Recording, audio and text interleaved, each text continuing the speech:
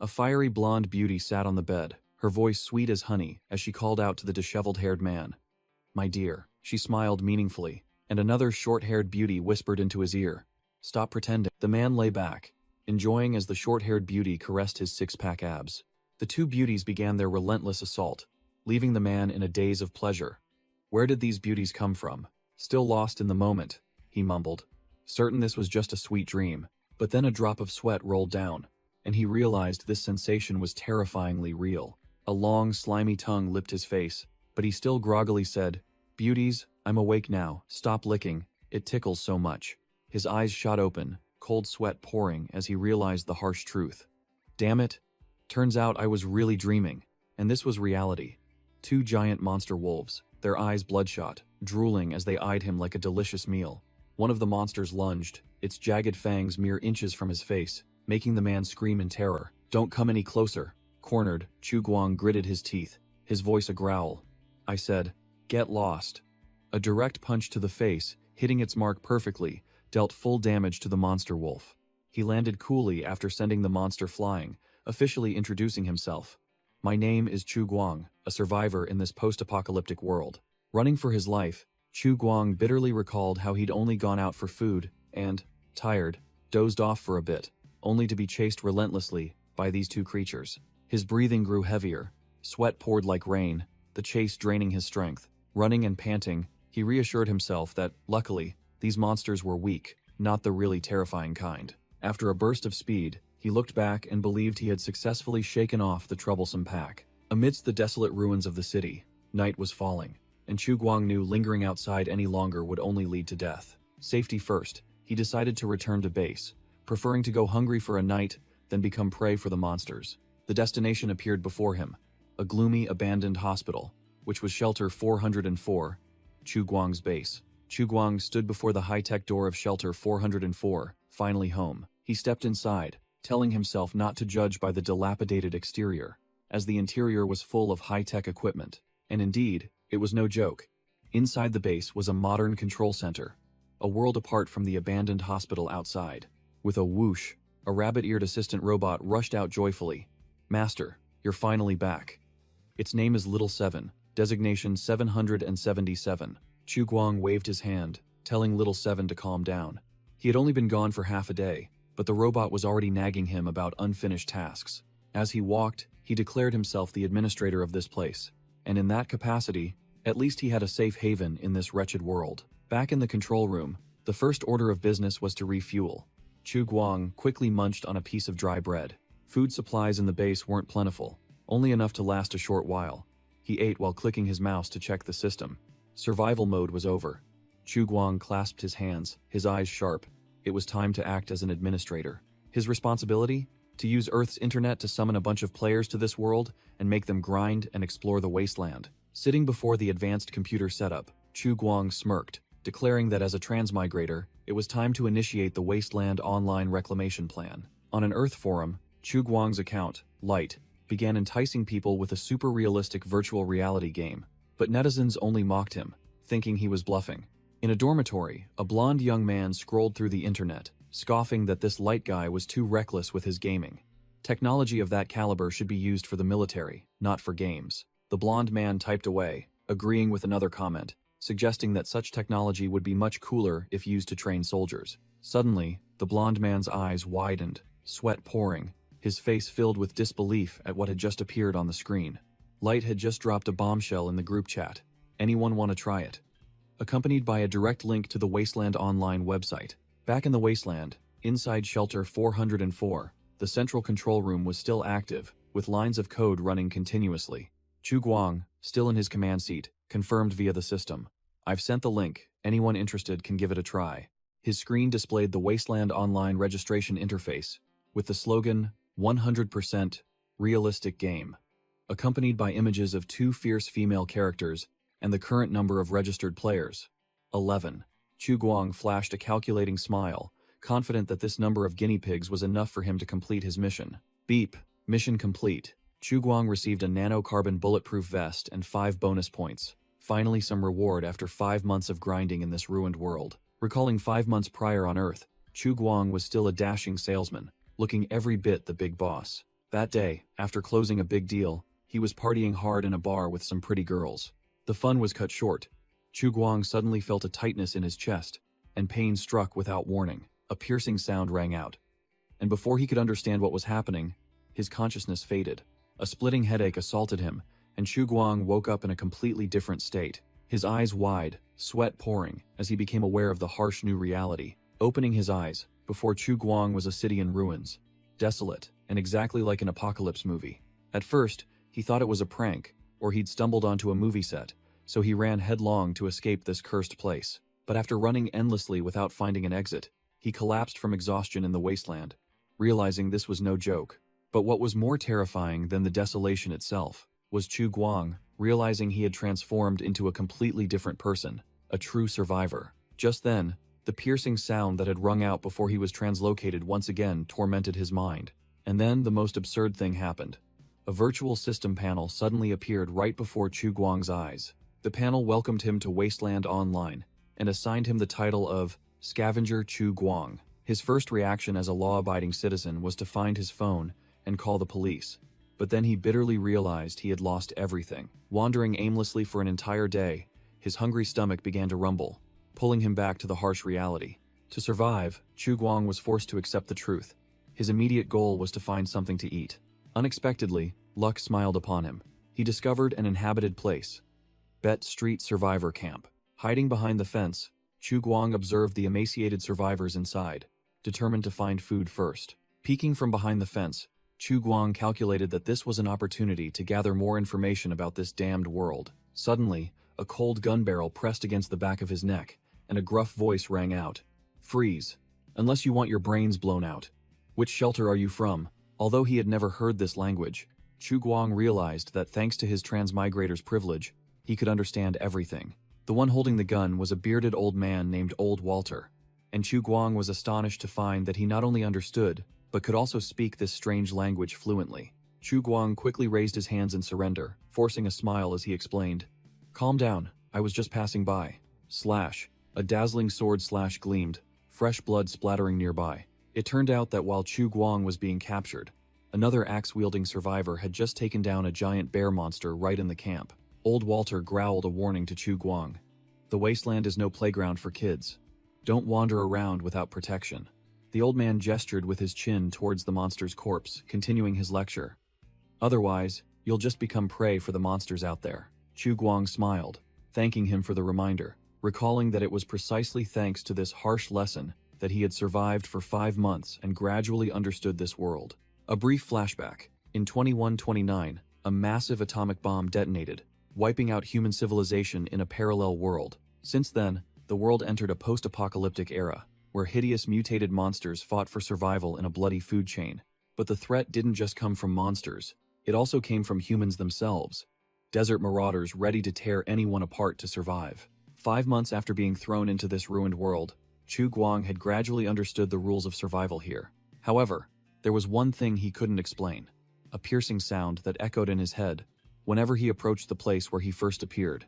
Amidst the ruined city, Chu Guang advanced alone towards the mysterious call, determined to find the answer. The trail led him to an abandoned nursing home, which looked gloomy and full of death. The noise in his head grew louder, forcing him to clutch his head, but also confirming with certainty. This is the place. The mysterious sound emanated from a pitch-black passage below, urging Chu Guang to uncover the truth at all costs. Below was a surprisingly vast underground space, but it was empty, with nothing useful except the persistent ringing in his head. Suddenly, the piercing noise in Chu Guang's head fell silent, making him freeze in astonishment. Before him was a gigantic, high-tech gate. He realized this was a shelter, and the call was coming from within. The gate's central energy core glowed brightly, and an urgent command echoed in his mind. Blue light reflected in Chu Guang's eyes as the final message was transmitted. "Activate it." He placed his hand on the control panel, and incredibly, the system recognized his fingerprint and began to activate. The massive steel gate slowly opened in an impressive light display, revealing a dark space within. Chu Guang cautiously stepped inside, cold smoke emanating from within, and a small figure flickered at the end of the corridor. Suddenly, a gigantic, menacing shadow loomed over him, making Chu Guang break out in a cold sweat.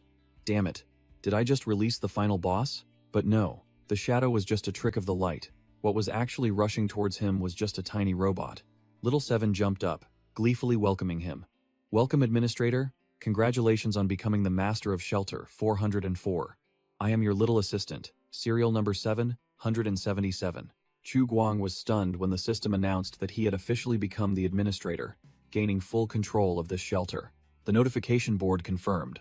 Scavenger NPC has successfully upgraded to level 0 GM Administrator. Little Seven gleefully confirmed that it would assist him with missions, explaining that each completion would reward both him and the players with experience to level up. The ultimate mission was assigned: use Earth's internet to summon a bunch of gamers to grind here, clean up the wasteland, and Chu Guang realized this deal was too good to pass up. Little Seven confidently asserted that this shelter not only connected to Earth in a parallel world, but also had an official website. Each registered gamer would be assigned a serial number and enrolled in the resident list, looking no different from joining the military. With admin rights in hand, Chu Guang could freely select players, and of course, he would prioritize the pretty girls. The system would automatically send a virtual reality gaming helmet directly to the homes of the chosen individuals, turning the dream of transmigration into reality. Immediately, a player was drawn into a teleportation vortex, blinding blue light engulfing her. The pink-haired gamer girl officially became the first player abducted into the game, her face distorted by pressure and utter shock. The system explained the mechanism. Players only needed to wear the helmet to connect with one of the player clone bodies cultivated in the shelter. Chu Guang smirked sinisterly, realizing the deal of the century was right before his eyes. He clenched his fist, his aura soaring. Heaven never blocks all paths. It's finally time for me to hack this game. Chu Guang decided to name the assistant robot, because calling it by its serial number sounded too lame. From now on, you'll be Little Seven. Little Seven went ecstatic, its entire body glowing brightly as it received a name for the first time in its life. The robot suddenly split into two, bowing respectfully to Chu Guang. I am Little Seven. Esteemed administrator, please take care of me from now on. Chu Guang sighed exasperatedly, speechless at this AI, as innocent as a child. Even though his assistant was a bit silly, Chu Guang was still confident in his plan. Summon players to grind, level himself up, and who knows, maybe one day find a way back home. The system immediately assigned the first main mission: recruit a minimum of 4 players, with a nanocarbon bulletproof vest and 5 points as rewards. The first target was locked: a male dormitory of a certain university on Earth. In a certain room, a blonde young man named Ye Wei sat in front of his laptop, smirking. Huh?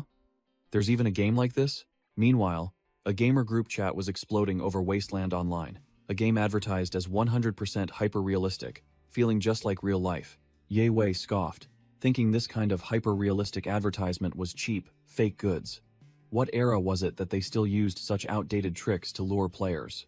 At the same time, in Shelter 404, Chu Guang was engrossed in a bank of computers, typing like a professional hacker. Chu Guang's gloved hand decisively clicked the mouse, sending out the decisive bait.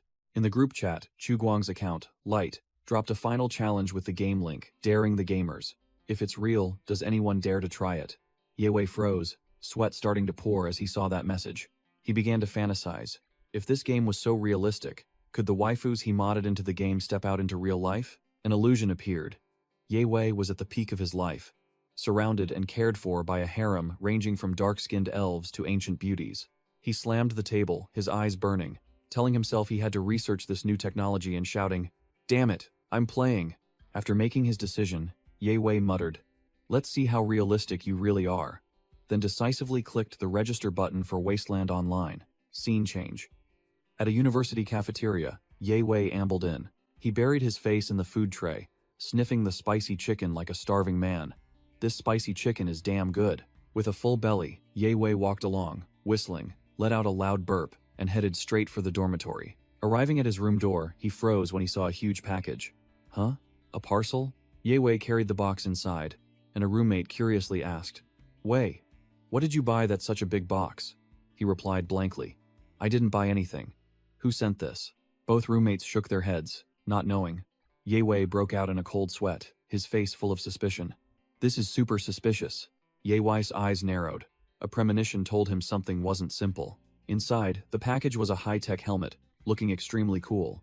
Ye Wei tremblingly picked it up, his face pale with shock. "Is this a gaming helmet?" Ye Wei clicked his tongue and put the helmet on his head, muttering, "Let's see if this thing is really good." As soon as it fit his head, the helmet activated, and a blinding blue light made Ye Wei dizzy and scream. His consciousness was sucked into a tunnel of light, and he panicked, thinking he was going blind, but then realized, is the game about to begin? Ye Wei grinned triumphantly, shouting in his mind, my 100% hyper-realistic game, my virtual waifus, the harem king is here. He began to fantasize. If the game was 100% realistic, then the benefits must be commensurate, with a harem of waifus beckoning, but his joy was short-lived. Ye Wei froze, his expression changing from eager to a puzzled frown. A cold notification appeared in the virtual space. Startup time. 72 hours, 00 minutes, 00 seconds. Ye Wei clutched his head and wailed in despair. No. Why make me wait 3 days when I've already taken off my pants? His midnight screams startled the entire dorm. His roommates grumbled. Is old Wei crazy? Go down and see what he's doing and shut him up. Meanwhile, elsewhere, Chu Guang sat before a modern computer setup, monitoring all connections of the first players.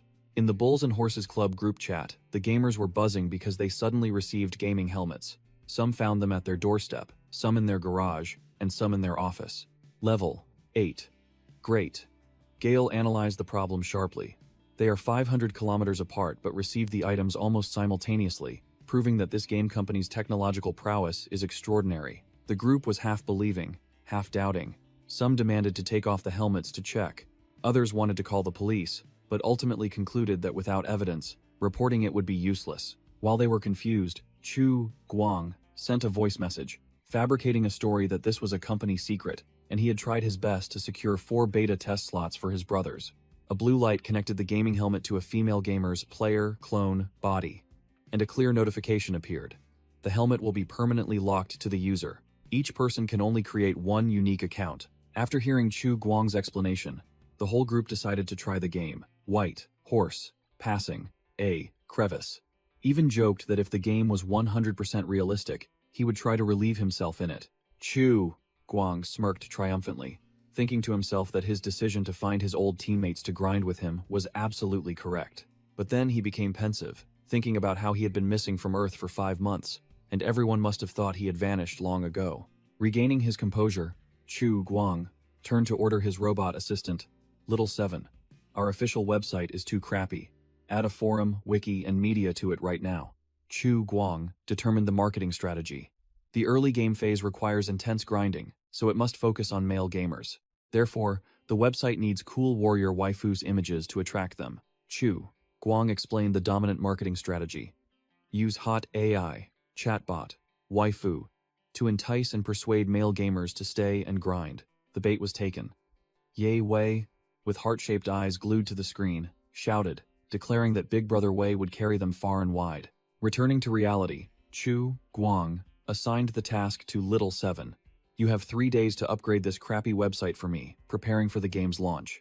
Little 7 wondered, asking the administrator directly why there were 11 registrants but only 4 gaming helmets were sent. The robot further explained that the player clone body storage in Sector B1 was mostly empty. Even accommodating all 11 players would only take up 10% of its capacity.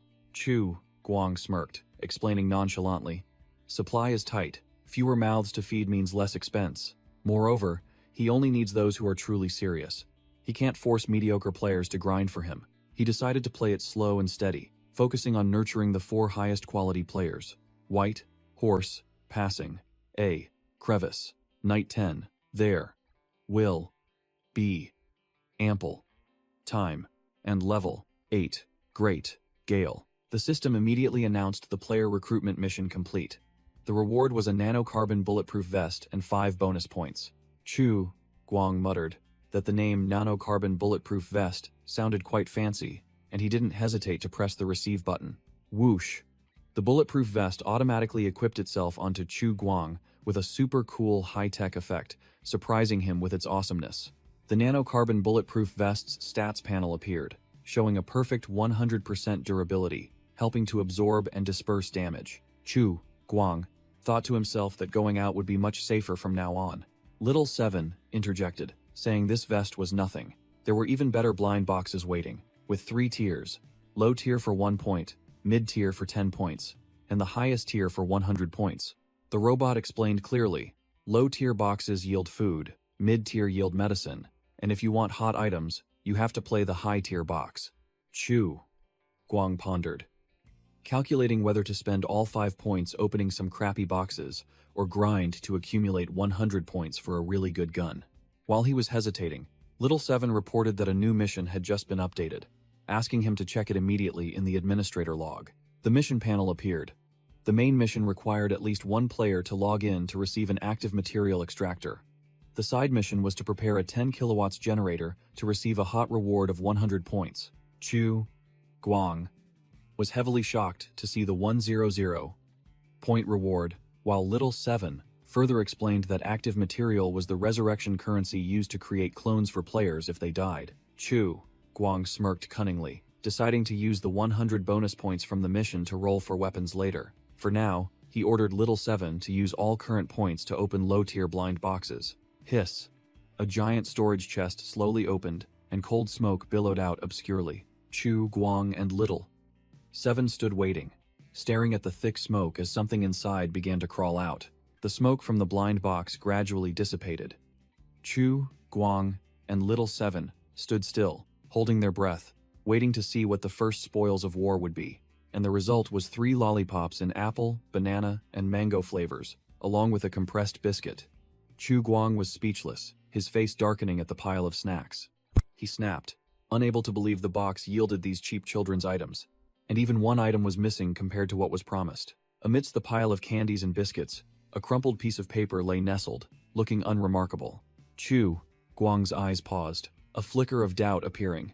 He picked up the paper, muttering to himself if this could be the 5th item the system had hidden. Scanning the paper, Chu Guang realized it was a message from the first-generation administrator of this shelter, written in the language of the wasteland world he had learned. That old man claimed to be a genius for devising a way to disguise the equipment as a game to exploit the players, who were enthusiastic, curious, and never discouraged. Chu Guang was furious, his eyes blazing, roaring that this was clearly shortchanging the reward, not some Easter egg, causing Little Seven to quickly speak up to calm him. However, after cooling down, he had to admit that the first-generation administrator was indeed a true genius to be able to develop such dominant technology in the apocalypse. Chu Guang turned to ask Little Seven about the first-generation administrator, but the robot replied curtly that it was only activated when he arrived, so it knew nothing. Without arguing, Chu Guang ordered it to scour the shelter's database, believing that such a dominant figure couldn't have left no trace. Little Seven began scanning the data, revealing that the last information was from over a century ago, the 1st of January 2157, when a planet-destroying Great War erupted. The data showed that an all-out war had taken place, with 2 factions fighting to the bitter end, flattening everything on the surface and pushing civilization back to the Stone Age. After the war, a prolonged nuclear winter wiped out almost all traces of humanity, and Little Seven confirmed there was no information about the first administrator, likely erased. Chu Guang decided to put that aside for now, declaring that players would arrive in 3 days and he needed to prepare, starting with a visit to the recycling center. He put away the paper from his predecessor, realizing that the most urgent problem was that the shelter was running out of food and water. Chu Guang instructed Little Seven to wait patiently for him, promising to return within 3 days, at the earliest by tomorrow night. Amidst the city's ruins, Chu Guang set off to return to the survivor camp to gather necessities for the upcoming new players. The path was far from peaceful. Chu Guang spotted a pair of 2-headed hyenas lurking, and they certainly wouldn't pass up a tasty meal like him. A pack of hideous, mutated 2-headed hyenas growled, sniffing out their prey. Chu Guang was startled, realizing he had been discovered. Damn it, have I been exposed? He calmed down, recalling his previous encounter with 2 mutated hyenas on the way back to the camp. According to information from the survivors, these hyenas were defective products of gamma rays, with combat power even weaker than before mutation. Chu Guang smirked disdainfully, clearly seeing these monsters as mere small fry. He casually picked up a metal stick, confidently declaring that with a weapon, fighting 2 at once would be no problem. With the stick firmly in hand, he was more than capable of dealing with them cleanly. But Chu Guang decided to sneak away, reasoning that there was no need to engage in combat when they hadn't directly spotted him yet. He knew well that these mutants were just a minor threat, not worth mentioning compared to the true monsters born to kill. However, the 2-headed hyenas, though weak, were extremely cunning. They were often sent out as scouts, and once one was spotted, the entire pack was surely nearby. In this cruel world, a terrified woman screamed in horror as giant mutated cockroaches crawled all over her. Drowned in darkness by the pack of monsters, the woman could only cry in despair, for even a small mistake here meant being wiped out. The scene shifted to the Bet Street Survivor Camp, a dilapidated settlement with important locations such as the mayor's house and the recycling center. Chu Guang stood looking at the camp, his mind racing with a plan. Go to the recycling center to exchange some chips, then buy supplies so the upcoming players wouldn't have to start empty-handed. Inside the center, a few batteries and tubes of glue were placed on an old electronic scale, next to a sign proclaiming fair trade. Old Walter, the owner of the center, paid Chu Guang a mere 3 chips after weighing the pile of scrap. Old Walter complained the glue quality was too poor, so he only paid half price, then tried to persuade Chu Guang to buy new goods from Boulder City, but he bluntly asked, "Do you have guns?" Old Walter sneered, saying he didn't have those hot goods, and even if he did, Chu Guang wouldn't have enough money, then advised him to stock up on food and fuel before winter arrived. Chu Guang asked in surprise about winter, and Old Walter reiterated that he had only been here for 5 months, so he hadn't experienced it yet. Temperatures would start to drop around this time every year, Old Walter mused, predicting that winter would arrive earlier this year, with the first snow likely falling in October. Old Walter warned that winter was when the mutants in the wasteland became most frenzied to hoard for the cold months, a mutated bear tearing apart its prey being the clearest proof. The old man continued to threaten, saying that winter here was a life-or-death gamble. You'd never know if what was hidden under the snow was delicious food, or the sharp jaws of a monster waiting to tear you apart. The weather was so harsh that even the toughest traders would curse, struggling to finish their last shipment before hiding away until spring. Old Walter even pulled out a map to explain about Boulder City, 10 kilometers away, a market that remained active even in winter, making Chu Guang secretly think that this old man, though talkative, was a living trove of information. Chu Guang recalled Old Walter's past. He was once from another shelter, but was unfortunately captured and enslaved. Afterwards, he was auctioned off like a commodity, and bought by the mayor of Bet Street. The mayor assigned him the job of dealing with the scrap collectors, a job that required shrewdness and toughness. Chu Guang believed that if not for this ruined world, a man like Old Walter could have become a renowned engineer, doctor, or scholar. Chu Guang said goodbye to leave, and Old Walter didn't forget to tell him to be careful and remember to come back if he found any valuable items. As he walked through the dilapidated settlement, Chu Guang pondered that perhaps Old Walter treated him well, because they were both survivors from another shelter. Chu Guang returned to his shabby base, muttering calculations about the meager number of chips he had earned, deciding to go home and check his entire fortune. Sitting down heavily, he pulled out his money box to count, adding the 3 chips he just got, for a grand total of 50 chips. The entire fortune of the administrator of shelter, 404, was a box full of chips. He thought to himself that this should be enough for the initial construction phase. Chu Guang began to plan. First, buy tools to renovate the old folks' home, then make the players grind for materials like clay and stone. He knew well that once a clone was assigned to a player, it would become a living creature that needs food and drink to replenish energy, and this was a fatal weakness. The worst-case scenario flashed through Chu Guang's mind, a starving female gamer clinging to him and whining, and if the players rebelled due to hunger, he would immediately lose control. But then he smirked cunningly, a perfect exploitation plan forming. They're just chives for me to cut.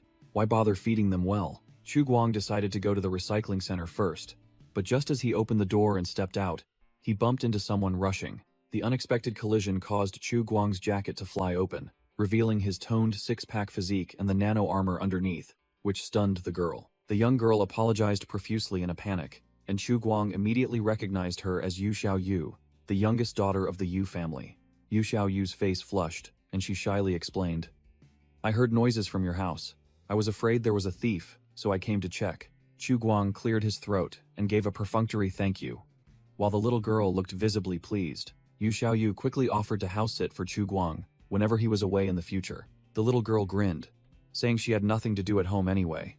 Chu Guang suddenly changed his attitude, his face turning cold as he warned in a low voice, "Children shouldn't get close to strangers. If you meet a bad person, you'll be wiped out." Yu Xiaoyu puffed out her cheeks and retorted, "I'm not a child. My brother said I'm old enough to get married. Besides, you're not a bad person. Last time you even gave me soup when I was hungry." Chu Guang suddenly remembered that this little girl had been lingering around his house since then. To appease the little girl, Chu Guang offered her a lollipop, telling her not to tell anyone, or she wouldn't get any next time. Yu Xiaoyu was overjoyed, thanking him profusely as she had never eaten anything so delicious. Yu Xiaoyu took a bite of the hard candy, then asked in confusion, "Huh? Why can't I bite it?" Chu Guang smiled, with the air of an experienced adult. "Here, let me help you." Chu Guang went all out, unwrapping a bright red shiny lollipop, like a genuine luxury item. He handed the candy to Yu Xiaoyu, thinking to himself, poor kid, in the old world, she would still be going to school at this hour. Without hesitation, Yu Xiaoyu immediately tasted the unfamiliar treat, her face flushing. Her eyes lit up, tasting intoxicating sweetness for the first time in her life. Yu Xiaoyu happily sucked on the lollipop, completely immersed in the new flavor. The little girl pulled out the lollipop, a thin strand of saliva still lingering, looking extremely satisfied. Overjoyed, Yu Xiaoyu clutched the lollipop tightly, her face radiant as she declared, "It's so sweet." Chu Guang gave a rare smile and explained, "It's called a lollipop. As long as you like it." Yu Xiaoyu mischievously teased back, "Haha, so big brother can smile too." Saying that, the little girl continued to enjoy the lollipop, her face still blissful from the sweetness. Yu Xiaoyu's face flushed pink, and she held out the bright red lollipop, inviting him, "Big brother, you try some too." The little girl stood on tiptoes, closing the distance between her old sandals and Chu Guang's military boots. Yu Xiaoyu pushed the lollipop closer to Chu Guang, her eyes crinkling as she firmly asserted, "This candy is really sweet." Chu Guang patted her head, telling her to be good and watch the house while he was away, but Yu Xiaoyu pouted and argued that she was completely serious. Immediately after, Chu Guang disappeared without a trace, leaving Yu Xiaoyu looking around in confusion, searching, where did Big Brother go? Realizing the situation, the little girl immediately raised her hand and shouted loudly into the air, firmly promising, "Don't worry, Big Brother, I'll watch the house carefully." Meanwhile, Chu Guang had returned to Sector B1 of Shelter 404, descending the stairs with a calculating expression. Chu Guang smirked, muttering, "It's been 3 days. The players must be arriving soon." At the same time, elsewhere, the new recruits, including the blonde-haired Ye Wei, were wearing gaming helmets and gradually sinking into the virtual world. Countless hands reached towards a dazzling light, officially logging into the game, preparing for a life-or-death game. Ye Wei opened his eyes in a liquid-filled pod, officially landing in the game with a confident thought. Finally, it's time to torment other players. He was dazed as his consciousness slowly returned, realizing he was in a completely unfamiliar place. Clank!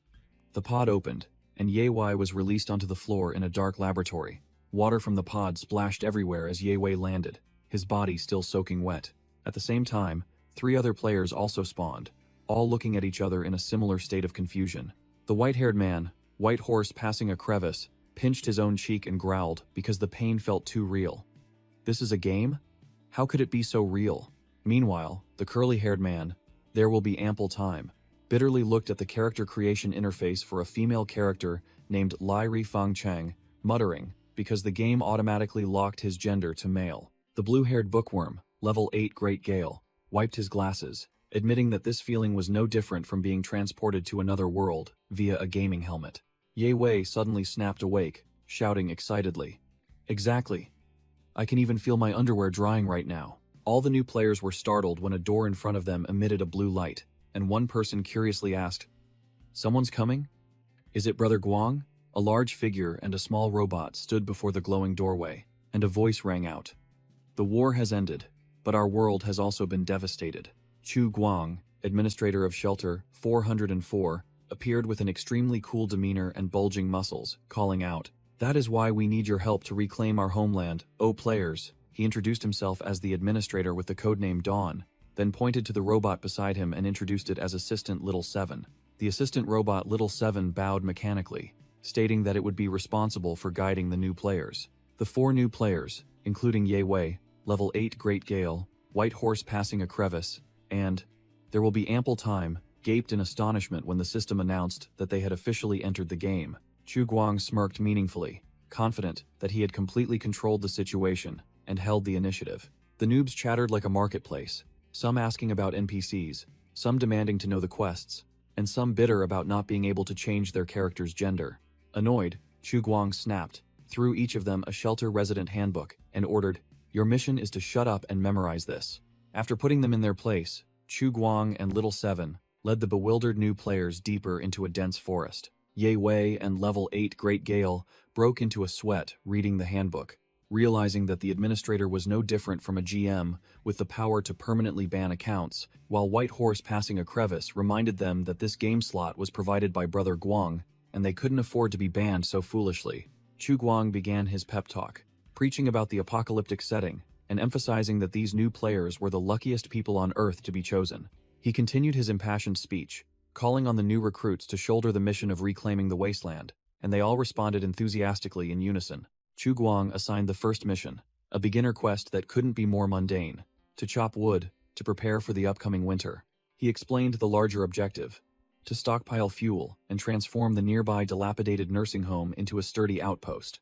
The new players were full of vigor, shouting slogans as if they were veterans, while Chu Guang casually reminded them not to get lost and die. He warned the noobs about the mutated monsters, emphasizing that if they saw one, they had to run immediately, which made them all turn pale as they imagined the giant monster. Leaving the new players to fend for themselves, Chu Guang ordered Little Seven to go up to the third floor to act as a surveillance camera, while he nonchalantly declared he would carry the robot up if the stairs broke. The 4 new players dispersed into the forest, beginning their first wood farming endeavor in the game. A figure swung an axe with incredible speed and strength.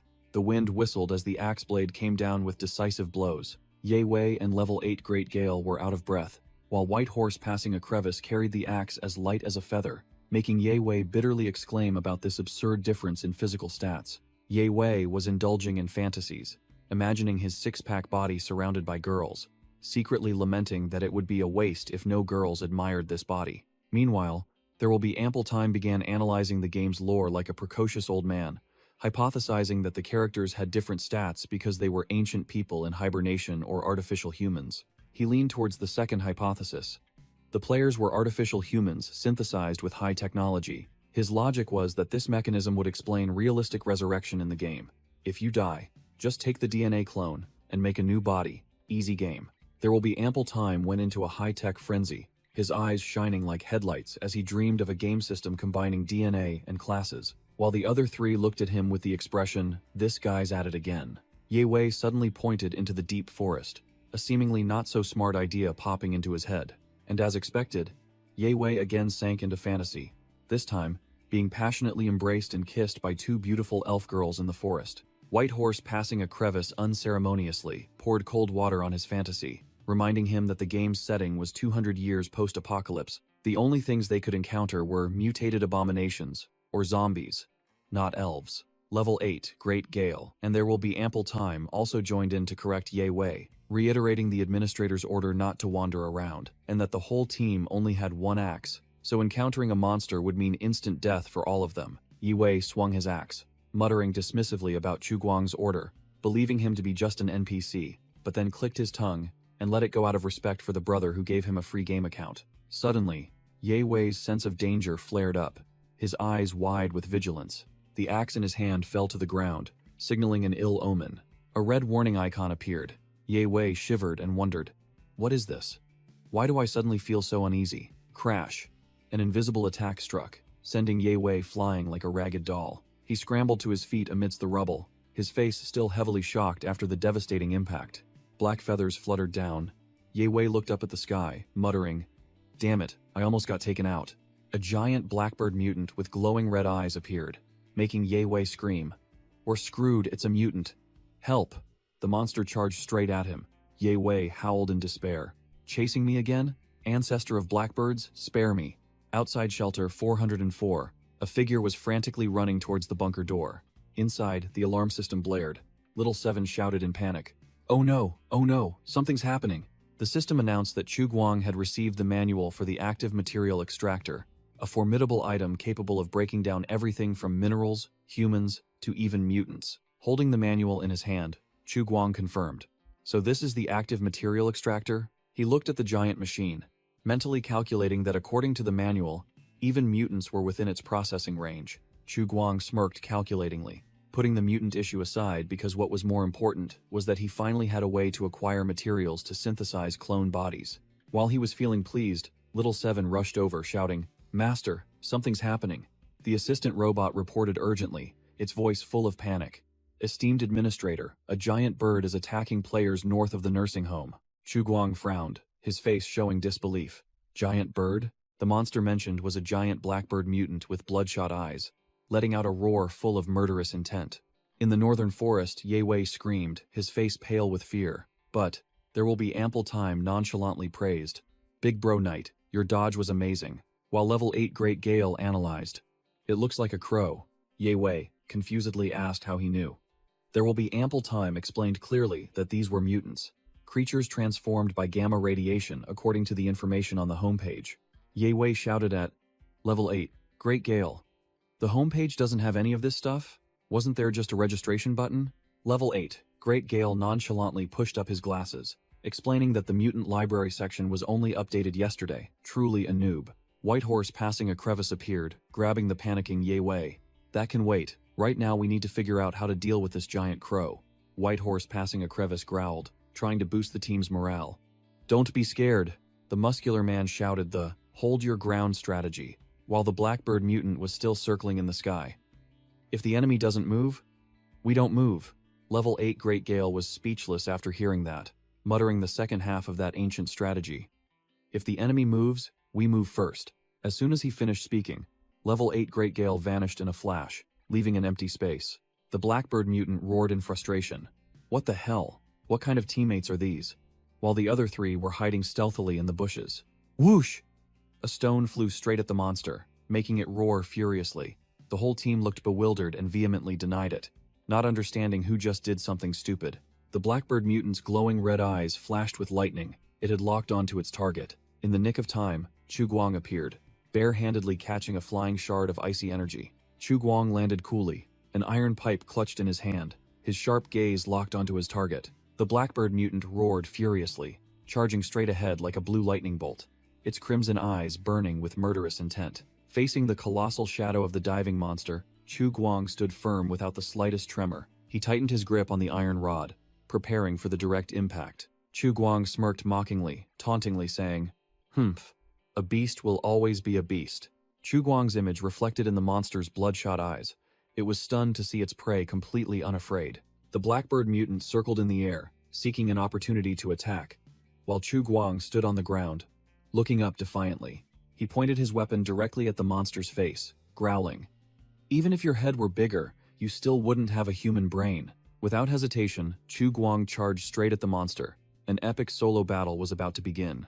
The new players, hidden in the bushes, their mouths agape, and eyes wide as they witnessed the epic solo, exclaimed, "This NPC is ridiculously strong." The mutants' feathers scattered.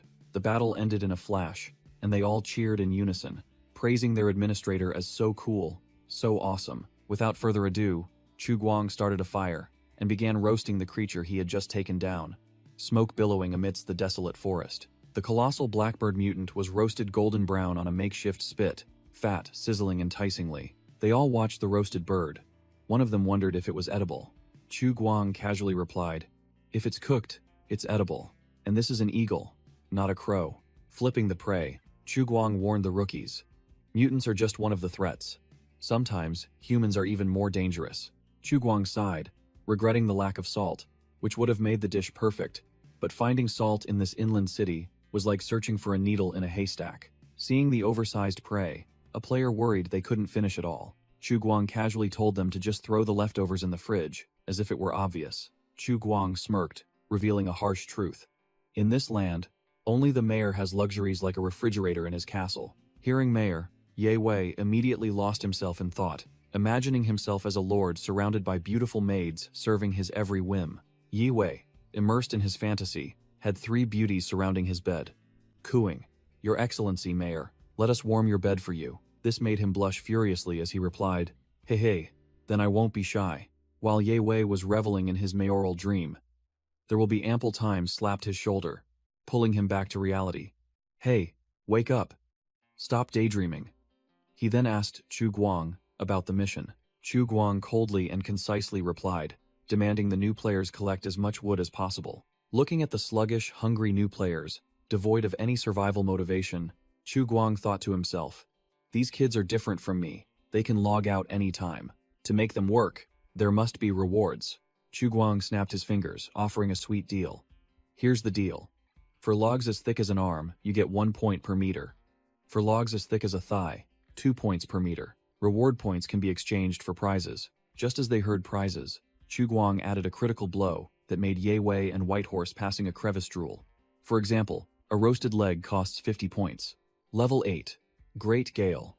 And there will be ample time, or no better. Their eyes wide and mouths agape when they heard Chu Guang conclude. And 2 roasted wings will cost 80 points. Immediately, Ye Wei and there will be ample time, as if fully buffed with mana, shouted in unison to Chu Guang. Administrator, I suddenly feel full of energy, while Chu Guang merely smirked with satisfaction. The whole group went wild, rushing off like madmen at breakneck speed, eagerly chopping trees to earn points for roasted meat. After a period of strenuous labor, all 4 new players lay sprawled on the ground, gasping for breath, completely exhausted. Chu Guang, standing on the pile of wood like a boss, summarized the new players' labor results. Thanks for your hard work. You've collectively earned over 2,000 contribution points. Whitehorse passing a crevice, a factory owner in real life, proved his toughness by farming over 800 points, easily snatched a roasted leg, and boasted, "This level of skill is too simple for me. Ye Wei and there will be ample time, we're not far behind," each farming over 400 points, high-fiving to celebrate their achievement after exchanging for roasted chicken wings. Meanwhile, the bookish young man, level 8 Great Gale, only earned 300 points, muttering complaints about his weak physique, like a snail, both in-game and in real life. Chu Guang thought to himself, these new players did better than expected. Luckily, there was roasted bird to shut them up, otherwise they'd be complaining loudly. He shivered at the thought of the scenario. If he only rewarded them with 2 lollipops after they chopped down hundreds of trees, he might be the next one to be chopped down. Chu Guang cleared his throat, explaining the point system. Besides exchanging for items, contribution points could also be used to buy revival coins, but the price was a 3-day wait. The players discussed, believing the game was in closed beta, so features were still limited, and resolved to grind frantically to gain an advantage before the official launch. Chu Guang then considered another problem. The players couldn't understand the language of this world, and he didn't have many translation chips to distribute to them. It seemed he would have to build a translation device. There will be ample time, wondered why the outpost had no electricity. Chu Guang bluntly replied that there was only 1 generator, and casually asked, "Does anyone among you know about electrical engineering?" Chu Guang offered a generous reward, promising a special prize if anyone could solve the electricity problem. Making the bookish level 8 Great Gale immediately step into the role of an expert, his glasses glinting with confidence. Ye Wei naively blurted out, "Why don't we just temporarily run a power cable from the shelter," leaving his 2 friends. There will be ample time, and Whitehorse passing a crevice, speechless and frozen. Chu Guang bluntly shot down that idiotic idea, explaining that the shelter didn't have such long cables and electricity wasn't infinite. It might work temporarily, but long-term it would only cause more trouble. As evening approached, the group decided to temporarily put aside their work and retreat to the shelter before night fully fell. On the way back, they chatted animatedly, some marveling at the game's realism, others not wanting to return to the cultivation pods, and still others eager to log out. Chu Guang, standing in the room containing the clone bodies, realized that manning the outpost alone at night was too risky, and decided he needed to recruit more players from different time zones to stand guard. Just then, the assistant robot Little Seven scurried over to report, "Administrator, the physical status of the clones has been updated," which surprised Chu Guang quite a bit. Little Seven explained that whenever a player logged out, the system would automatically scan the clone, extract germ cells, and record the gene sequence for monitoring, making Chu Guang immediately realize, clones can be upgraded? The robot continued to reveal that each clone was created from a different DNA sequence, so those with innate strength were already tougher, making Chu Guang understand. No wonder that guy, Whitehorse passing a crevice, is as strong as an ox compared to the rest. Little Seven displayed a data panel, explaining the gene development progress. If it reached 100%, the body would achieve its perfect designed state, but that was almost impossible. Little Seven reported the gene development progress of the 4 player types. Their current stats were all sluggishly below 1%, but it affirmed that continuous stimulation of survival instincts could increase it. The players were grinding their stats in their own ways. Whitehorse passing a crevice, straining to lift bricks. Ye Wei meditating with a wooden fish. Level 8. Great Gale reading books. And there will be ample time, frantically playing games on a console. Chu Guang smirked triumphantly, realizing these seedlings not only had talent but could also level up.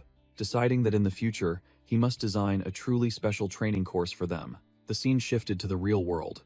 At the faculty dormitory of Jinling University, it turned out that the gamer, level 8 Great Gale, was Professor Yan Feng, who had just taken off his gaming headset after an all-night grind, his face showing a hint of fatigue. Professor Yan Feng changed into neat clothes, stepped out of his room, planning to use lunchtime to ask Professor Wang about generators. Upon arriving at the cafeteria at noon, Professor Yan Feng was frustrated to see the long queue of people. He grumbled that he would starve to death at this rate. Suddenly, a group of female students whispered when they saw the handsome Professor Wang appear, commenting that he was eating with the eccentric Professor Yan Feng from the physics department. Professor Wang politely waved to the students, advising them to go eat lunch immediately as skipping meals was bad for their health, while Professor Yan Feng remained engrossed in his books. The handsome professor's advice immediately took effect.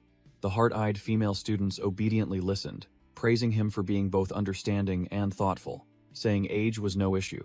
Professor Wang curiously asked Professor Yan Feng, who was engrossed in an electrical engineering book, "Oh, are you researching generators?"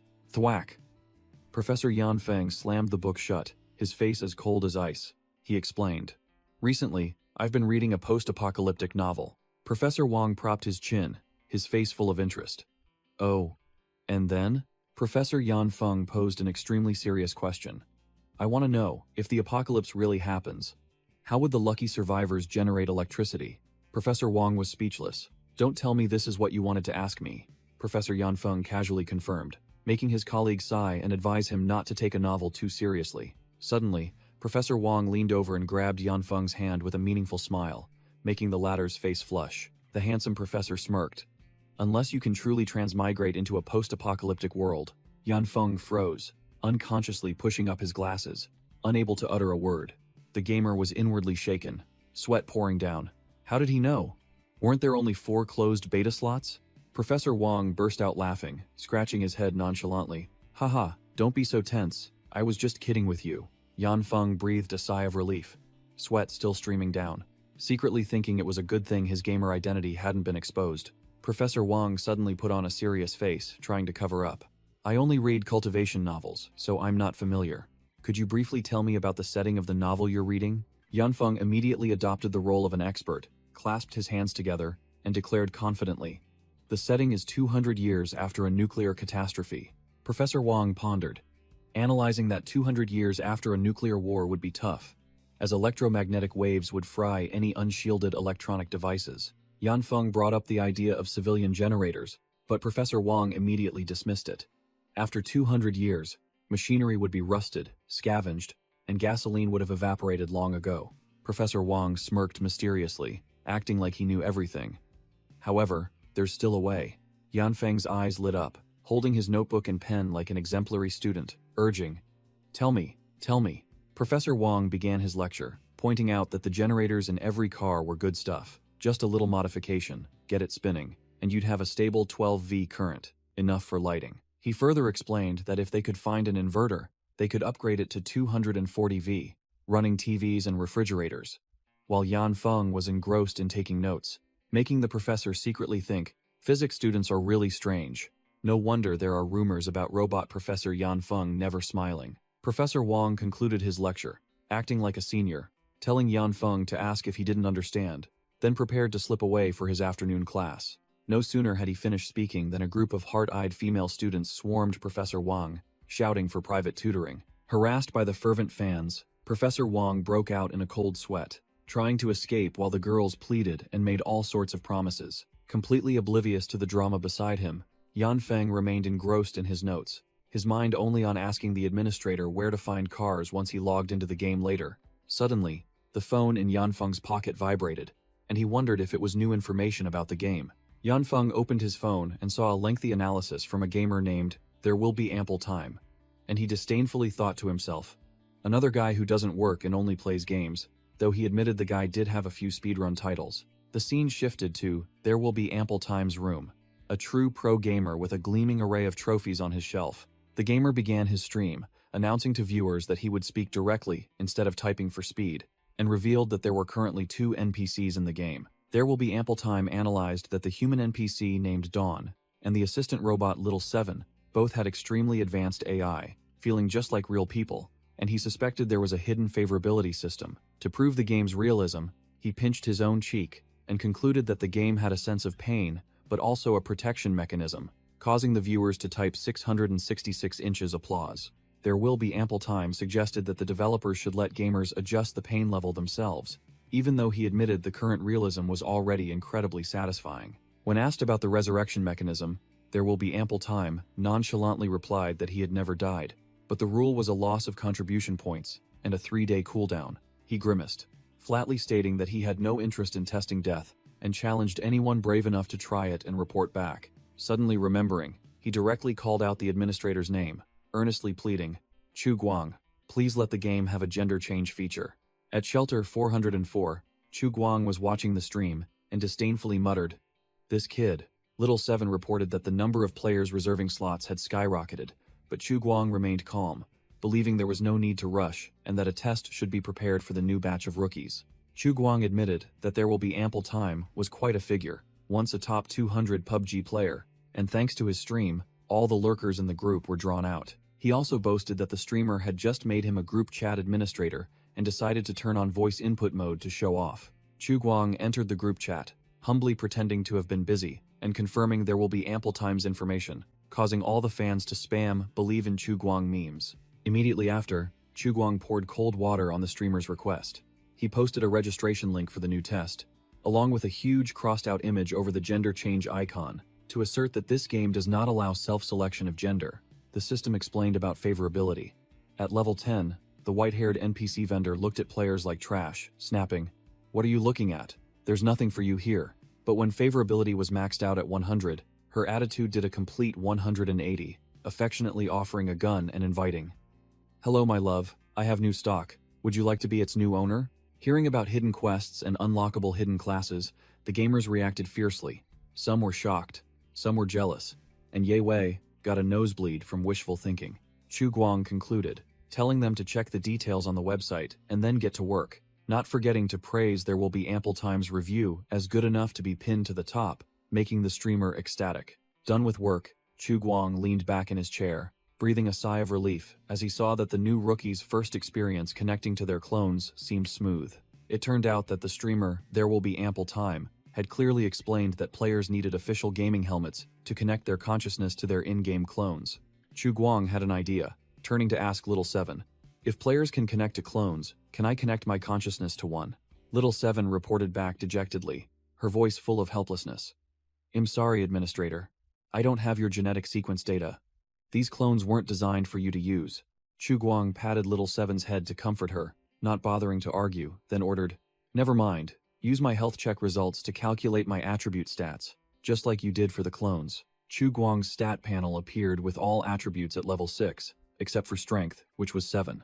He then asked Little Seven to display the clone information for the alpha test players. Little Seven reported the stats of the weak clones, with gene progression at only 0.1%, while Chu Guang's 5 stats were a full level higher. Chu Guang pondered, realizing he was a variable not accounted for in the original administrator's plan. Chu Guang smirked with interest, thinking that a life full of unknowns like this was far more exciting than a predetermined script. Suddenly, a notification panel appeared. Chu Guang unlocked the Newbie Guide achievement because a player had been online for over 8 hours, receiving 10 bonus points. Little Seven announced that Chu Guang had enough points to spin the intermediate blind box. Chu Guang decided to try his luck, only hoping not to get a useless cough syrup. The gacha machine dispensed an item in a puff of white smoke, and Little Seven excitedly flew over to ask what the administrator had won. Here's the real deal. Muscle Cell Enhancement Injector XI. Permanently buffs strength. Little Seven cheered with delight, while Chu Guang sighed in relief, as at least it was better than cough syrup. Chu Guang picked up the syringe, breaking into a cold sweat as he realized this item had been in storage for 200 years, and looked extremely dangerous with its glowing red solution inside. Little Seven puffed out her chest, assuring him that the items in this warehouse were all top-tier server goods, their quality beyond question. Encouraged by her words, Chu Guang ripped off his hoodie, revealing his bulging muscles beneath his nano-armor, and prepared to inject himself. A simulation diagram showed the needle piercing the epidermis, injecting the red enhancement solution into the muscle cells, activating the process of strength breakthrough. After the injection, Chu Guang flexed his arm to check, but saw no changes. He tried punching his palm, feeling weak, and began to suspect had gotten expired goods. Is that it? I don't feel any different. Is the medicine expired? Looking at the empty syringe, Chu Guang sighed in resignation, comforting himself that no effect was better than side effects. Suddenly, his eyes rolled back, and blood vessels bulged red as a strange surge of power began to awaken. Chu Guang's entire body tingled. Streams of glowing red energy like lightning coursed through him, and a burning sensation erupted from his heart. His eyes turned fiery red, and he broke into a crazed, delighted smile. The real deal, not fake medicine after all. But then, poof, the energy completely vanished, and he suddenly felt his body limp and noticeably weaker. Chu Guang was utterly bewildered, clenching his fists but feeling no strength at all, muttering, "Could it really be expired?" He flung the syringe away, concluding that his body hadn't changed, and it was fortunate that this expired medicine didn't have any bugs. But to be safe, Chu Guang ordered Little Seven, "Help me perform a full body scan, thoroughly, from the inside out." Little Seven reported the results. Although his gene evolution hadn't budged, Chu Guang still received a permanent +1 strength and +1 constitution buff. Just one more point, and his strength would be double that of an ordinary person. Little Seven displayed a comparison chart, explaining that a stat of 5 was the baseline for an untrained ordinary 2-0-year-old, and also the reference point for all other stats. Chu Guang clenched his fist, grinning gleefully as he realized each additional point was equivalent to 20% of an adult's strength. Excellent. Amidst his excitement, he suddenly turned to ask Little Seven what time it was. Little Seven immediately projected a virtual screen. The clock showed exactly 4 a.m. Reminded by Little Seven that the players would be online in just an hour and a half, Chu Guang sat down, patted the robot's head, and declared he would go prepare immediately. Little Seven happily hummed a tune as Chu Guang went deeper into the base. Donning his hoodie, Chu Guang checked the quest board and was startled. The quests updated again? There was only one yesterday. Now suddenly there are 20. He scrolled through the quest list, filled with trivial tasks like repairs, monster hunting, and resource gathering. Noticing the daily tag, guessing they would refresh daily. Flopping onto a chair, Chu Guang calculated that 20 quests yielded a total of 150 reward points, and concluded, "If I grind all these alone, I'll die suddenly. You'll have to throw out some contribution points to get those leaks to do it instead." Chu Guang muttered, dismissing the daily quests, identifying the ultimate goal as the generator quest. Because without electricity, they'd live like primitive tribesmen, but with electricity, they'd automatically ascend to nobility, surrounded by maids. Deciding to act, Chu Guang sat down at his computer, determined to recruit more new recruits to see if any of them were decent. He chortled when he saw 10 new chickens had applied, a total of 35 people, but compared to the group chat with hundreds of people, it was still far too few. Chu Guang scratched his head, realizing he couldn't advertise the game in the usual way because Wasteland Online didn't even have a server on Earth. It was nothing more than pirated goods.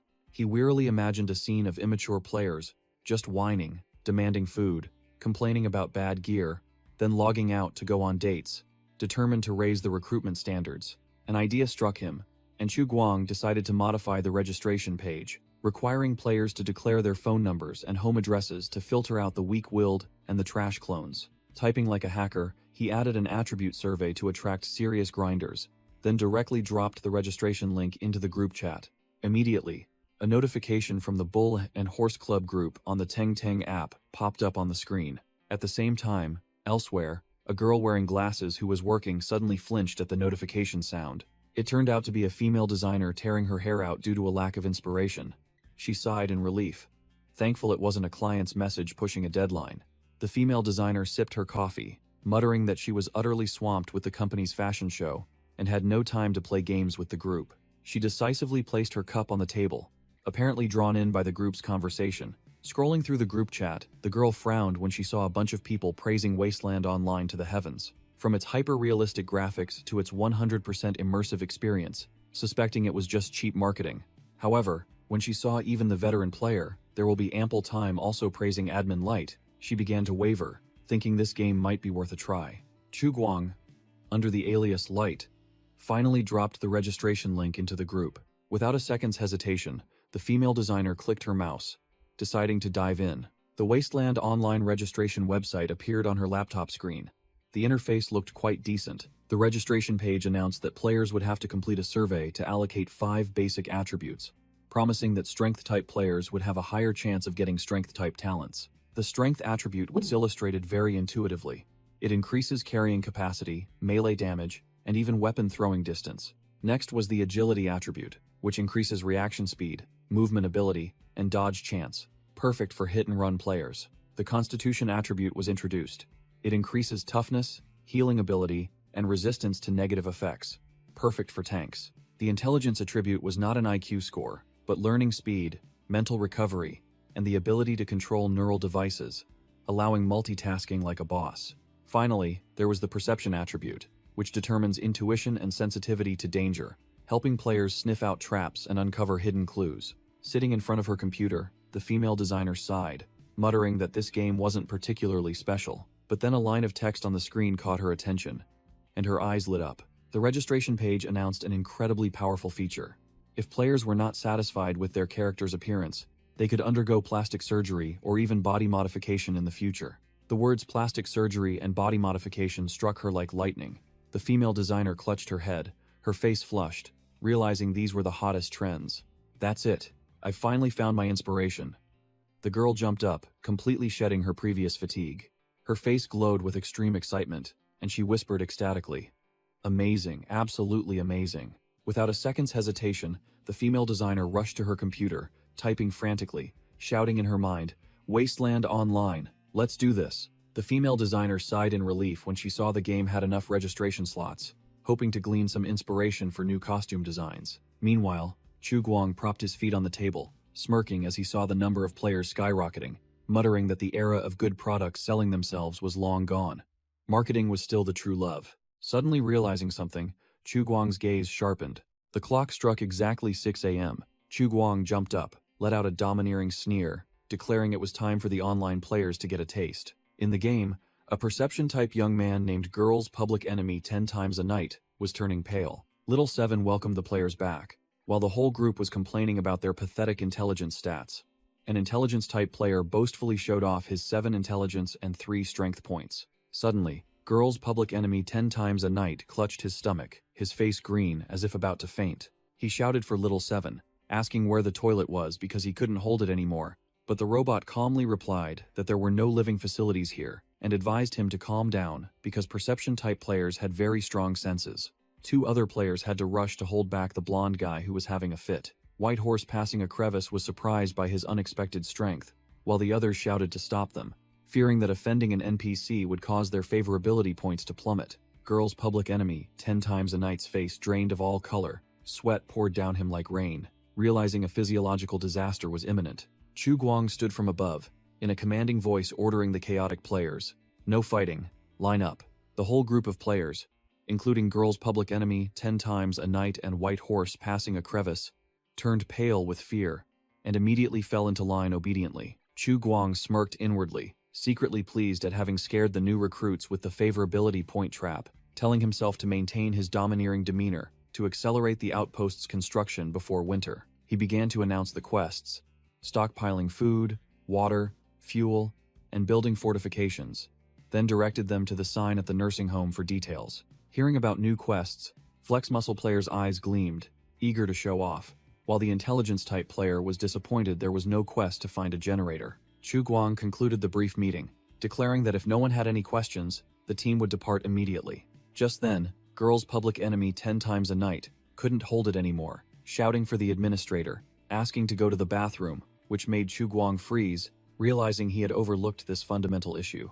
Chu Guang's face twisted in a grimace at the awkward situation, but he maintained his cold demeanor and ordered the blonde guy, "Follow me." As Chu Guang led the way, Girl's Public Enemy 10 times a night yelped, begging him to slow down, and the urge to relieve themselves suddenly spread to White Horse passing a crevice and another player, making them also clutch their stomachs and groan. The intelligence-type player was speechless at the game's realism.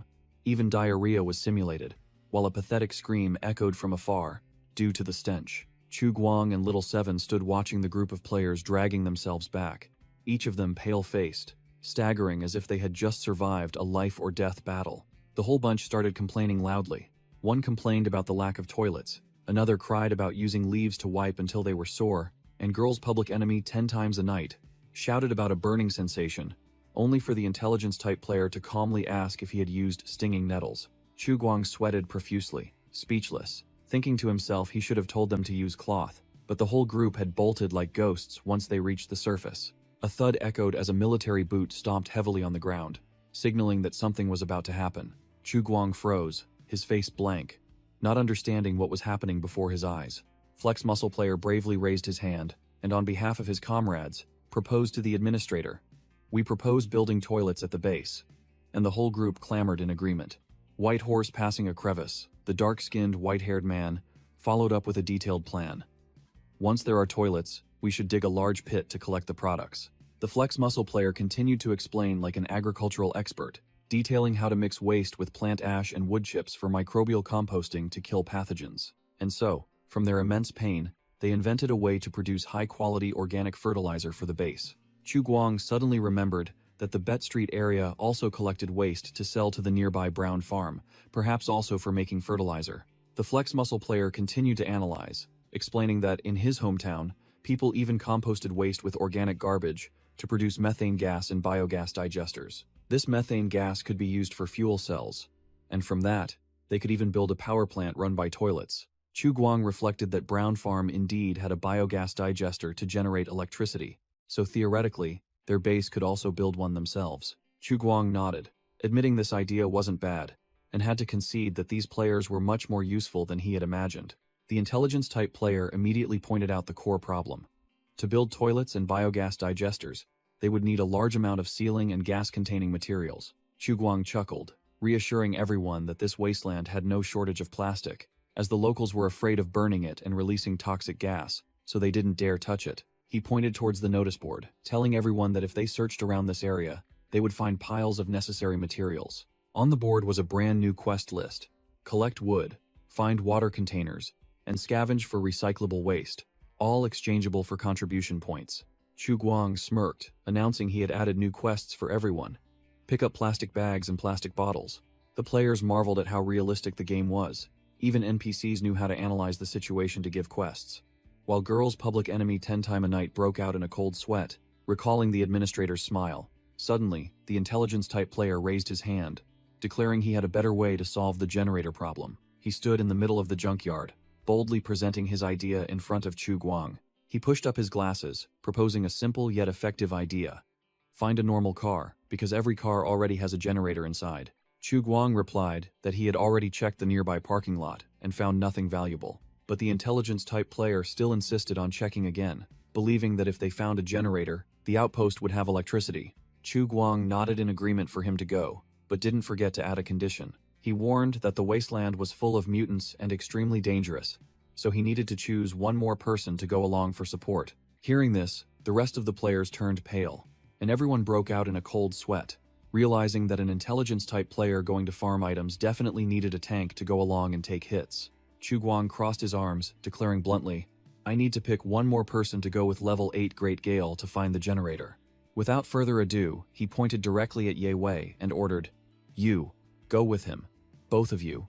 Follow me to get the map and equipment." Ye Wei immediately saluted like a soldier receiving orders, while the other players began to analyze that the administrator chose him because his perception stat was more suitable for reconnaissance than brute strength. Ye Wei burst out laughing, teasing his teammates before running off to get his gear, ignoring the group who were yelling after him, telling him not to get too cocky or he'd end up being carried back in a body bag. Level 8, Great Gale unfolded the tattered map, pinpointed the parking lot's location, and announced that the team had arrived. The two players stepped into the desolate parking lot, where rusted vehicles and tangled vines created nothing more than a heap of scrap metal. Ye Wei yelled in frustration, holding only a tiny compass, cursing that this place had been completely looted, leaving nothing behind. Seeing the dire situation, Ye Wei started to get cold feet, suggesting to Level 8 Great Gale that they should just turn back. Level 8. Great Gale pushed up his glasses, his eyes sharp, and declared firmly, "We can't leave empty-handed after coming all this way." Through the broken window of a car, Level 8 Great Gale's silhouette approached, seemingly having discovered something. Level 8 Great Gale strained every muscle, his face contorted, but the car's hood wouldn't budge. Out of options, he turned and yelled for Ye Wei, "Hey, come here and give me a hand." Ye Wei reluctantly agreed, thinking to himself that after playing together for years, he still had no idea what his friend did in real life. Both counted to 3, then roared, putting all their might into a monumental tug. With a creak, the hood finally popped open, revealing an old engine block inside. The two huddled together to examine it, Level 8 Great Gale skeptically asking, "Is this a generator?" Ye Wei could only nod vaguely to get it over with. Level 8. Great Gale ordered Ye Wei to check it, having heard he knew how to drive, but the other guy casually replied, Does playing Need for Speed count? Level 8. Great Gale was speechless, veins throbbing on his forehead. All he wanted to do was curse to vent his frustration. Yi suddenly remembered something, turning to ask back. Wait, I remember you have your own car. Why are you asking me? Level 8. Great Gale, poker-faced, confessed that he lived in a dorm and only had a bicycle, which completely shocked Yi. Level 8. Great Gale buried his face in the wrecked car, tearing at his hair because he couldn't find what he needed, while Yi stood by, eavesdropping. Level 8. Great Gale was sweating, muttering that he had found the engine but couldn't find the power unit, which was truly bizarre. Yi lost patience, pointing his sickle at a trash can. It's been 200 years. Of course it's been stripped clean. Digging through trash makes more sense. But Level 8 Great Gale suddenly came up with a wild theory. Ancient technology was advanced enough to use remote power sources. Looking at the entire scrap car lot, he sighed, concluding that any hope of finding a generator here was gone. Suddenly, Yi yelled from a distance, "Bro, over here!" Earth-shattering discovery, making Level 8 Great Gale jump. Level 8. Great Gale rushed over, immediately asking if he had found the generator. Yi casually replied, "No, I found a hole." Then both looked down into a pitch-black underground sewer entrance. Level 8 Great Gale suggested they go in and check, as he didn't sense any danger. Yi quickly stopped him, placing a hand on his friend's shoulder and warning, "Hold on. Even the administrator doesn't know about this place. Rushing in is too reckless." Yi smirked confidently, turning the tables. Precisely because he doesn't know, it's worth exploring. Who knows? There might be a hidden quest or cool NPCs. Yi began to fantasize. He was a hero storming a dungeon, swinging his axe to chop down goblin minions to rescue two damsels in distress who were chained up. In his dream, two hot girls embraced Yi, thanking him profusely, and he smugly declared, "I am Yi. I do good deeds without expecting anything in return. From now on, you two can follow me." Level 8. Great Gale pouted, thinking his friend's fantasies were too mundane, because dungeons in the game were for finding treasure chests with valuable items like generators, not women. Back to reality, the two decided to cooperate. Level 8 Great Gale reminded Yi not to forget the administrator's warning before they left. In a flashback, Chuguang stood with his arms crossed, ordering, "If you encounter mutants, run. If you can't run, absolutely do not turn your back on the enemy. Do you want to commit suicide?" Both entered the tunnel entrance, a dark passage illuminated by strange, glowing blue mushrooms. A decisive step splashed into a muddy puddle, officially beginning their underground expedition. Level 8 Great Gale wondered about the strange, never-before-seen mushrooms, while Yi already had the idea of picking some to take back. Yi picked up a mushroom to examine it, marveling at its beautiful glow, then blurted out a fatal question. "I wonder what it tastes like." Level 8. Great Gale quickly stopped him, pulling out a trash bag and warning, "Take it back and ask if it's edible first, don't self-destruct." A bunch of people have died from eating poisonous mushrooms this year. After harvesting the mushrooms, Level 8 Great Gale wanted to go back, but Yi's adventurous spirit flared up, believing the place was safe and deciding to go deeper to hunt for good loot. Yi eagerly rushed forward, leaving Level 8 Great Gale frantically calling after him, his mind solely focused on the treasure awaiting him. Suddenly, Yi froze, his eyes wide, sweat pouring down him as he realized something was wrong ahead. Level 8. Great Gale nearly crashed into his friend's back, irritably snapping, "Hey, what the hell are you doing? Why did you suddenly stop?" A red danger sign flashed in Yi's mind. He broke out in a cold sweat, muttering, "Oh no." He felt a familiar, chilling pressure, exactly like the time he encountered the Blackbird mutant. An earth-shattering roar echoed from the deep darkness. Level 8. Great Gale trembled, speculating, could it be the sound of a mutant? Without a word of explanation, Level 8 Great Gale grabbed the bewildered Yi and bolted, yelling, "Run! What are you standing there babbling for?" From the darkness, a giant green giant worm mutant slowly emerged, its round, tooth-filled mouth wriggling. Scene change. Flex Muscle Player and White Horse passing a crevice were panting under the sun, complaining that the recent work was even more tiring than manual labor at a factory. Chuguang assessed the two players' work. Not bad. Each gets 200 contribution points. He also instructed them to store feces and urine separately, as mixing them would make it too thick. Amidst the ruins, Chuguang continued his survival lecture, explaining that urine was sterile and could be used directly to water plants, while Flex Muscle Player and White Horse passing a crevice were utterly exhausted. Chuguang frowned, contemplating the base's myriad problems. Nearby water sources were full of mutants, Personal hygiene for hundreds of incoming people would be a disaster, and medical supplies were scarce. Flex Muscle Player suddenly had an idea and excitedly suggested, "Why don't we build a public bathhouse? Who knows? Maybe female players will join later." The two guys began to sink into fantasies about female gamers, eagerly discussing having hot water and even being able to scrub each other's backs. The perverted duo's fantasies continued, with beautiful girls relaxing in a steamy, hazy bathhouse. While the two players looked delighted, imagining female gamers arriving early, Chu Guang was speechless. "I've never seen such shameless rascals, and both of them at that." Suddenly, a desperate cry for help echoed throughout the base as someone fell straight into a deep pit. It turned out to be Ye Wei and Level 8 Great Gale, who had just run for their lives, emerging from underground. Level 8 Great Gale quickly pulled his friend back, while Ye Wei exclaimed, "That was close. I almost fell in." Both guys were pale as ghosts, screaming in horror after their narrow escape from the underground monster. Level 8 Great Gale, still falling, yelled at Ye Wei, "I told you to say something before you did anything." The consequence of the fall was a shower of green mushrooms flying everywhere. Flex Muscle Player and White Horse, passing a crevice, excitedly watched their two dazed teammates in the pit, casually commenting that they probably wouldn't die since there were already leaves lining it. A military boot decisively stomped down, blocking a rolling mushroom.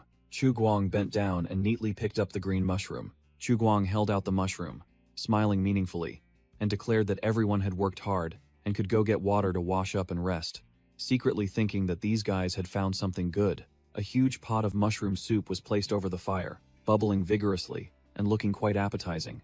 All the players happily slurped the mushroom soup, while Chu Guang stood behind them, speechless, finding it as bland as water and wondering if his taste buds were broken. Chu Guang cleared his throat, picked up a mushroom, and asked the intelligence-type guy where he had found it. Ye Wei loudly explained that, although they hadn't found a generator, they had discovered a pile of green mushrooms at the entrance of a creek, then shouted that he was the one who found the spot. Ye Wei held his bowl of soup, innocently asking Level 8 Great Gale if the green mushrooms were edible, or if they could be used to craft buff potions. Chu Guang sneered, stating bluntly, "Eat them? These things are called green angels. If you eat them, you'll meet real angels within an hour, unless you're a mutant immune to toxins." He explained in more detail that these mushrooms were inedible but were the main ingredient for crafting radiation-reducing medicine, a commodity highly sought after by merchant caravans in Boulder City. But then Chu Guang added a final blow. "You two are lucky you didn't go deeper, because these mushrooms usually grow near mutant leech nests." He described the new creature. "Young mutant leeches are only the size of a hand, but when they mature, they grow longer than a meter, some even reaching 3 meters, with mouths full of teeth." A terrifying image appeared, illustrating a giant mutant leech neatly swallowing a woman. Ye Wei and Level 8 Great Gale turned pale, realizing they had just strolled right in front of the gates of hell. Chu Guang smirked, seemingly pleased that they still remembered the way. Level 8 Great Gale hastily pulled out his map, pointed to the marked location, and affirmed that he remembered it clearly. Chu Guang nodded in confirmation. Chu Guang pointed at the map, praising how valuable these chives were becoming, then announced a reward of 220 contribution points for Gale and Knight 10 for finding the leech nest and harvesting the mushrooms. All the players joyfully thanked the administrator, while Chu Guang secretly calculated, "I can't over-reward them. Otherwise, they'll risk their lives harvesting mushrooms, and all perish in there." Chu Guang muttered, surprised to find a mutant leech nest nearby. He told himself to be careful and prioritize finding a generator first. Looking at the 2 bags of green mushrooms, Chu Guang calculated, 2 kilograms of mushrooms could be exchanged for 40 chips, which was his entire fortune from 5 months of grinding, and he knew the actual value of this item was double that. Chu Guang announced he was going to find more supplies, telling the players to stay put in the shelter and not wander off, entrusting Little 7 with supervision and summarization. A pot was placed over the burning fire, preparing for a hot meal. The players gathered around Little 7, and Level 8 Great Gale wondered why green mushrooms were a valuable ingredient. Yet there was no reserve in the shelter. Ye Wei scratched his head in confusion, questioning why the two of them only received 20 contribution points, equivalent to chopping down 2 trees. Clearly, something was wrong. Flex Muscle Player began to analyze like a professional gamer. Rewards should be commensurate with difficulty. We just unlocked a new area and collected high-value items. We should have been rewarded more. Flex Muscle Player snapped his fingers, concluding with one word, priority, leaving Ye Wei bewildered and clueless. Flex Muscle Player explained that the administrator had emphasized survival as the top priority, and Ye Wei chuckled, admitting he was the type of player who always skipped the storyline. Flex Muscle Player continued to deduce, suggesting that the quests on the bulletin board weren't everything, because this game had a high degree of freedom, so quests could be triggered by the players themselves. The muscular guy declared like a sage, "Those mushroom picking or toilet building quests this afternoon were assigned by the administrator because he found our suggestions reasonable, so even if you didn't find a generator, you two still deserved points." The muscular guy concluded his logic. Just do things that benefit Shelter 404, and you'll get points. The greater the value created, the bigger the reward. Level 8. Great Gale nodded, but also reminded him that doing quests on the bulletin board still gave points, and not a small amount either. The muscular guy smirked confidently. Exactly.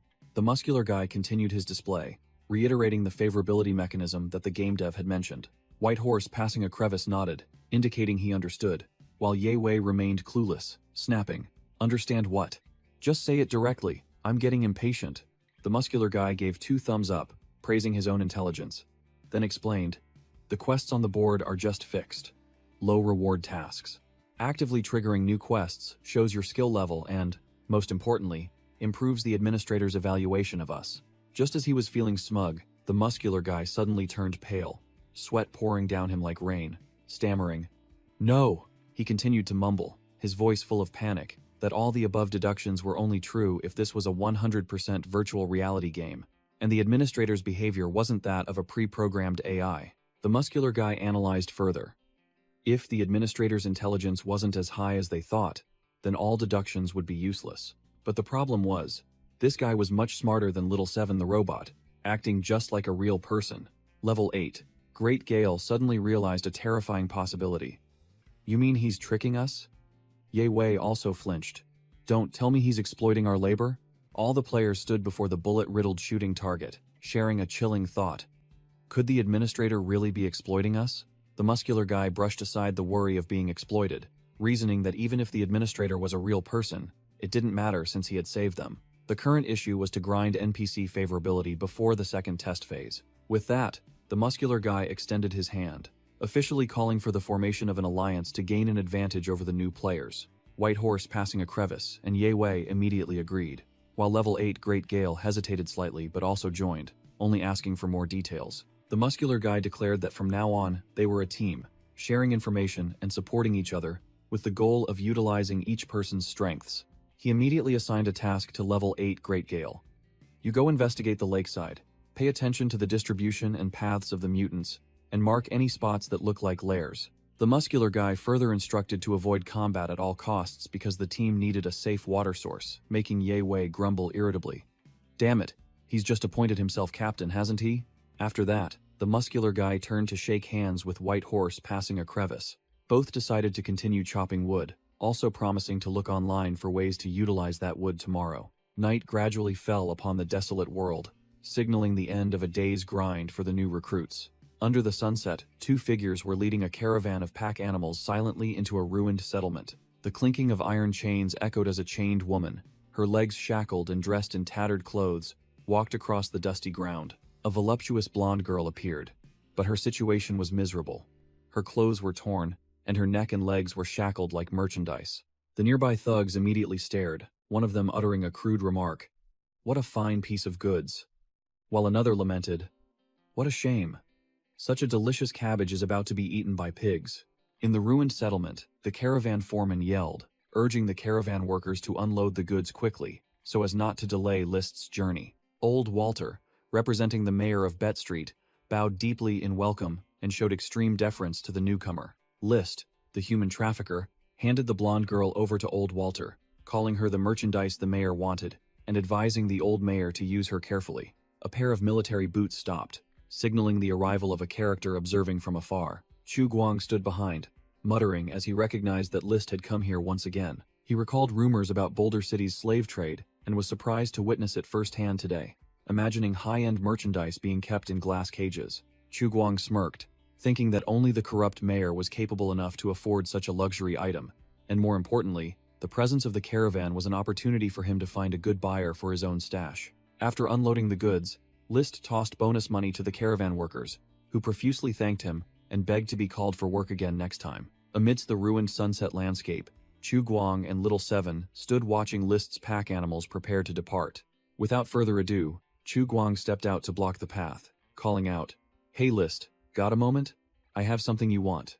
List turned back with a suspicious and arrogant expression, shouldering his hunting rifle and asking directly, "Who are you?" Chu Guang raised both hands, grinning innocently. "No ill intentions, just want to trade. This nanocarbon armor gives me 5 seconds to run, as long as I don't get headshotted." List sneered contemptuously, thinking Chu Guang was just a small-time scavenger newly emerged in Bet Street. His henchmen standing nearby also burst into mocking laughter. Chu Guang introduced himself, but List brushed him off, declaring he didn't do business with small fry, and told him to take his trash elsewhere. Hearing the word trash, Chu Guang merely sneered, then sat down and opened 2 sacks, revealing a pile of sparkling green crystals. "Are you sure these 2 kilograms of goods are trash?" Upon seeing the hot commodity, List was immediately speechless, his expression shifting from contempt to extreme astonishment. "Huh? Where did you get this?" Chu Guang casually retorted with a powerful flex.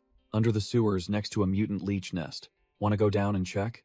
This made List flinch and step back, then quickly change his tone to ask for the price. Chu Guang held up 2 fingers, setting a steep price. 2 kilograms here, I want 200 chips, confident that his unique item was worth far more than the paltry scrap metal price on the street. List gritted his teeth and agreed, while Chu Guang was annoyed, knowing he had undersold it, and should have demanded 10 times the price. Chu Guang grew even more furious, imagining the corrupt mayor reselling this batch of goods to merchants at an exorbitant price. List set a condition, hoping this transaction wouldn't reach the ears of some old man Charlie. Chu Guang smirked, stating he also didn't want to cause more trouble, praising List as someone who knew how to adapt. List changed the terms. Instead of paying 200 chips, he suggested Chu Guang use that money to buy his goods directly, with a 20% discount to save trouble. Chu Guang didn't hesitate, declaring directly that he wanted to buy a gun, secretly thinking as long as it was cheaper than Bet Street. List snapped his fingers, sealing the deal immediately. The merchant introduced a 9mm iron-barreled rifle for 200 chips, along with 30 rounds of ammunition at 1 chip per round, asserting this was an extremely friendly price. Chu Guang took the gun, raised it to aim, his face full of calculation. Chu Guang directly asked if this price included the 20% discount.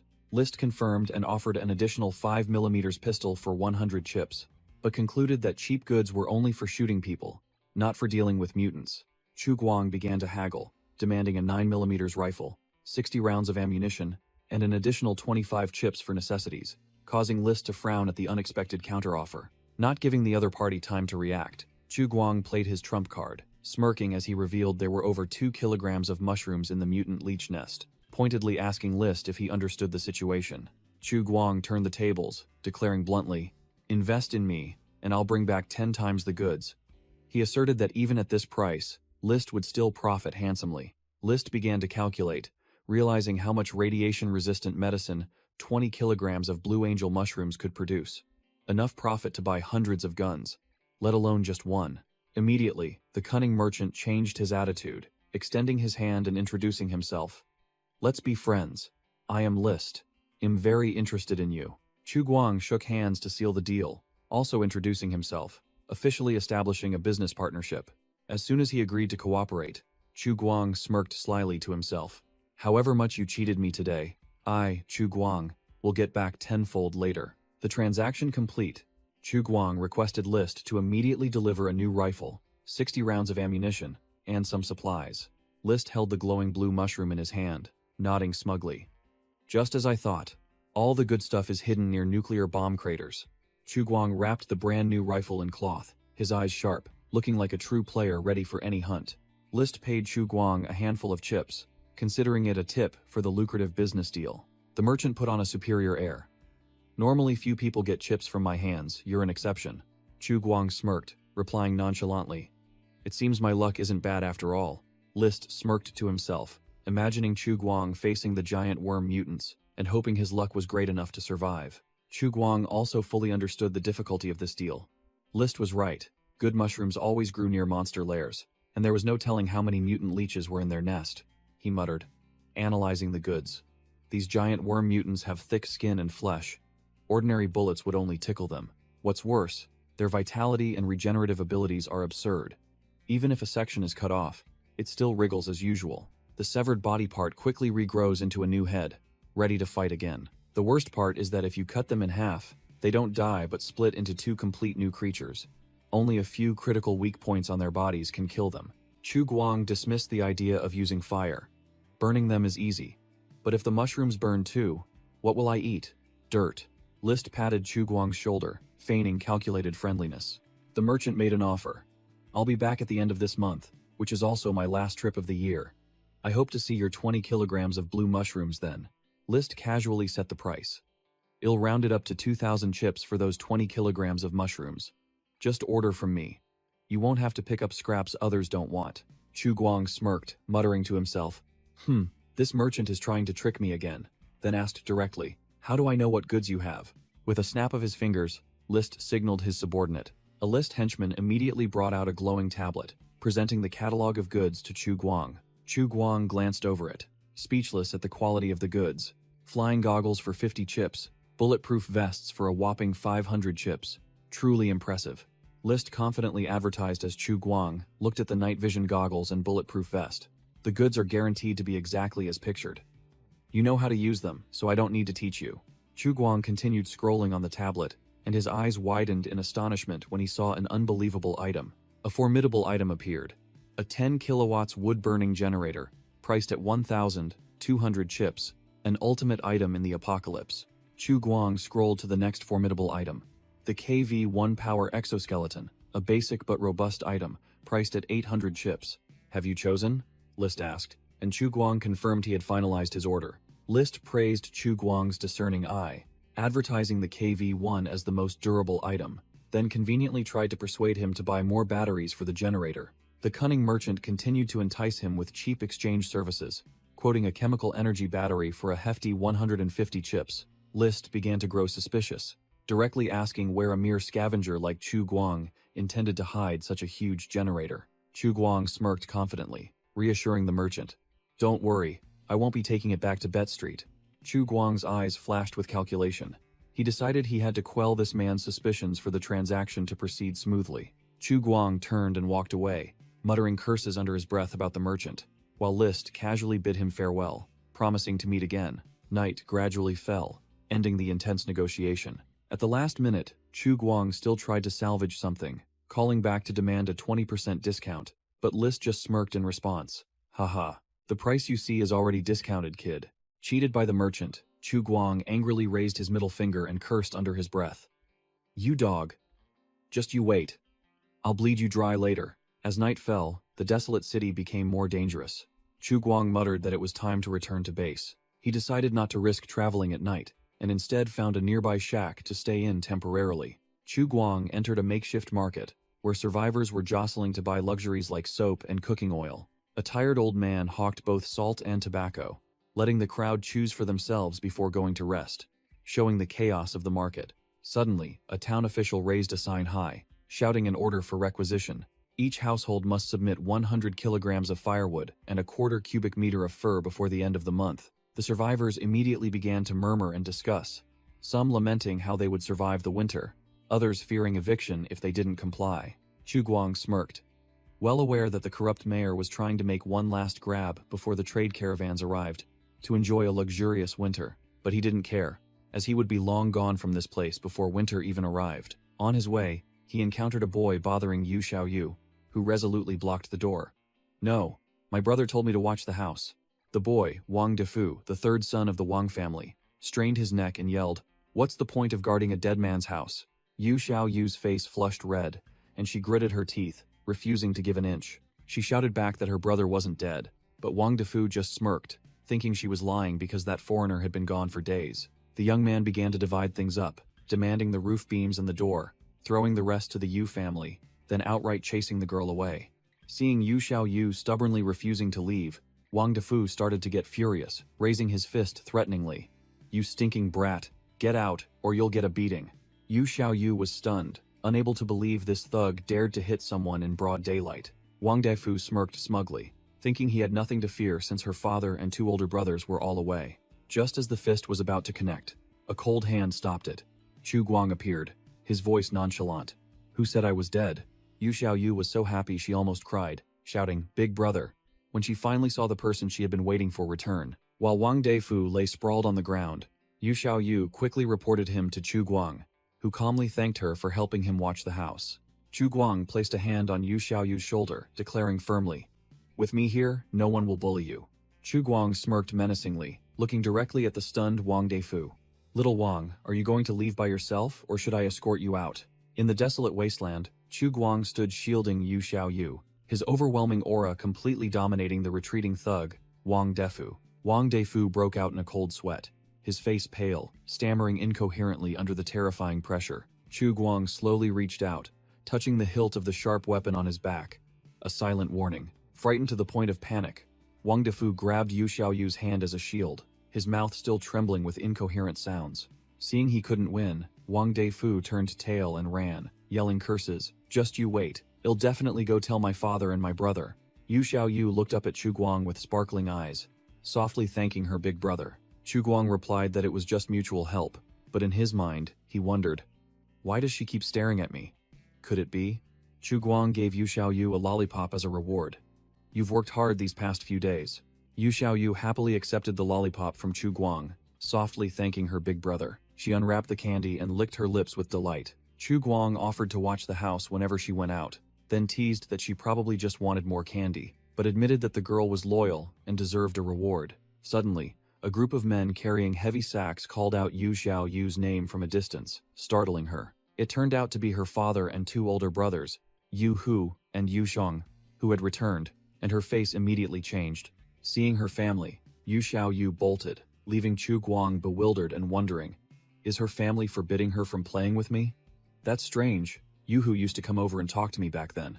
Deciding to act on his thoughts, Chu Guang stopped, determined to ask for clarification. He walked straight towards the Yu family, and the older brother turned to look.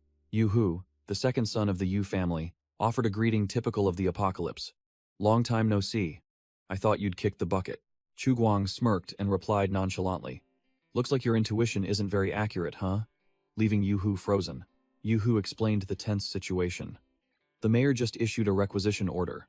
Every man has to hand over 100 kilograms of firewood and 2 square meters of animal hide. Our family has 3 men, so the burden is triple." He invited Chu Guang to hunt deer in the northern forest for hides and meat, as he heard the Li family had spotted their tracks. Chu Guang flatly refused, secretly thinking that the hunting ground was near his base and hoping he wouldn't run into these guys. Yu Hu began to scheme, suggesting that although Chu Guang was capable, going alone made him vulnerable to bullying by the Wang family, so he needed allies. He suddenly had a shocking idea. He offered to marry his younger sister to Chu Guang, saying she would be old enough to marry next year. Seeing Chu Guang still bewildered, Yu Hu delivered a fatal blow. "If you're in a hurry, we can even hold it tonight," making Chu Guang so shocked he almost spat blood. Chu Guang bolted and disappeared, only managing to shout back, "No need, thank you," leaving Yu Hu standing bewildered. Yu Hu scratched his head regretfully, muttering that if Chu Guang married his sister and had a son, perhaps the Yu family would also have a powerful backer. Meanwhile, Chu Guang was hiding behind a wall, out of breath and panicking. "That madman? He wants me to marry a lowly girl?" But immediately after, he was lost in a fantasy of a charming, adult Yu Xiaoyu, softly calling him darling husband in the morning. Chu Guang was lost in a fantasy, where a charming adult, Yu Xiaoyu, wearing only an apron, whispered, "Darling husband, do you want to eat first, bathe first, or—" He snapped awake, his face beet red, screaming in his head that even if the girl was old enough to marry by refugee standards, he absolutely couldn't accept it. The scene shifted to the second day, outside the nursing home. The landscape was desolate and ruined, with huge piles of freshly cut timber. A silver-haired veteran survivor, who seemed to be an expert, explained to Chu Guang that fresh wood would crack and warp if not treated. The veteran survivor then listed the methods. One was to dry it over a fire, and the other was to paint both ends of the log and let it air dry naturally. He focused on painting the end of a log, looking extremely professional and like a skilled craftsman. The last option was to throw it directly into the water, but this method made it very difficult to dry the wood later, and he hoped it wouldn't rain for the next few days. The veteran survivor expressed regret, telling Chu Guang that if the wood collected over the past 2 days had been treated in time, they could have finished repairing the north and west walls of the nursing home. Ironically, it began to pour rain onto the untreated piles of wood, risking complete rot if the rain continued. Chu Guang was speechless, only able to stand there silently watching. His plan to reinforce the base seemed to have encountered its first obstacle from fate.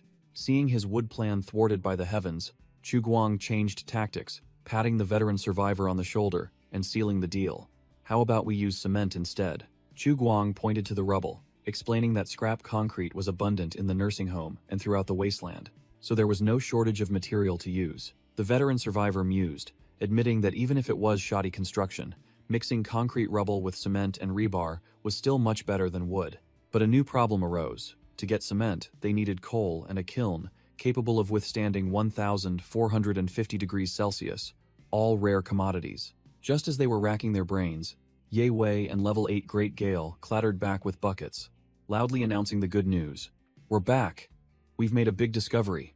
Ye Wei excitedly reported on a new river that had formed east of Linhu Lake, a location that wasn't on any old maps from 200 years ago. The blonde guy continued to boast about his achievements, claiming he had scouted the entire lakeshore from east to south, knowing the terrain like the back of his hand. Chu Guang glanced down at the bucket Level 8 Great Gale had just set down, which was filled with a thick, black mud that looked anything but ordinary. Seeing his boss seemed interested, Ye Wei quickly rummaged through his bag, promising to immediately show them the map of the area they had just scouted. The map was unrolled, and Level 8 Great Gale pointed to the symbols. The X marks were mutant dens, and the circles were safe water sources, extremely strategic information. A Flex Muscle player looked at the bucket of mud that Ye Wei's group had brought back, curiously asking if it was cement. Level 8 Great Gale briefly explained that they found this stuff by the riverbank. In a flashback, Ye Wei and Level 8 Great Gale were secretly peeping when they were discovered by a female NPC bathing, who yelled "perverts" at them. Ye Wei was annoyed, thinking he'd found a good opportunity, only to end up with mud. Chu Guang approached, and Level 8 Great Gale reported that they brought the mud back because they thought it could be used as building material. The veteran survivor sat down to examine it, immediately delivering a cold splash of water. "This stuff can't be used to build houses. It'll just wash away with water." He carefully dipped his finger into the thick mud to check its consistency. However, the veteran survivor smirked, confirming it was good stuff. "But it's an excellent material for us to build a kiln." Chu Guang explained to the two bewildered young men that he and the veteran survivor had just finished discussing how to make cement, and now they had the material for a kiln. The veteran survivor patted Chu Guang's shoulder, reminding everyone not to forget they were in a game where anything was possible. With a confident expression, the veteran survivor declared that this was a hyper-realistic sandbox game where nothing was impossible, and urged everyone to get to work. The veteran survivor complained that there wasn't enough mud, stating bluntly, "This isn't enough to build a kiln. Go scoop a few more buckets." Ye Wei and Level 8 Great Gale could only hesitantly agree. Ye Wei's face crumpled, speechless as he thought. Is Old Man Bai a construction foreman? This natural aura of ordering people to haul bricks is truly innate. Meanwhile, the veteran survivor turned to White Horse passing a crevice, assigning a new task. "As for us, we'll continue chopping trees." That guy enthusiastically raised his axe. "Ready when you are." The veteran survivor rallied the group. "Give it your all. Let's give the administrator a big surprise." All three young men responded in unison, their spirits soaring. Suddenly, the situation reversed, and Ye Wei and Level 8 Great Gale ran for their lives from a giant two-headed mutant bear, screaming, "Help! White Horse passing a crevice, save us!" The veteran survivor and White Horse passing a crevice froze, their faces paling at the horrifying sight. With a whoosh, White Horse passing a crevice was thrown back by an immense force, unable to react. Ye Wei screamed in despair as he watched his teammates fall one by one. "Brothers, get up!" The two-headed bear roared, preparing to pounce on Level 8 Great Gale, who lay helpless on the ground, its red eyes filled with murderous intent. Chu Guang woke up with a start, drenched in sweat, realizing it was all just a nightmare. Chu Guang's hand gripped his gun tightly, still tense from the nightmare. He sat bolt upright in the dilapidated tent, sighing in relief as he realized it was all just a dream. Looking at the pile of empty boxes and bottles on the floor, Chu Guang was annoyed that his 5 months' worth of accumulated food supplies had vanished completely because of the players. He began to worry about the new recruits, even with Little Seven accompanying them. Recalling Ye Wei, arguing heatedly with the robot still made him uneasy. Just then, a clear voice rang out from outside the door. "Big brother, it's me, Yu Xiao Yu, are you home?" Which surprised Chu Guang because she had arrived too early. Chu Guang stood up, walked over, and opened the heavy metal door. Yu Xiao Yu stood right in front of him, looking up with flushed cheeks, prompting Chu Guang to ask what was wrong. The girl shyly held out a carefully wrapped hot roasted sweet potato. Big brother, this is for you. Chu Guang froze, his face turning red at the girl's unexpected gesture, stammering, "For me?" Finally, he reached out and accepted the small but meaningful gift from Yu Xiaoyu. Chu Guang accidentally touched Yu Xiaoyu's overall strap, making her blush in embarrassment, unsure what to do. Yu Xiaoyu leaned close to Chu Guang's ear, whispering a shocking secret. "Big brother told me to say that I made this cake for you myself." Chu Guang's face went blank after hearing that, completely shocked. In Chu Guang's mind, the image of Yu Hu with a sinister smile appeared. He was speechless, never expecting that guy to be the type who enjoyed such petty schemes. Chu Guang awkwardly asked why she told him that secret, and Yu Xiaoyu smiled, her eyes crinkling, replying, "Because I don't want to lie to you." A strange voice asked Chu Guang if he was going hunting. Yu Xiaoyu recognized it as Wang Defu and his brother, her face turning pale. Chu Guang immediately ordered her to hide in the tent. Wang Defu, a rather cunning-looking kid, stood next to his heavily cloaked burly brother and instructed, "Make sure you come back alive, big brother." His brother said nothing, grabbed Wang Defu by the collar, lifted him up, and growled, "Stop talking nonsense." The kid turned pale with fear and quickly agreed. Chu Guang and the hooded archer passed each other, the atmosphere as tense as a stretched bowstring, invisible killing intent clashing. Beneath the hood, a red mechanical eye flashed with deadly light. This was the real deal, not to be underestimated.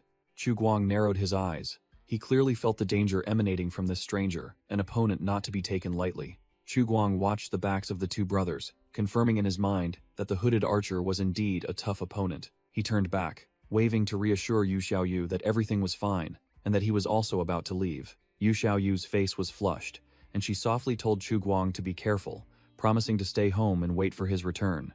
Chu Guang smiled and patted her head, calculating in his mind, "The little one is adorable, but too young. I'll have to wait a few more years." For a second, his brain automatically conjured an image of imaginary adult Yu Xiaoyu in a wedding dress, making him quickly dismiss the thought of waiting for her to grow up. The hunting party, including Chu Guang and Wang Defu's brother, began to move through the ruined streets of the refugee camp. Chu Guang went to a shop where old Walter, the owner, was already waiting for customers. Without further ado, Chu Guang threw 21 chips onto the counter and ordered 7 kilograms of green wheat. He also asked about tobacco leaves for curing meat, and old Walter quoted a straightforward price, 50 grams per chip. Chu Guang decided to take 200 grams, calculating that with this, the hunted meat could be preserved for months. And now that he had a gun, farming resources would be much easier. Chu Guang put the bag of goods down, completing the order swiftly. "Here are 7 kilograms of green wheat." Old Walter crossed his arms, narrowing his eyes suspiciously. "I remember you only bought 5 kilograms a few days ago." Chu Guang replied curtly, "Is there a problem?" Startled by Chu Guang's attitude, old Walter quickly waved his hands to clarify. No, it's good to stock up." Chu Guang's eyes flashed. He suddenly realized a fatal mistake. He silently cursed himself for being careless, not bringing back any valuable scrap metal, but instead spending money on goods twice in a short period. He imagined the scenario of being noticed by the fat, corrupt mayor, suspected of building a gang, and then having assassins hired to eliminate him. Chu Guang secretly envied the main characters in survival games, who could fly around the ruined city while carrying a massive inventory. He hoisted the heavy bag of goods onto his shoulder, telling himself that life wasn't like a game. Everything had its weight. Chu Guang said goodbye to leave, and old Walter immediately suggested he get a pack animal. He instantly thought of buying List's 2-headed cow. Old Walter watched his retreating back, his eyes sharpening, and issued an enigmatic warning. "Be careful." Leaving the market, Chu Guang told himself to leave quickly, because old Walter, though kind, was still the corrupt mayor's subordinate and couldn't be fully trusted. Passing through the ruined streets, he quietly made his way to his base. As soon as he arrived, a group of players cheered excitedly. "The administrator is back." Chu Guang froze, carrying the bag of goods on his shoulder, staring blankly at a row of newly built earthen kilns, thinking, "I never assigned a task to build kilns, did I?" The Flex Muscle player, who seemed to be leading the project, turned around with a proud expression. Chu Guang asked about the situation, worried that the group might have encountered mutants or other survivors in his absence. The Flex Muscle player boasted of their achievements, reporting that they hadn't met anyone but had figured out how to build kilns to make crude cement. Chu Guang was stunned, recalling the time he tried to make cement following an online video, but the finished product crumbled with a light squeeze. Realizing his own skill was truly garbage, the Flex Muscle player continued to report their plan, holding up a bottle of the finished product and declaring they would use this cement to repair the wall of the nursing home. He also boasted that they had filtered potash water, an extremely useful ingredient for tanning leather, which could be used to make high-quality items like shiny leather shoes. Chu Guang had just praised the players when he felt a headache coming on. Well done. Damn it. How do I reward them now? The flex muscle player's eyes lit up, shouting about the honor of shouldering civilization, and secretly thinking his favorability must have skyrocketed. Immediately, Ye Wei put the flex muscle player in a headlock, cursing him for daring to take all the credit, while others also chimed in, demanding a fair share of the reward. Chu Guang chuckled, announcing that he would reward the entire group with a new assistant, and realizing that manual labor helped the strength-type players level up faster. Hearing this, the players' eyes gleamed.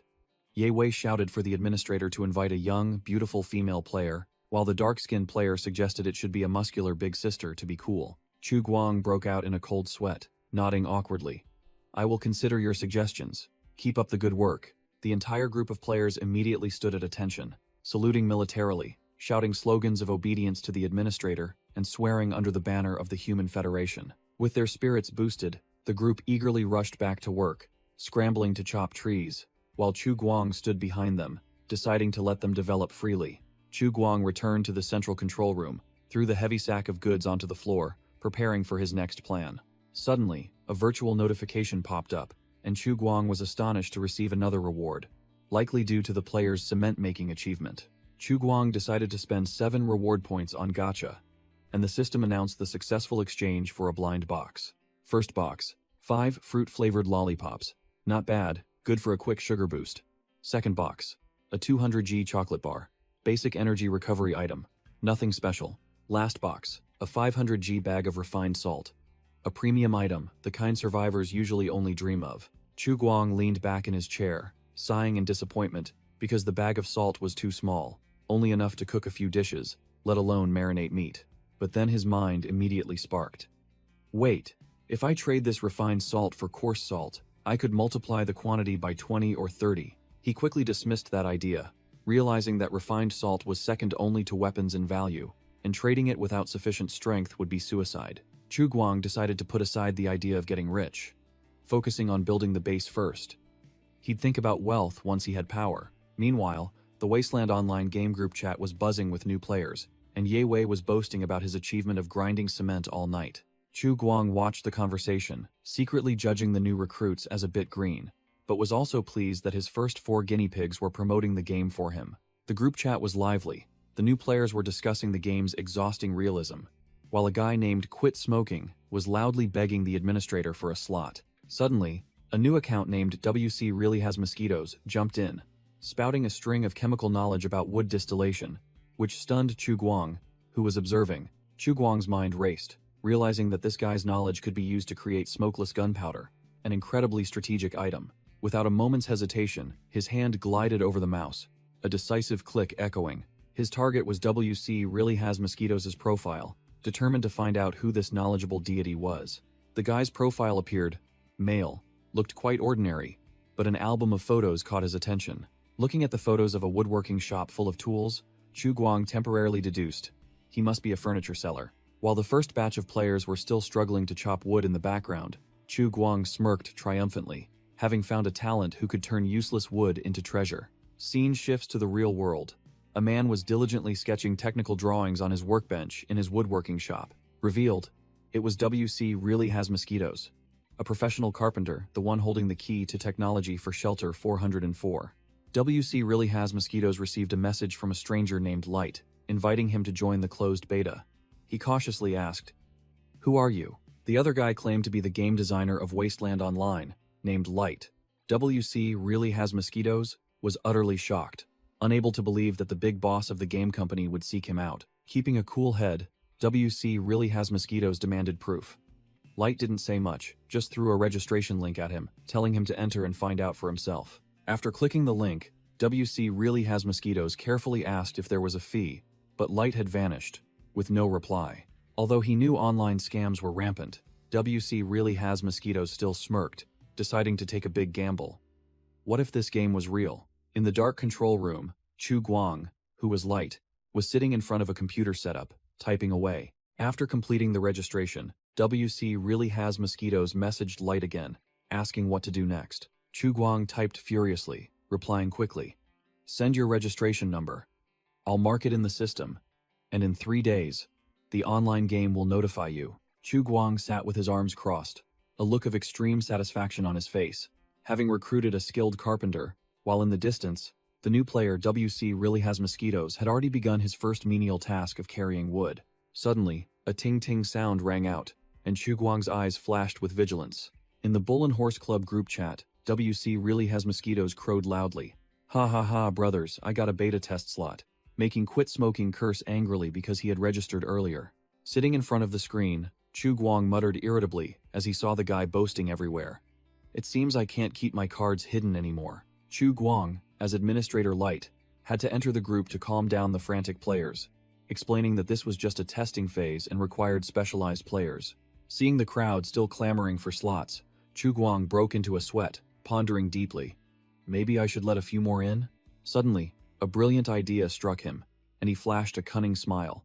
That's right, if there's food, there must be someone to cook it. The outpost is still missing a chef. Immediately, Chu Guang typed an announcement into the group. That's right, we still need a chef to test the cooking system. As soon as the announcement went up, the entire group chat exploded with messages from self-proclaimed chefs, loudly spamming memes to win a slot. Chu Guang clutched his head in panic, silently screaming internally. Damn it. How am I supposed to choose? Everyone in the world knows how to cook 1 or 2 dishes. But then, a light flashed in his mind, and Chu Guang's eyes lit up with a decisive realization. That's it. Amidst the chaotic crowd, an account named Stir-Fried Tomato and Scrambled Eggs posted a photo of a professional chef with trophies and certificates, declaring succinctly, Everyone move aside, the chef from Tanxin Fong is here. Click. Chu Guang immediately selected the real chef, a triumphant look on his face. It's you. Soon after, Chu Guang went to the 3rd floor of an abandoned nursing home, where his assistant, Little Seven, was steaming profusely. As soon as it saw its master, Little Seven immediately whined. Master, you finally came for me. Chu Guang asked what was wrong, and it turned out the robot only had 1% battery left. On the verge of shutting down, he breathed a sigh of relief, thinking it was something serious. You scared me. It's just a minor thing. But immediately, Chu Guang froze, sweat pouring down him. Wait, where in this ruined world am I going to find a charging spot for you? Little Seven confidently showed off its wireless charging port, saying it just needed to return to the shelter to be fully charged. Chu Guang suddenly realized, finally understanding why the computer in the shelter ran smoothly without a server. It was all wireless charging technology. Without another word, Chu Guang scooped Little Seven into his arms. Decisively, let's go. Time to charge you up. As they were going down the stairs, Little Seven suddenly called out, Oh, right, master, making Chu Guang jump and ask, What? Sensing something ominous, Little Seven unexpectedly revealed a shocking piece of information. The shelter was powered by a massive nuclear fusion reactor core. Chu Guang was utterly dumbfounded, his eyes wide and mouth agape. Nuclear fusion? After a second of freezing, Chu Guang snapped back to reality, muttering, Nice, I need to figure out how to steal power from inside. But Little Seven immediately poured cold water on his idea, stating that this reactor had been running for a very long time, ever since the shelter was built. Chu Guang turned pale again, sensing something ominous. Huh? So if the power runs out, we're screwed? Little Seven calmly shook its head. I don't know, leaving Chu Guang speechless, silently screaming internally. You don't know? The robot further explained, according to the plan, this shelter should have opened a century ago, but it's unclear why it was delayed. Little Seven reassured him that there was still a way to save it. The energy room is on basement level B3. Just unlock that level and replace the fuel rods, and it'll be fine. Chu Guang was petrified on the spot, his face blank. Easy for you to say. Where am I supposed to find nuclear fusion fuel rods now? Upon arriving, Chu Guang set Little Seven down, ordering, We're here. Charge your battery. After being fully charged, Little Seven happily waved its hand, thanking its master. Chu Guang secretly calculated. Even though this shelter had been running in power-saving mode for a century, it hadn't reached its full capacity. With the remaining energy, it might still be enough to last for a few more decades. Electricity wasn't the immediate problem. What worried him more was the harsh winter that was about to arrive. The entire city was already covered in white snow. There wasn't much time left to prepare for the deadly winter, and Chu Guang stepped out of the cold corridor of the shelter. As soon as he returned to the surface, he encountered a man carrying a shovel, and the surrounding landscape had completely changed. Chu Guang froze, eyes wide with astonishment at the scene before him. The players, somehow, had managed to build 8 charcoal kilns, all spewing thick smoke. The veteran survivor, shovel in hand, scratched his head and grinned broadly upon seeing the administrator appear. Chu Guang asked if this was their idea, and received a proud reply that it was the fruit of everyone's labor. Chu Guang smiled powerfully, declaring there was no need for modesty, as the organization would acknowledge all the players' contributions. Instant reward. Level 8. Great Gale, Ye Wei, and White Horse passing a crevice each received 1,000 contribution points. One looked cool, one was shocked, and one's eyes shone like headlights. The veteran survivor hit the jackpot. Chu Guang directly appointed him as construction captain, along with 1,000 contribution points, leaving him completely stunned. Standing before the outpost, Chu Guang granted full authority to the new captain. Feel free to be creative, within the scope of the plan. Overwhelmed with gratitude, the veteran survivor bowed deeply, solemnly promising to dedicate all his efforts to building their common home. Meanwhile, Ye Wei was fuming with jealousy, bitterly muttering, "Damn it, why did only that old man get an extra reward?" Chu Guang crossed his arms, adopting the air of a big boss, and asked the veteran survivor to present a detailed plan. The veteran survivor immediately became serious, responding clearly and loudly. This old man was truly the real deal, recounting how after going offline, he personally surveyed a cement factory and learned the secret of adding iron powder to increase durability. Chu Guang nodded, acknowledging the idea, but immediately posed a critical question about its practicality. But how much cement can be produced using only bark? The veteran survivor proved he was the real deal, presenting a plan to produce high-quality cement using a professional 1450-degree kiln, replacing inferior wood ash with limestone and clay. Chu Guang nodded decisively, immediately approving the passionate plan, making the veteran survivor as happy as if he'd struck gold. With the construction work done, Chu Guang turned to inform the entire team. 2 new recruits will soon be joining the team. Hearing that the big boss Chu Guang intended to throw a welcoming party, all the players were taken aback. Chu Guang, acting like a boss, declared that he couldn't treat the new recruits to plain porridge, and called on everyone to go hunting to prepare for the party. "Who wants to hunt with me?" At the mention of hunting, everyone eagerly raised their hands, scrambling for a spot, each wanting to show off. Chu Guang was speechless at the team's excessive enthusiasm, then pointed directly at Ye Wei. "You're a perception type. Come with me." Ye Wei was ecstatic, loudly accepting the order while the others were furious, their eyes practically popping out from being left out. Before the main hunt, Chu Guang led Ye Wei to a special location according to his plan. A mutant leech nest. The two ventured deep into the desolate city, where weeds and vines had swallowed the remnants of civilization. Chu Guang pointed to a pitch-black hole, explaining it was where mushrooms were found, and warning Ye Wei that it was lucky he hadn't ventured deep inside. The big boss patted Ye Wei's shoulder, his face cold as he declared, "Let's go. They're not our target today." Ye Wei asked blankly why they were going so far from the forest while hunting, and Chu Guang simply replied with a terse, "Yeah." Chu Guang's demeanor suddenly changed, his eyes blazing, weapon in hand, as he declared chillingly, "The forest begins here." Ye Wei froze, utterly shocked, unable to comprehend what the big boss was talking about. It turned out the forest Chu Guang spoke of was an entire colossal ruined city, overgrown with trees like a concrete jungle. Overwhelmed by the sight, Ye Wei's jaw dropped as he admitted, "Now this is a real forest." Chu Guang gripped his gun, warning him to be careful from now on, while a red-eyed wild boar mutant lurked nearby. The two ventured deeper into the dead city, which after the catastrophe had become a paradise for plants and fungi. Not just plants, but wild animals had also turned this place into their territory, with monster wolves and other mutated creatures roaming everywhere. Amidst the ruins, animals had evolved into hideous monsters due to the effects of radioactive weapons, mutated genes, and time. They were collectively known as mutants. Chu Guang warned that the dangers here weren't just the mutants, making Ye Wei's face pale as he realized he was in an extremely hardcore area. But instead of fear, Ye Wei's gamer blood boiled with excitement, and he loudly exclaimed, "Finally, new monsters in the game. This is so thrilling." Chu Guang ordered the rookie to stick close and not wander off. Ye Wei immediately complied. While moving, Chu Guang suddenly stopped, his ears, sharp as radar, having picked up an unusual sound. Chu Guang's expression immediately tensed, like a taut string.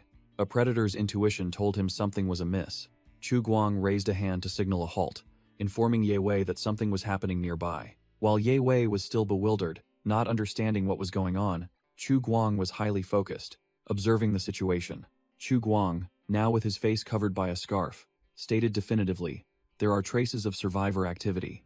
Ye Wei was utterly shocked, his jaw dropping in disbelief that there were other players, no, other survivors, in this godforsaken place. Ye Wei loudly boasted, his eyes shining brightly, thinking he was finally about to meet NPCs in the game. Chu Guang immediately poured cold water on his enthusiasm, warning that this was not good news, making Ye Wei ask blankly. With sharp eyes, Chu Guang explained clearly, "In this place, strangers are even more dangerous than the mutants." The two approached a wrecked car, covered in tangled vines, a typical scene of desolation.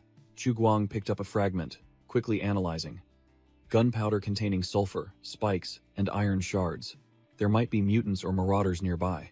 Chu Guang stated firmly that normal survivors wouldn't set booby traps near settlements. These were clearly meant for people, not for mutants with their keen senses. Based on the lingering scent, Chu Guang deduced the explosion had only occurred within the last 5 hours, and turned to ask Ye Wei if he heard anything from the east. But the rookie was completely clueless. Chu Guang ordered Ye Wei to wait there, while he advanced alone to scout the situation. Ye Wei eagerly asked to go along, but Chu Guang continued to walk coldly, indicating he didn't need a dead weight following him. Chu Guang turned back with an undeniable gaze, giving a decisive order. "You, stay here." Left behind, Ye Wei broke out in a cold sweat, secretly thinking that if this admin got annoyed, he could easily be kicked from the game. So he obediently accepted. "Alright, fine." Chu Guang advanced alone into the ruins, calculating in his mind, "I originally intended to use this newbie as bait, but the situation has changed." He analyzed that the enemy was likely marauders or a mutant tribe. Using bait now would only alert them. Chu Guang determined that this location was too close to the base, and those newbies were busy with production. Even a small sound would be enough to attract a whole lot of trouble. He stood amidst the ruins, highly vigilant, determined not to let this potential danger linger around his home. No sooner had he finished speaking than Chu Guang's killing intent erupted, as he was surrounded by a pack of red-eyed monsters. He declared bluntly, "Once you're a threat, I'll strike first." It turned out the enemies were a pack of dog-sized mutant rats, each with bloodshot eyes, poised to tear their prey apart. Facing the pack of rats, Chu Guang merely sneered, pointed his weapon directly at them, and uttered a contemptuous remark. "Idiots." With a few basic moves, the entire pack of rats was wiped out. Chu Guang calmly stepped over the pile of corpses, estimating there were only about 20 of them. This wasn't their main nest yet. Having dealt with the small fry, Chu Guang stood atop a ruined building, silently observing the desolate, dead city. While observing, Chu Guang suddenly paused, his eyes flashing with vigilance as he detected something unusual. Looking down from above, he spotted a makeshift camp erected amidst the ruins, clearly indicating someone was occupying this place. Chu Guang muttered, analyzing. Survivor settlements usually come in two types. One utilizes old buildings, and the other sets up camps in ruins. But this wasn't a normal human camp. It was the lair of a group of hulking mutants, over 2 meters tall and weighing hundreds of pounds, standing menacingly behind a trembling captured woman. A disgusting mutant licked something off its hand, its mouth smacking. They were omnivores, eating everything from mold and mutated flies to cockroaches and rats. But these monsters' favorite delicacy was humans. A horrifying scene unfolded as one of them tore apart a victim. Chu Guang narrowed his eyes, focusing on the grotesque camp below. He muttered, "I knew it," as he spotted a mutant standing guard, confirming this was no mindless pack of beasts. This mutant was even equipped with a bow and arrows, proving they had brains, not just brute strength. More horrifying still, the words Squad 2 were carved into its armor, evidence of an organized, hierarchical force. These mutants even had proper guards. A hulking, green-skinned, red-eyed mutant sat imposingly like a god. He imagined the scene if they foolishly charged in. They'd all be riddled with arrows like a porcupine in an ambush. Damn it, the terrain was too well covered.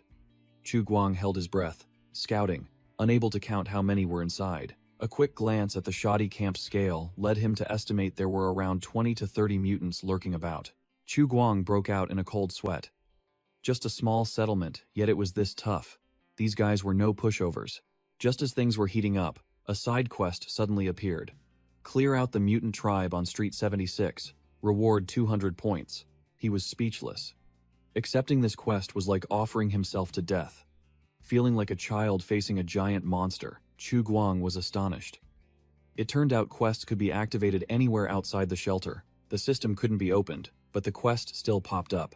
After a moment of bewilderment, he realized this was a sweet deal.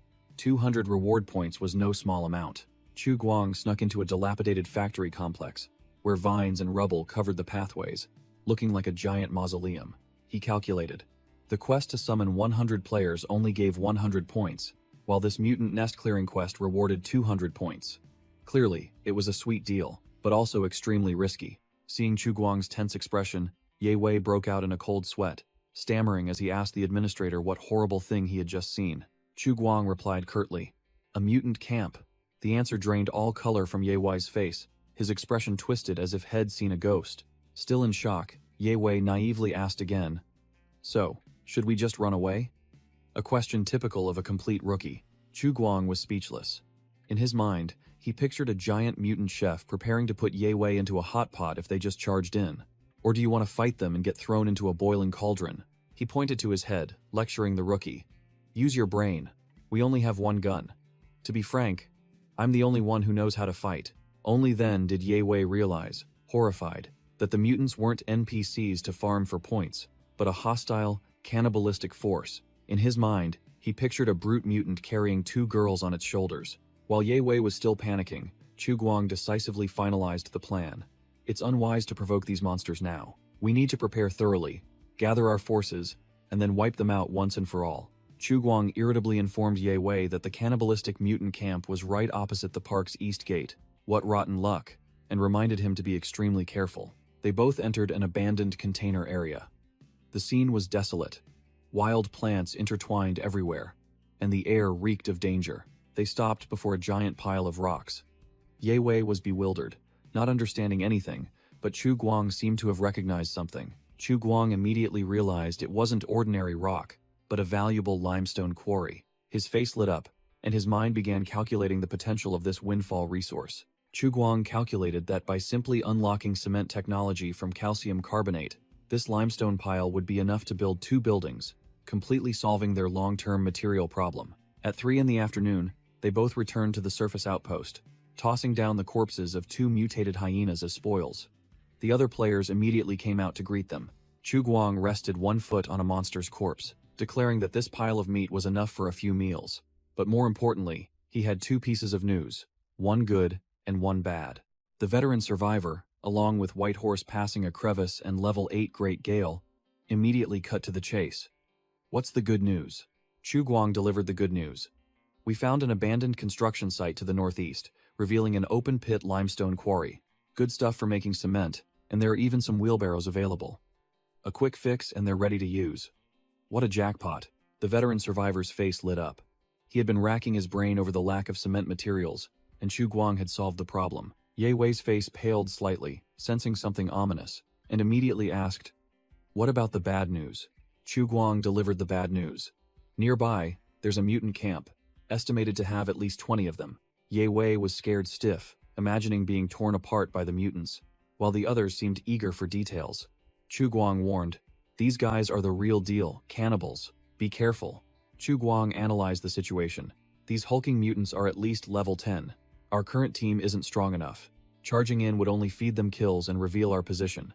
As leader, Chu Guang ordered the area around Street 76 to be off-limits, declaring it a danger zone until the threat was dealt with. The entire team promptly obeyed, shouting "understood" in unison, and saluting militarily, showing absolute trust in their commander. Chu Guang stood on the corpses of the mutated hyenas, coldly calculating how to process these 2 kills. An experienced butcher survivor handed Chu Guang some grilled meat skewers, admitting that despite often eating meat, he had never butchered it himself.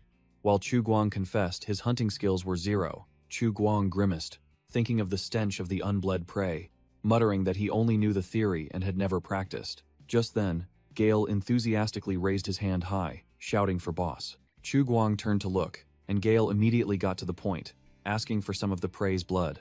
Gale pushed up his glasses, his eyes full of intellectual fervor, declaring he needed the blood to test some hypotheses. Slash.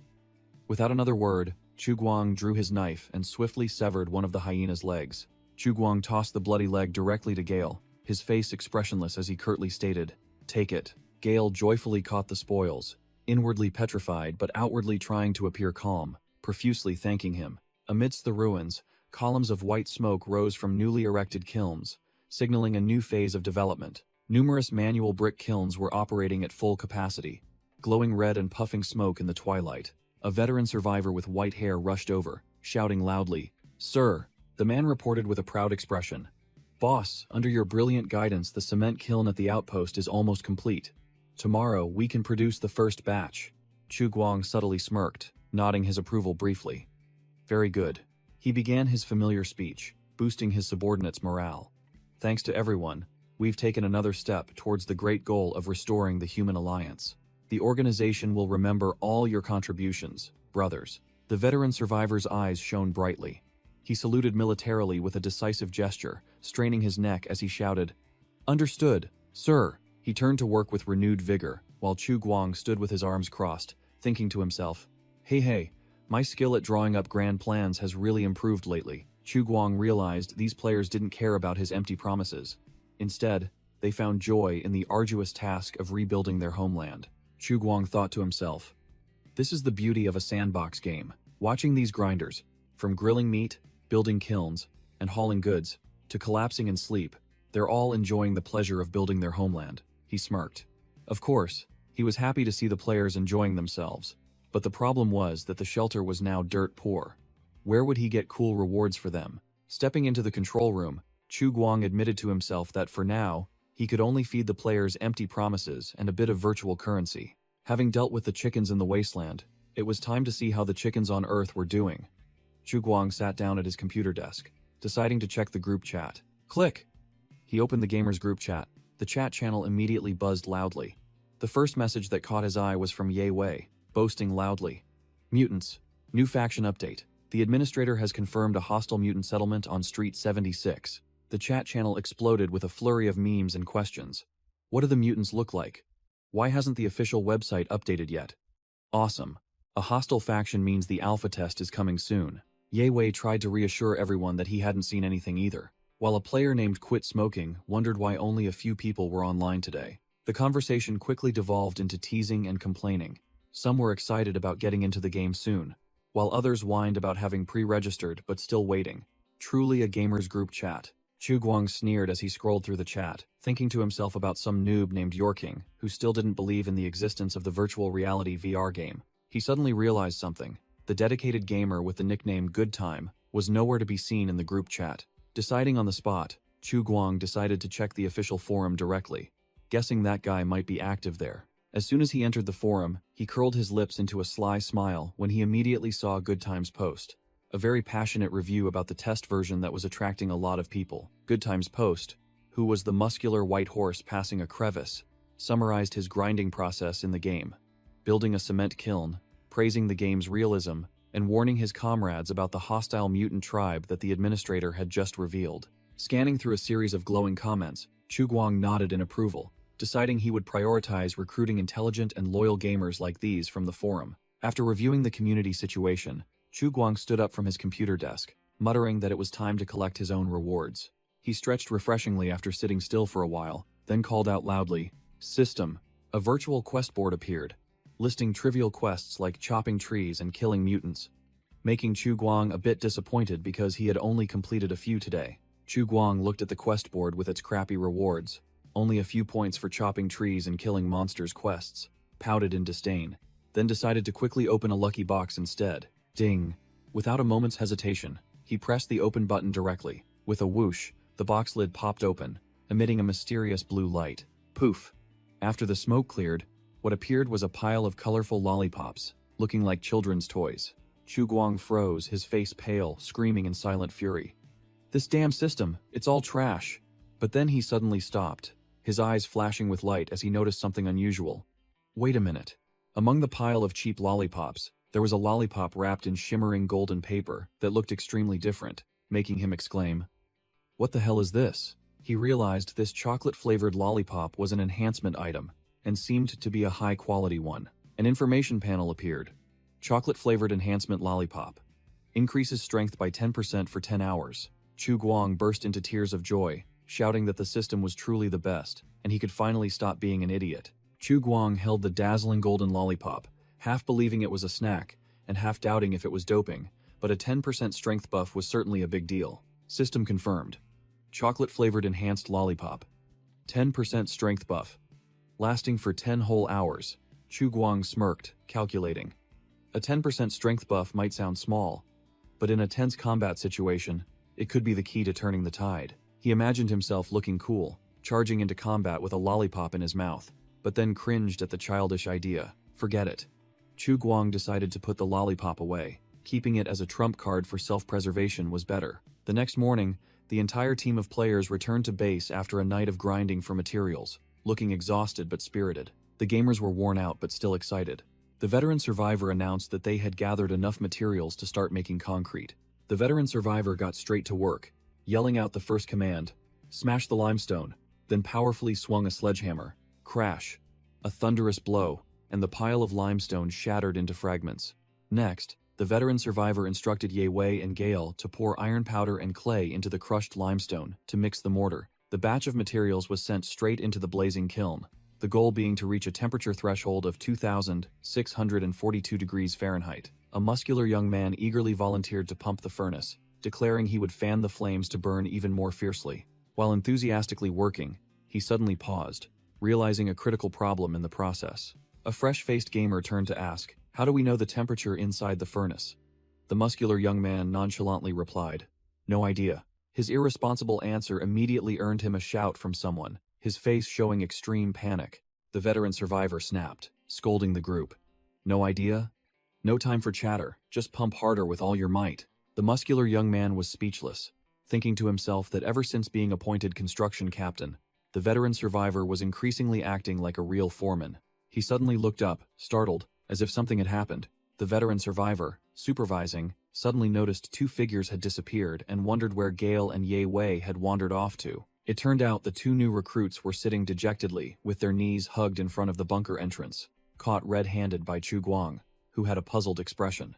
Ye Wei and Gale dragged themselves back, out of breath, carrying two heavy buckets. As soon as they saw Chu Guang, they obediently greeted him. "Boss!" Chu Guang crossed his arms, his face cold as he questioned. "Where have you two been?" Gale stammered, confessing they had been loitering near a mutant leech nest. Chu Guang's killing intent flared, his face darkening as he growled. "Didn't I tell you not to go there?" Both of them turned pale with fear, quickly explaining that they only set traps on the periphery and didn't enter the cave, then showed off their spoils, a bunch of mutant leech larvae. Inside, the buckets were dozens of glass bottles, each filled with disgusting baby leeches. Chu Guang froze, sweat pouring down, muttering, "Mutant leech larva." His earlier anger vanished, replaced by astonishment. The baby leeches squirmed, slimy and writhing, inside the cramped glass bottles. Chu Guang's attitude changed, showing clear interest. "Interesting. How did you two catch them?" He thought to himself, these mutated insects, though rich in protein, were also full of parasites and difficult to process. He shuddered, recalling the time he ate something bad and was laid out. Ye Wei proudly explained their genius plan.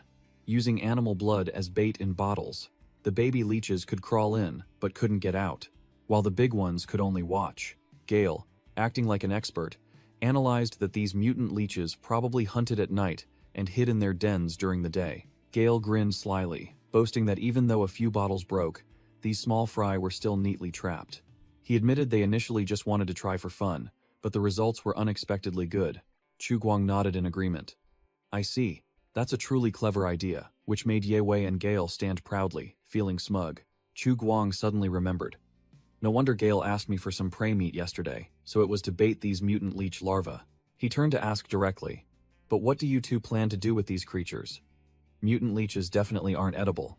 Gale pushed up his glasses, nonchalantly replying, "I have no intention of researching how to eat them. I plan to use them for fishing." Chu Guang was dumbfounded. Fishing? In his mind, he pictured Gale screaming and struggling with a giant monster fish. Gale explained that during his last reconnaissance, he saw black birds catching fish in the lake, proving there was an abundant food source down there. Chu Guang's eyes lit up, acknowledging this was a genius idea because fishing was much less risky than hunting. In his mind, he already imagined himself reeling in a sharp-toothed fish. However, Chu Guang also had to admit his fishing skills were terrible. Even with good gear, he couldn't catch anything, let alone with makeshift branches. Chu Guang explained that the problem wasn't just his poor fishing skills. The mutant fish in the lake were all formidable, but bait made from mutant leeches, with their paralyzing effect, would be the key to turning the tide. He turned to ask Gale and Ye Wei directly if they knew how to fish. Gale nonchalantly replied no, but he would craft some fish traps. Hearing a clear plan, Chu Guang immediately dumped all the work on the two new recruits, chuckling with delight, as Gale and Ye Wei eagerly accepted the orders. After sending the two off on their mission, Chu Guang turned to deal with the spoils, finding a way to preserve the pile of mutated hyena meat. He recalled a recipe he'd picked up from the refugees, wrapping tobacco leaves around the meat and slowly roasting it over a fire. Chu Guang mumbled about the scientific principle that tobacco resin would sterilize and kill parasites, but when he brought it to his nose to sniff, something about the smell felt off. His face twisted as he realized the meat smell was completely wrong, nothing like what he had expected. In Chu Guang's mind, the image of perfectly finished meat appeared, golden, glistening with fat, and subtly fragrant with nicotine. But reality was cruel. His meat was dark red, burnt on the outside and raw on the inside, emitting a pungent smell of rotten flesh. Chu Guang froze, racking his brain to figure out which step he had messed up to produce such a disastrous result. Chu Guang grimaced as he sniffed the smoked meat, muttering, "It stinks. Did I really get the recipe wrong?" He dejectedly tossed the meat away, concluding that this thing was definitely inedible. Looking at the remaining raw meat, Chu Guang wished he had a refrigerator to preserve food. An idea sparked in his head.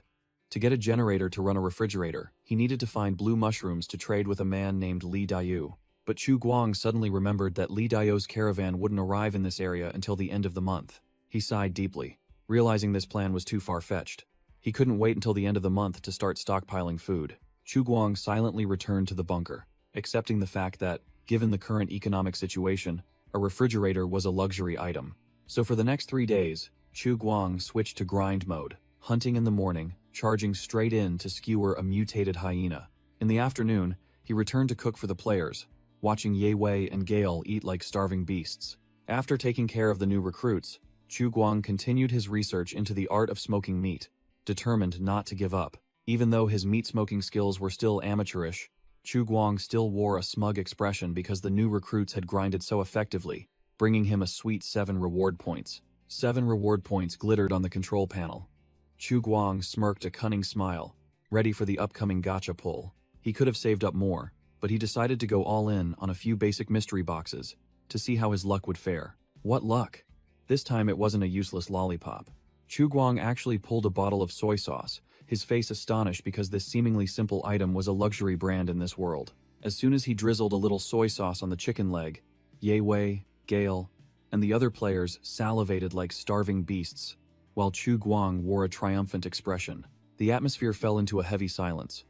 4 players sat around the campfire, each with a face as glum as a cockroach. Ye Wei was the first to speak, complaining that every day he had to swallow such bland stews that he was about to throw up. He recalled that at first he was excited the game allowed eating, but now he truly understood the suffering of having to chew terrible food. Ye Wei cried out in despair, complaining that his mouth could endure it, but his rear end had reached its alarm limit. White Horse, passing a crevice, picked up a piece of meat and declared, "It must be because the game's taste system isn't fully developed, so even with a little salt, it still tastes completely bland." White Horse, passing a crevice, grimaced as if he had eaten something foul, complaining that the meat was both fatty and bitter, worse than even wheat porridge. Veteran Survivor also nodded, declaring that the meat was too fishy, and only with deodorizing spices could it possibly be swallowed. Veteran Survivor tried to sound optimistic, saying that this was a wasteland, so they had to endure it, and good food would come in the future, which infuriated White Horse, passing a crevice with such an empty promise. White Horse, passing a crevice, bitterly thought to himself, "Ever since he became the construction team leader, that guy has learned the game developer's habit of making empty promises." A thought suddenly occurred to him. If the game pursued realism, then selling spices as a luxury, for a fee, would be perfectly reasonable.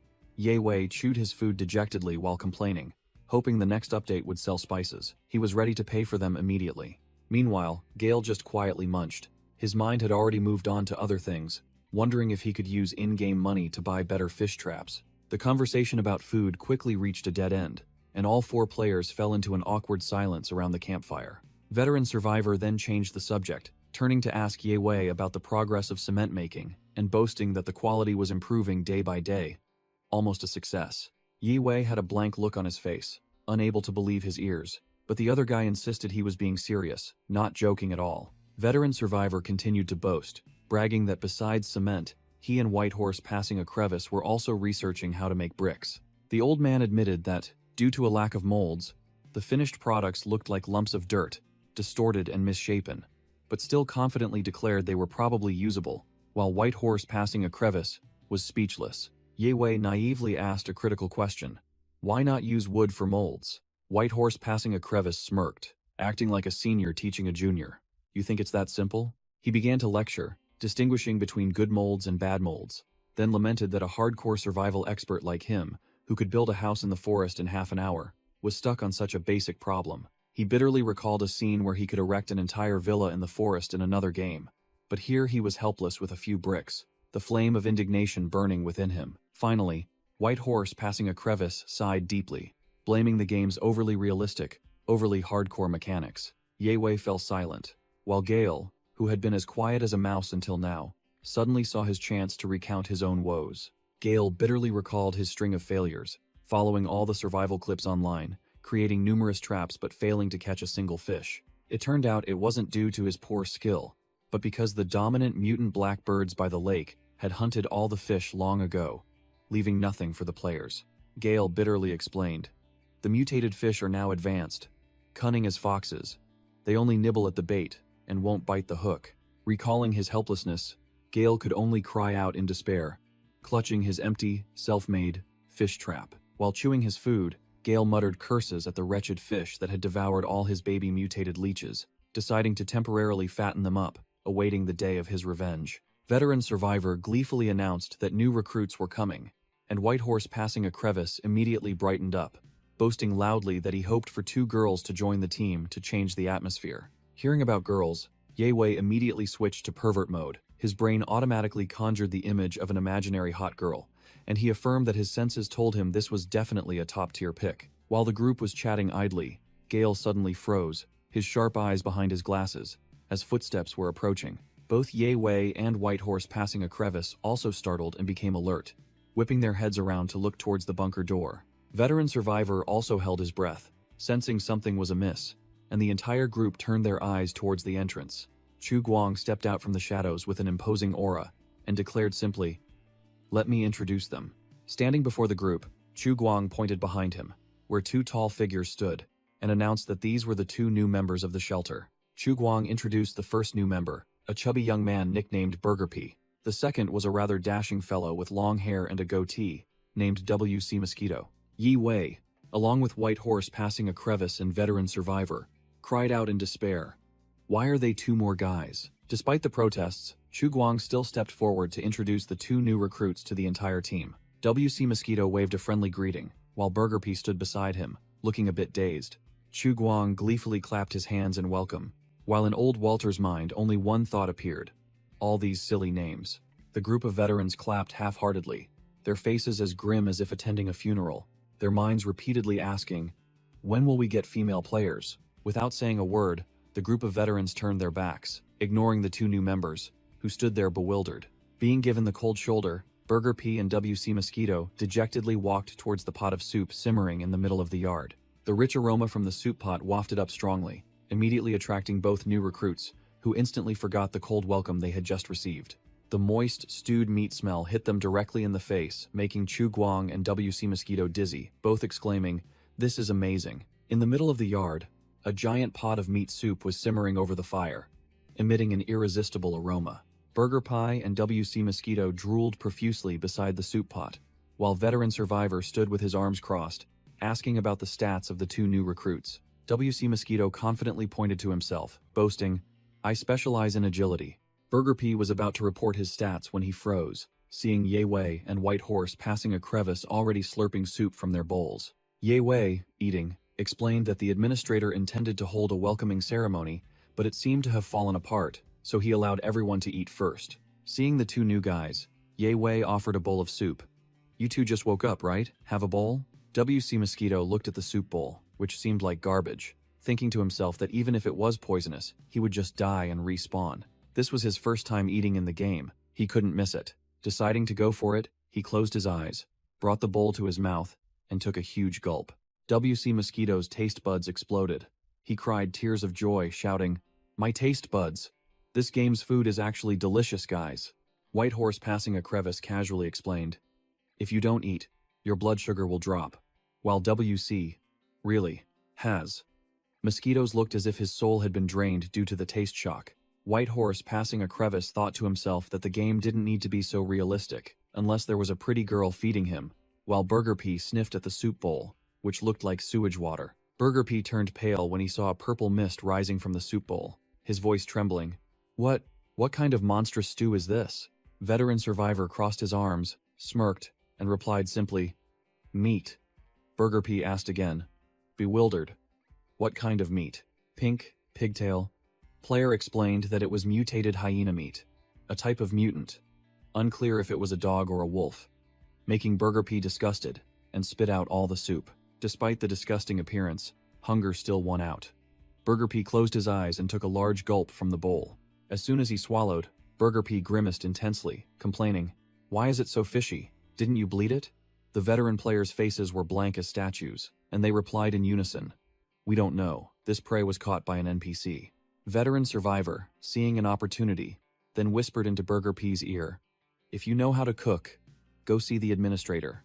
As long as you have a special skill, you'll be valued." After hearing this, Burger P's eyes lit up like headlights, and he excitedly slung his arm over Veteran Survivor's shoulder. "Really? Then I have to try it later." While Burger P and Veteran Survivor were still bewildered, a red-haired new recruit confidently raised his hand. "Do you need a carpenter?" "I know carpentry." Veteran Survivor, hearing the two words carpentry, immediately widened his eyes, completely shocked as if he had struck gold. Veteran Survivor immediately grabbed WC really has mosquitoes by the collar, asking again to be sure. The newbie still innocently boasted that his family specialized in selling handmade wooden items, even trying to get him to add him as a friend for a discount. A rare find. Veteran Survivor and Showmercy firmly grabbed WC really has mosquitoes, overjoyed as if they'd struck gold, because they needed someone to make molds. "WC really has." Mosquitoes cried out in panic as he was dragged away, his hand still reaching for his unfinished bowl of soup. "Wait, I haven't finished eating yet." The two men ignored him, dragging the newbie away roughly and reassuring him that the chef could just cook another pot, while the other players chimed in that the soup was terrible anyway. Burger P watched the two burly men drag WC really has mosquitoes into a building, the poor carpenter's curses still echoing. In Burger P's mind, the scene just now transformed into a BDSM-style introduction, and he started sweating profusely, wondering, is this game really wholesome? Burger P turned to look at Ye Wei and Level 8 Great Gale with suspicious eyes, but both merely avoided his gaze, stammering, "Probably?" Meanwhile, Ye Wei was lost in a power fantasy, dreaming of himself holding a gun, protecting a hot girl, and telling himself that the unhealthy content hadn't appeared yet. Annoyed by the old player's infuriating answers, Burger P decided to hell with it, head explore the game himself to get it over with. Meanwhile, WC really has mosquitoes was sawing wood and grumbling about the new player's idiotic work, letting the wood almost grow mushrooms. Veteran Survivor held the finished product in his hand, his eyes shining, acknowledging that this newbie mosquito's craftsmanship was truly authentic. WC really has mosquitoes wiped his sweat, asking Veteran Survivor if that was enough. Veteran Survivor put his arm around WC really has mosquitoes, grinning broadly and thanking him profusely, promising to be there with just a shout if he needed anything. Veteran Survivor secretly thought he had struck gold this time. Next time, he wouldn't be so polite and would exploit the newbie's labor to the fullest. Immediately after, Veteran Survivor began the next step, pressing the mortar mixture firmly into the wooden mold with his hands. As each brick was cast, Veteran Survivor carefully arranged them in neat rows under Showmercy's supervision. The bricks were used to build a kiln, and the fire blazed fiercely.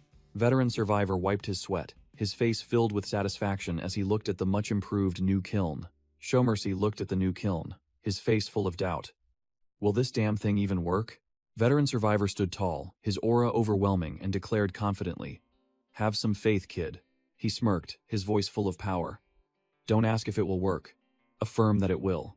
The two men stood guarding the kiln, which was puffing out smoke, looking professional. Seeing Showmercy still hesitant, Veteran Survivor snapped, telling his subordinate to believe in their achievement.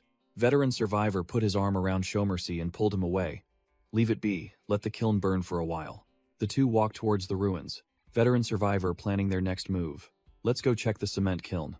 I have a feeling it's almost done." Let's try to farm a barrel before logging off. From above, Chu Guang observed with satisfaction. Both the newbies and veterans were diligently grinding, while WC really has mosquitoes had just shown Ye Wei a brand new fish trap, making the blonde man's eyes widen in astonishment. WC really has mosquitoes, smugly explained the upgrade, changing the rhombus structure to a cage, reinforced with sturdy steel bars instead of flimsy wooden ones.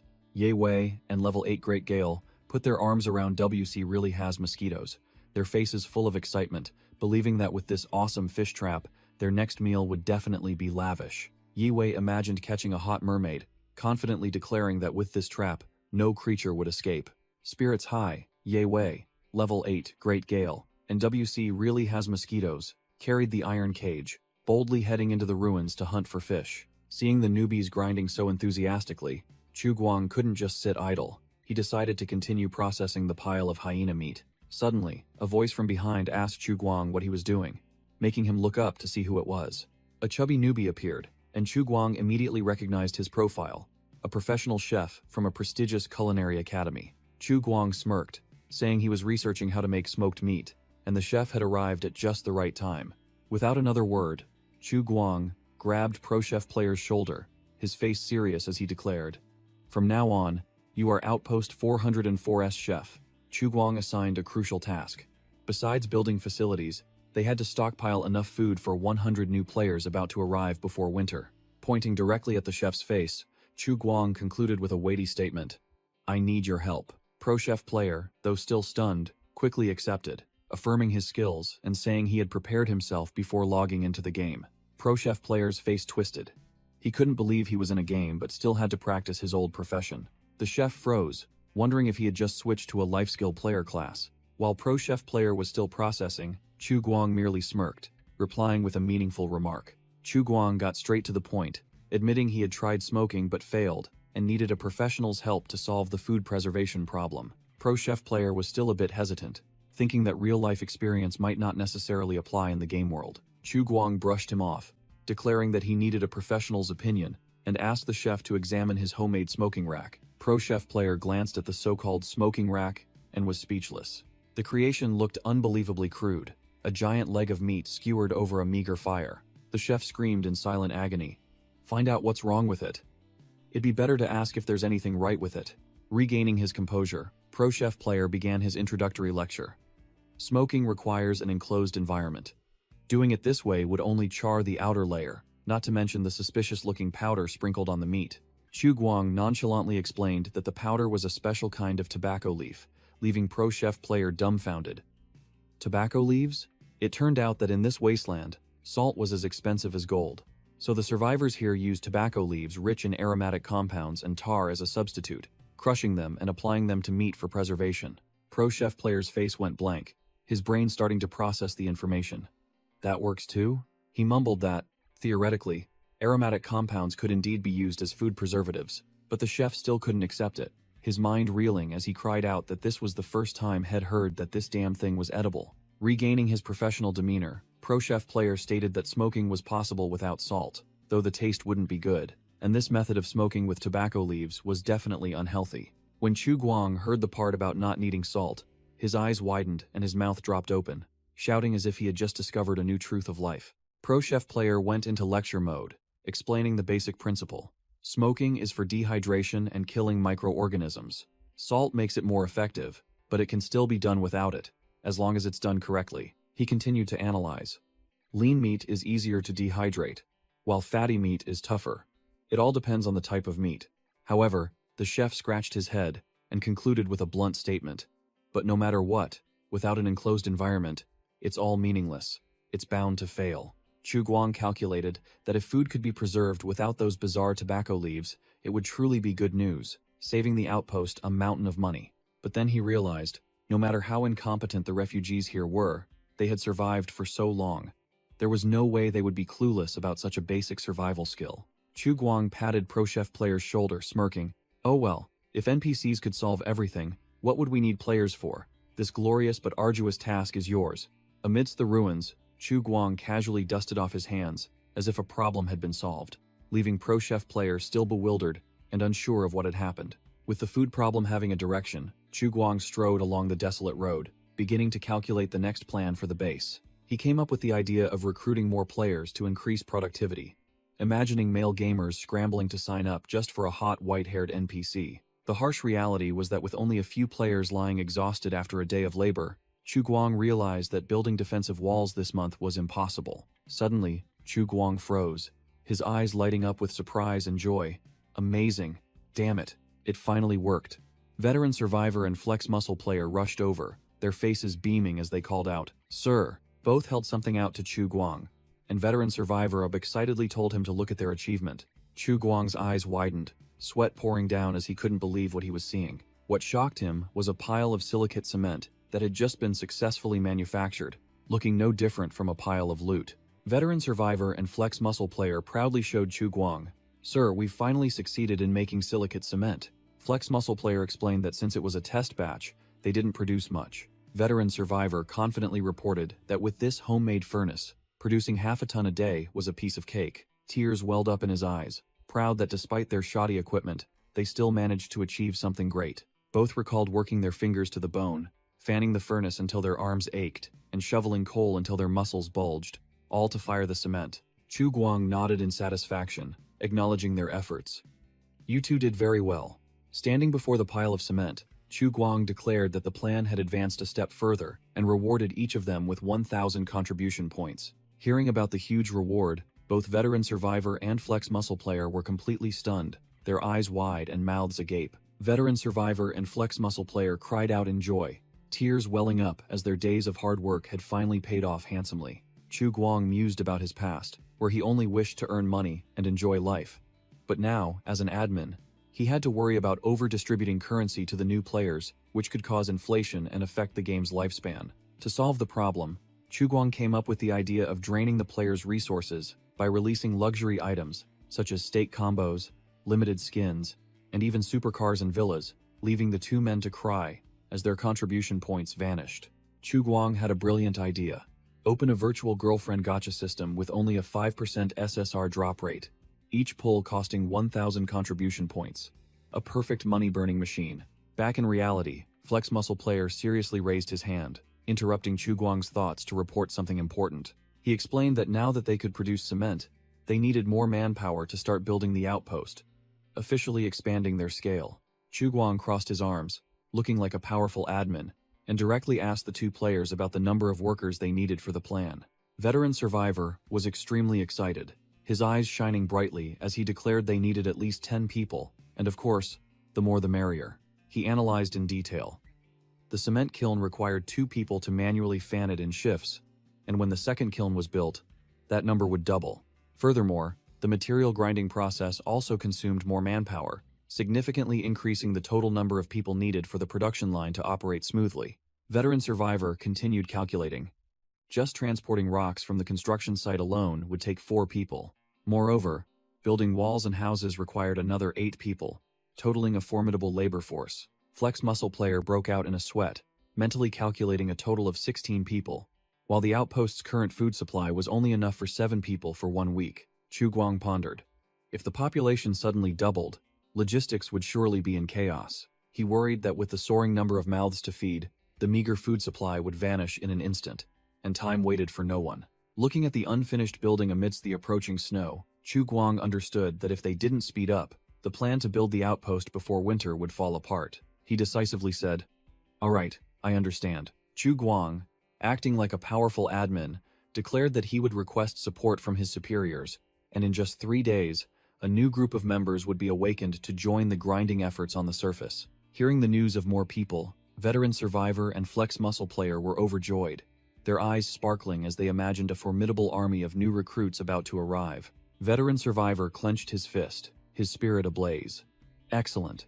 With more people, our construction project will be much easier." With their morale soaring, all the players shouted in unison, ready to work hard for the great construction endeavor. Professor Yanfeng muttered to himself, a knowing smile on his face. Just as I suspected. This NPC is clearly no ordinary one. He realized that Chu Guang was not just a simple NPC, but a force that could even interfere with the progress of the closed beta. Professor Yanfeng's mind raced, and a crazy hypothesis flashed through it. Could it be like those old-fashioned online game novels?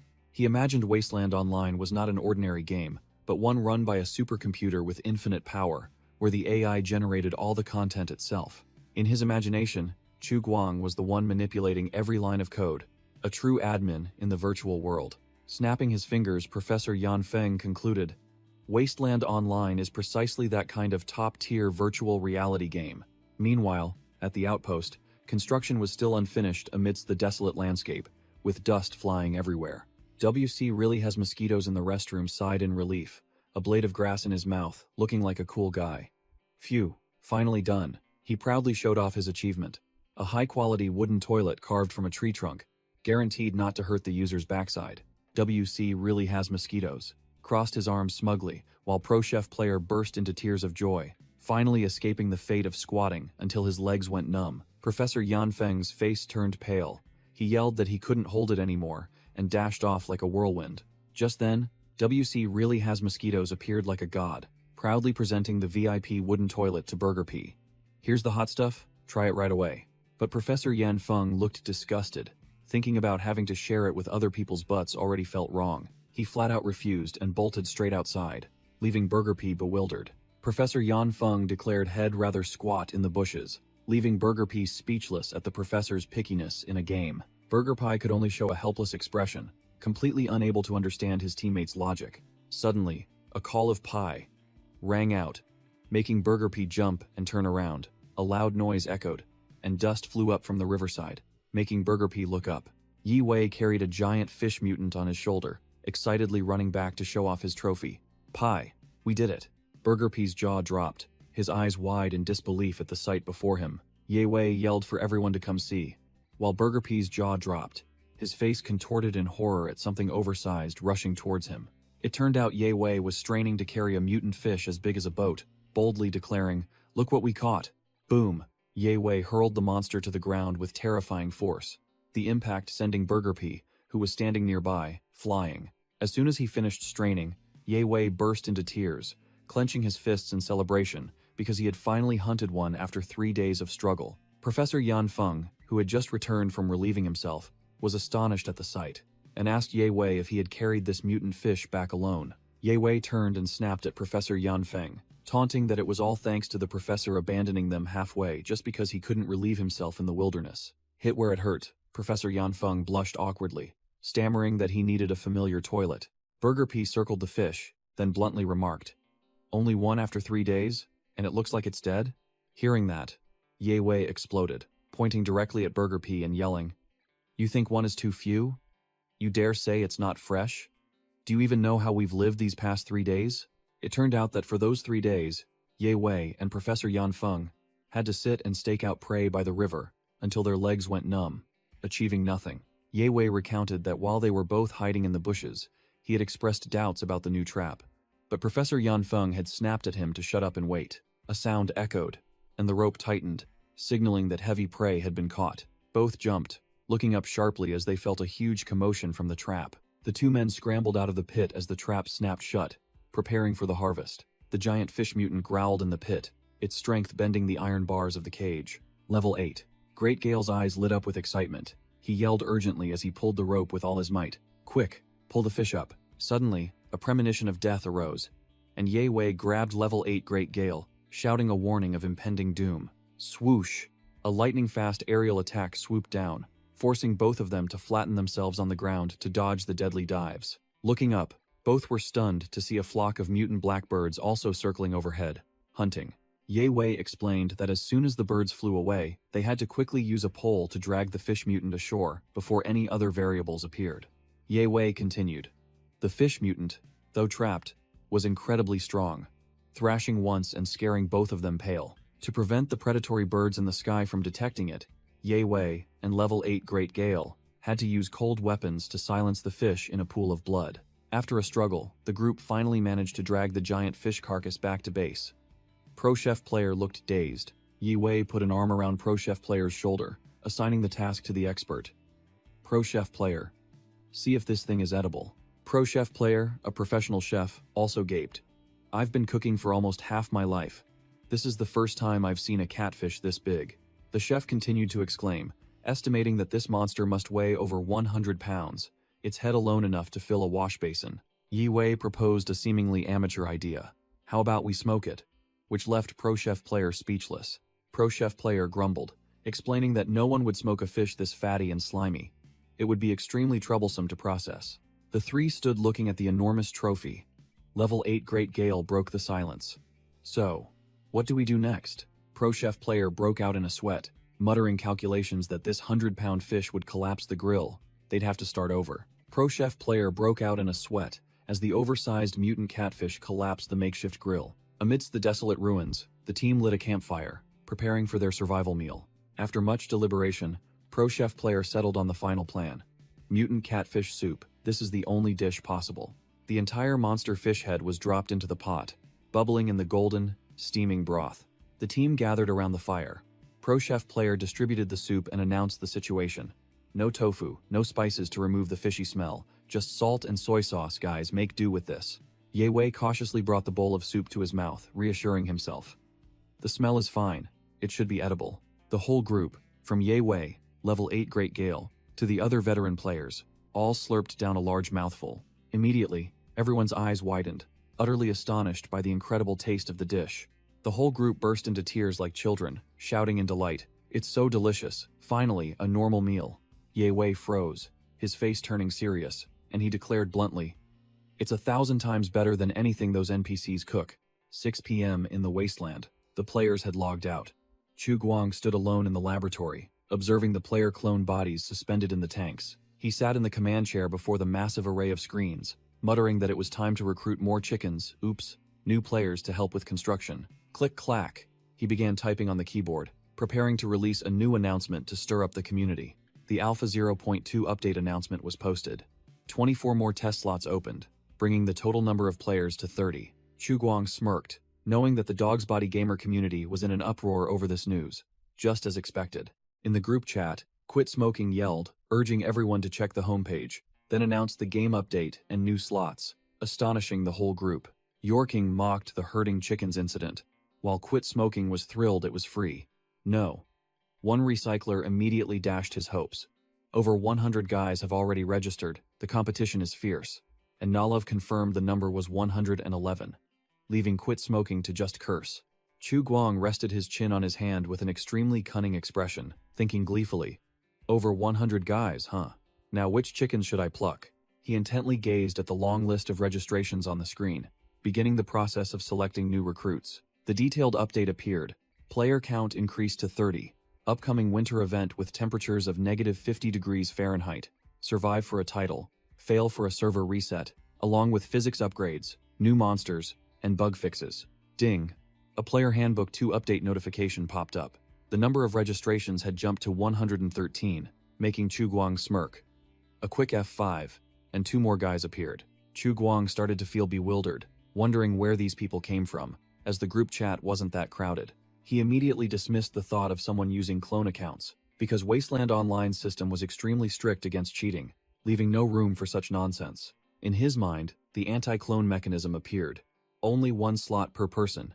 Changing IP or device was useless, unlike other trash games. That's right, I should check the forum.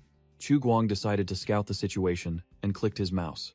In the Dog's Body Club group chat, Quit Smoking was yelling, asking why the forum was so crowded, while the rest were spamming memes and guessing that someone had shared the link to a NSFW story group. When 2 female newbies asked if the game was decent, Quit Smoking immediately played the role of a team saboteur, declaring the game was full of fakes and shooing them away from registering, causing the 2 girls to quietly leave. Observing the entire incident, Chu Guang was speechless, his face dumbfounded by the stupidity of his own player. He was furious, silently yelling in his head. Is Quit Smoking crazy? The forum just got a little fame and he's chasing people away. He might have chased away a dozen already. Finally, Chu Guang could only let out a helpless sigh, leaning back in his chair, feeling exhausted by his troublesome recruits. After browsing the forum for a while, Chu Guang finally found out why the user count had surged. It turned out someone had screenshotted the chat in Dog's Body Club and then dumped the game link into other groups. Chu Guang looked smug. Thanks to this, Wasteland Online suddenly went viral across various gaming forums, even though the information only consisted of a few brief introductory lines and some empty promises. But the new players kept asking ridiculous questions like, "Can you take off clothes in the game?" or "Is there censorship?" which made Chu Guang's face turn pale. He got a headache thinking about having to recruit a few mods to clean up this forum, which was like a chaotic marketplace. Suddenly, the Dog's Body Club group chat exploded with notifications. He secretly hoped they were discussing something sensible. Contrary to his expectations, the whole group was yelling because the newly closed beta game already had an expansion. And Quit Smoking even shouted, demanding to tag the admin to top up money for more slots. As soon as he saw Quit Smoking's name, Chu Guang's blood rushed to his head again, his face looking as if he wanted to slaughter the whole world. Suddenly, a private message popped up. He was surprised to see the sender was Whitehorse Passing a Crevice. Whitehorse Passing a Crevice messaged him directly. Chu Guang, are you there? Ignoring the chaotic group chat below. In a room full of golden trophies, Whitehorse Passing a Crevice, a true gamer, received the message notification while sitting in front of his PC setup. As soon as he saw a reply, his eyes lit up with excitement. Oh, he replied. The chat screen appeared. Chu Guang replied concisely. Just finished work. What's up? Whitehorse, Passing a Crevice, typed furiously, getting straight to the point. Is the administrator NPC that we often call played by a company employee, or is it an AI? He quickly added a probing sentence. I'm just asking casually. If it's a company secret, just ignore it. Chu Guang replied nonchalantly, claiming he was just a lowly planner who knew no secrets, which made Whitehorse Passing a Crevice even more eager, urging him to continue. Chu Guang began his grand reveal, dropping a tantalizing bait. His existence is very special. Whitehorse Passing a Crevice immediately took the bait, his eyes shining. Special? Wow. This NPC is truly something else. Whitehorse Passing a Crevice typed rapidly. Can you be more specific? On the other side, Chu Guang flashed a cunning smile, preparing to deliver the final blow. With a dramatic expression as if revealing an earth-shattering secret, Chu Guang typed out a shocking line. He is the first-generation perfect AI developed by our company, making Whitehorse Passing a Crevice gape and yell in his head. A perfect AI? Goodtime gulped, sweat pouring down as he heard the shocking news, his brain starting to overload. But instead of fear, Goodtime cheered in delight, his eyes gleaming like car headlights. Holy crap, this is awesome. Chu Guang continued his bluster, asserting that the administrator was an almost human AI, with thoughts, memories, and full control over the players. Goodtime furiously typed on his keyboard, smug that he had guessed correctly. Just as I predicted. I truly am a genius. The gamer typed like a man possessed, finally understanding why every decision made by the administrator directly affected the entire server's game testing progress. Goodtime praised the game's realism, feeling as if he was living in a real world, not just a video game. He firmly declared that even if one nitpicked, they wouldn't find a single bug. This game was too perfect.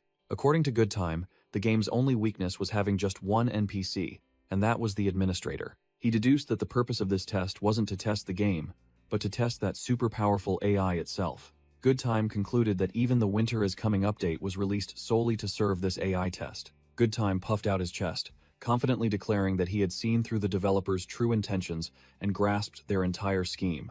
He sneered, scoffing at the small fry on the forums who only discussed trivial matters about the Winter is Coming update. Goodtime typed furiously, messaging Chu Guang directly, exposing that on the surface it was a game test, but in reality, they were testing a perfect AI. He firmly concluded that the Winter is Coming update was released precisely to test the company's mysterious AI. Chu Guang broke out in a cold sweat, frozen for a few seconds by this gamer's godlike deduction. He secretly thought he should immediately delete the noob tricking script folder, because Goodtime's bluster sounded even more plausible than the script had made up. Seeing Chu Guang remain silent and unresponsive, Goodtime became even more smug, believing he had guessed correctly and everything was going according to plan. Chu Guang flashed a devilish smile, deciding to play along, and typed a confirmation that Goodtime's hypothesis was entirely accurate. Goodtime pressed, asking if the test's progress would be affected by the storyline, and Chu Guang coldly confirmed that it would. The gamer typed like a storm after learning that only the administrator could advance the storyline, and promised to keep this shocking secret under wraps. Chu Guang messaged back that it wasn't exactly a secret, but Goodtime still vehemently vowed not to utter a word, confidently declaring himself super trustworthy, leaving Chu Guang speechless. Chu Guang sighed inwardly, finally witnessing firsthand the legendary realm of delusion from a gamer. Nevertheless, Chu Guang felt relieved, thinking that having such an experienced new player would save him a lot of trouble when he entered the laboratory. Standing before two-player clone body cultivation tanks, Chu Guang muttered that it was time to prepare to welcome the new recruits. Meanwhile, the outside world was changing. Yellowing leaves and sharply dropping temperatures signaled an unprecedented crisis was approaching, as monster wolves and mutant birds began to roam the ruined city. Chu Guang gathered the players amidst the ruins, announcing the bad news. This winter will be harsher than usual, and it's coming earlier than expected. We don't have much time to prepare. The faces of the gamers, from Pro Chef Player, WC Mosquito, to Gale, all grew tense, realizing the gravity of the situation. Ye Wei, Shadow, and the other players were no exception. All exuded a determined readiness to face the coming cold snap. Chu Guang pointed to the quest board, declaring it had been updated. The list of necessities, required constructions, and corresponding rewards were all there. Chu Guang looked down at the entire lineup from above, concluding with a stern statement. Remember, we must unite to overcome this difficult time together. Chu Guang's face was cold as he sternly declared, "Winter is coming. This is fate's test for all of us." Standing high above, Chu Guang officially launched the first beta game expansion, Winter is Coming, while the players below were fired up, ready for battle. The atmosphere at the base became urgent. Players rushed into work. Some built furnaces, others transported materials, all hastily preparing for the harsh winter. Chu Guang stood alone, exhaling a puff of smoke, clearly feeling the cold seeping into the air and the urgency of the situation. Chu Guang broke into a cold sweat, thinking about the population about to increase from 6 to 30 mouths to feed, and all of them would be screaming for food like a hungry horde of zombies. To stockpile food, Chu Guang took Ye Wei hunting, a clean arrow taking down the 10th mutant bird of the day. Utilizing Ye Wei's sensory abilities, the two successfully ambushed a two-headed hyena. Ye Wei leaped into the air and delivered a fatal finishing blow. The result after 3 days of grinding was a mountain of monster corpses. Over a dozen mutated hyenas along with countless rabbits and squirrels, so many that Gale was left wide-mouthed in astonishment. Thanks to leeching experience from Chu Guang, Ye Wei finally officially leveled up to 1, escaping his fate as a level 0 rookie. Ye Wei went wild with joy, flexing his arms in celebration of being carried to a higher level, while Chu Guang stood behind him, speechless. Chu Guang felt a surge of power stirring within his body, vaguely sensing the threshold of a breakthrough, but getting stuck because his gene sequence was too unique compared to the GM's. Standing before the analysis screen with Little 7, Chu Guang admitted he was also clueless about how to level up, only able to rely on the machines to find clues.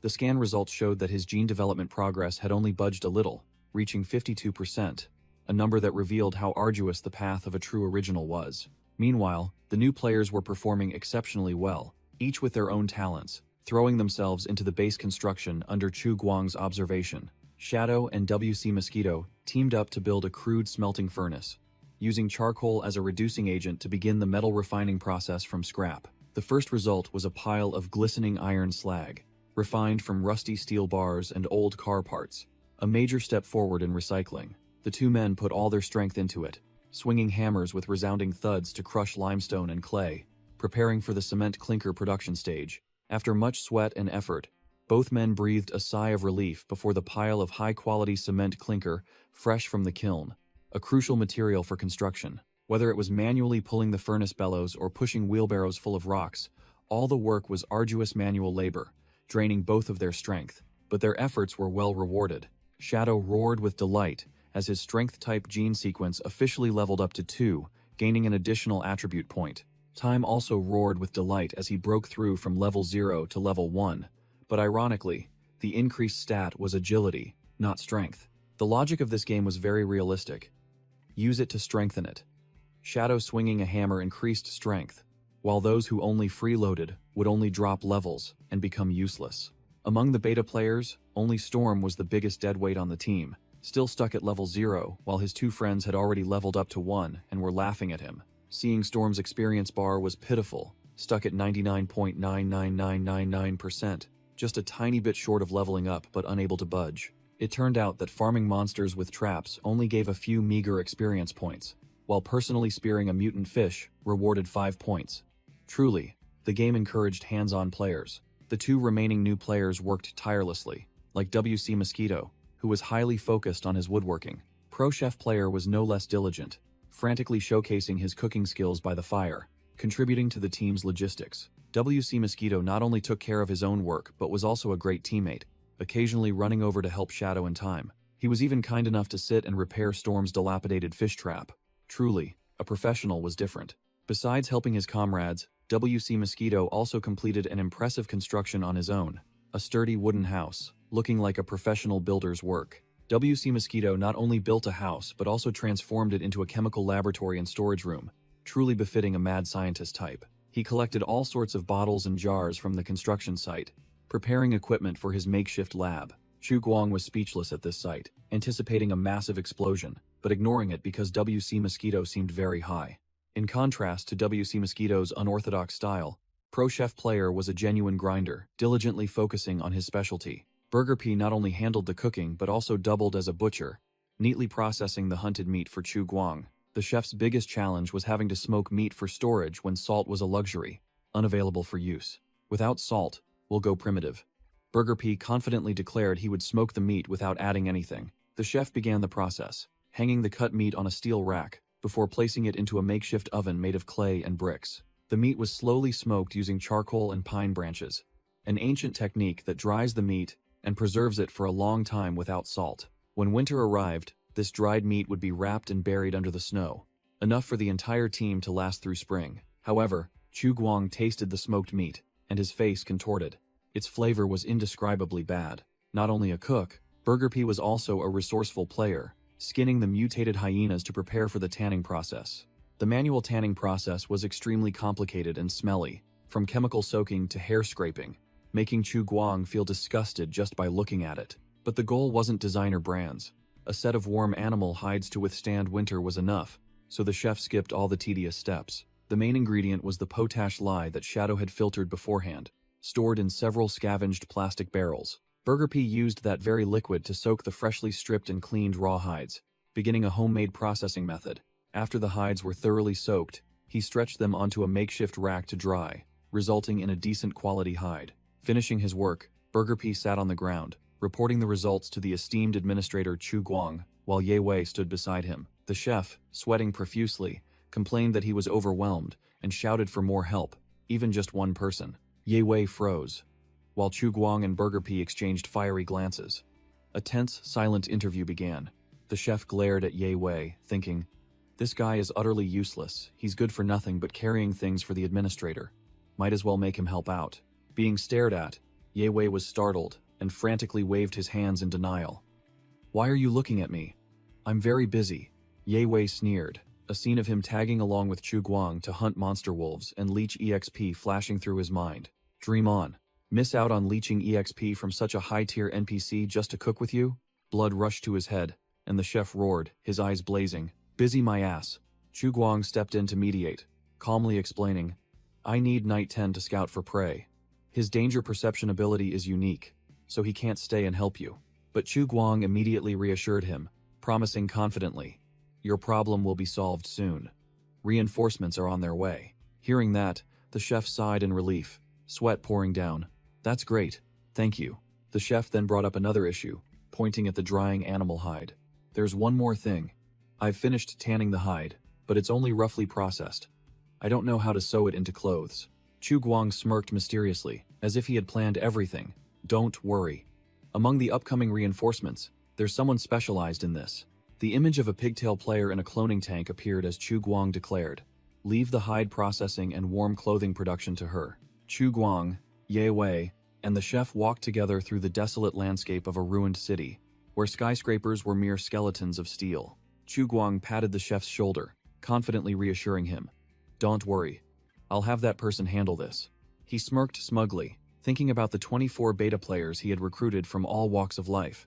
Their skills might be shoddy, but they were all usable when needed.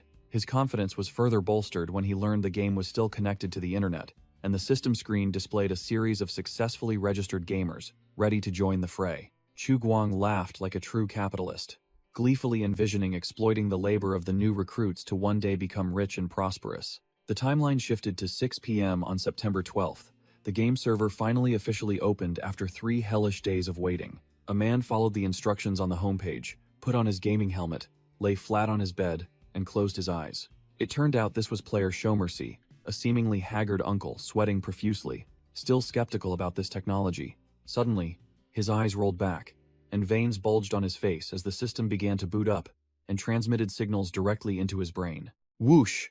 A hand reached out in the virtual space, touching a blue energy vortex that was sucking the player's consciousness into the game world. Splash! Showmercy was spat out from a blue liquid tank, officially completing the in-game spawn process. The middle-aged man opened his eyes wide, his face blank, his brain still loading, trying to comprehend what had just happened. He staggered forward in a dark laboratory, unable to believe his eyes. This is supposed to be a game world? Showmercy was stunned, as he felt the cold and realism down to every pore, muttering that this technology was too incredible. But the feeling of realism was quickly replaced by an indescribably foul stench and a premonition that something was wrong. Standing tall before him was a muscular, one recycler, who had just emerged from another tank. Uncle Showmercy's face turned pale, sweat pouring down like rain, his brain temporarily shut down. The one recycler also remained silent, its golden eyes scanning the trembling new recruit from head to toe. After a few seconds of stunned silence, Showmercy finally screamed, "What the hell is this thing?" Contrary to his expectations, the monster calmly retorted with a question, making Showmercy fall backward onto the ground, pointing and shouting, "Who are you? An NPC, right?" "No," one recycler growled. "NPC, my ass. I'm a player, ID." "No," one recycler. Showmercy was overjoyed when he recognized his teammate, but he couldn't resist teasing. "Oh, it's you, the guy who just joined the group a few days ago. Why do you look so hideous?" "No," one recycler immediately retorted. "You're the ugly one." Then both burst into hearty laughter. Suddenly, "No." One recycler froze, his face blank, as if he had just realized something terribly wrong. He spun around, frantically patted his entire body, especially his sensitive area. After checking, "No," one recycler shouted in despair, "Damn it! Why don't I have that thing?" Showmercy was speechless, sweat pouring down. "With this form, why are you still concerned about that thing?" "No," one recycler roared, his eyes bloodshot with anger. "If I don't have that, then I won't have the other thing either." He frantically shouted, imagining a sexy imaginary lizard woman. "You damn deceptive game designers. If you're going to make me a lizard man, why not make me a lizard woman instead?" Showmercy narrowed his eyes. A mischievous smile spread across his face. "If you don't want to be a lizard man, we could swap." "No," one recycler snapped at Showmercy, chasing him away. "Get lost." Ignoring him, "No." One recycler remembered he could check his stats, and immediately pressed his hand against the cryopod to scan his body. A stat screen appeared. ID. No. One recycler, mutated lizardman race, level 0. Strength, agility, constitution, and perception were all at 7 to 8, but intelligence languished at 2, along with a bunch of overpowered passive talents. No. One recycler roared in excitement when he saw his hacked-like starting stats. Holy crap, these stats are for real. He recalled the information on the homepage. The average stats for an adult male were only 5 points. A comparison chart appeared, showing that he completely surpassed ordinary people in every aspect, except for the intelligence stat of 2 points, which looked like a joke. He reassured himself that he hadn't become stupid. He could still do basic addition, so the low intelligence stat on paper meant nothing. No. One recycler puffed out his chest and burst into a self-satisfied laugh, making Showmercy look at him with a worried gaze. "Are you all right?" He ignored him, gave a thumbs up, indicating he was high as a kite, and urged them to go meet the other players and the administrator. As he walked, no.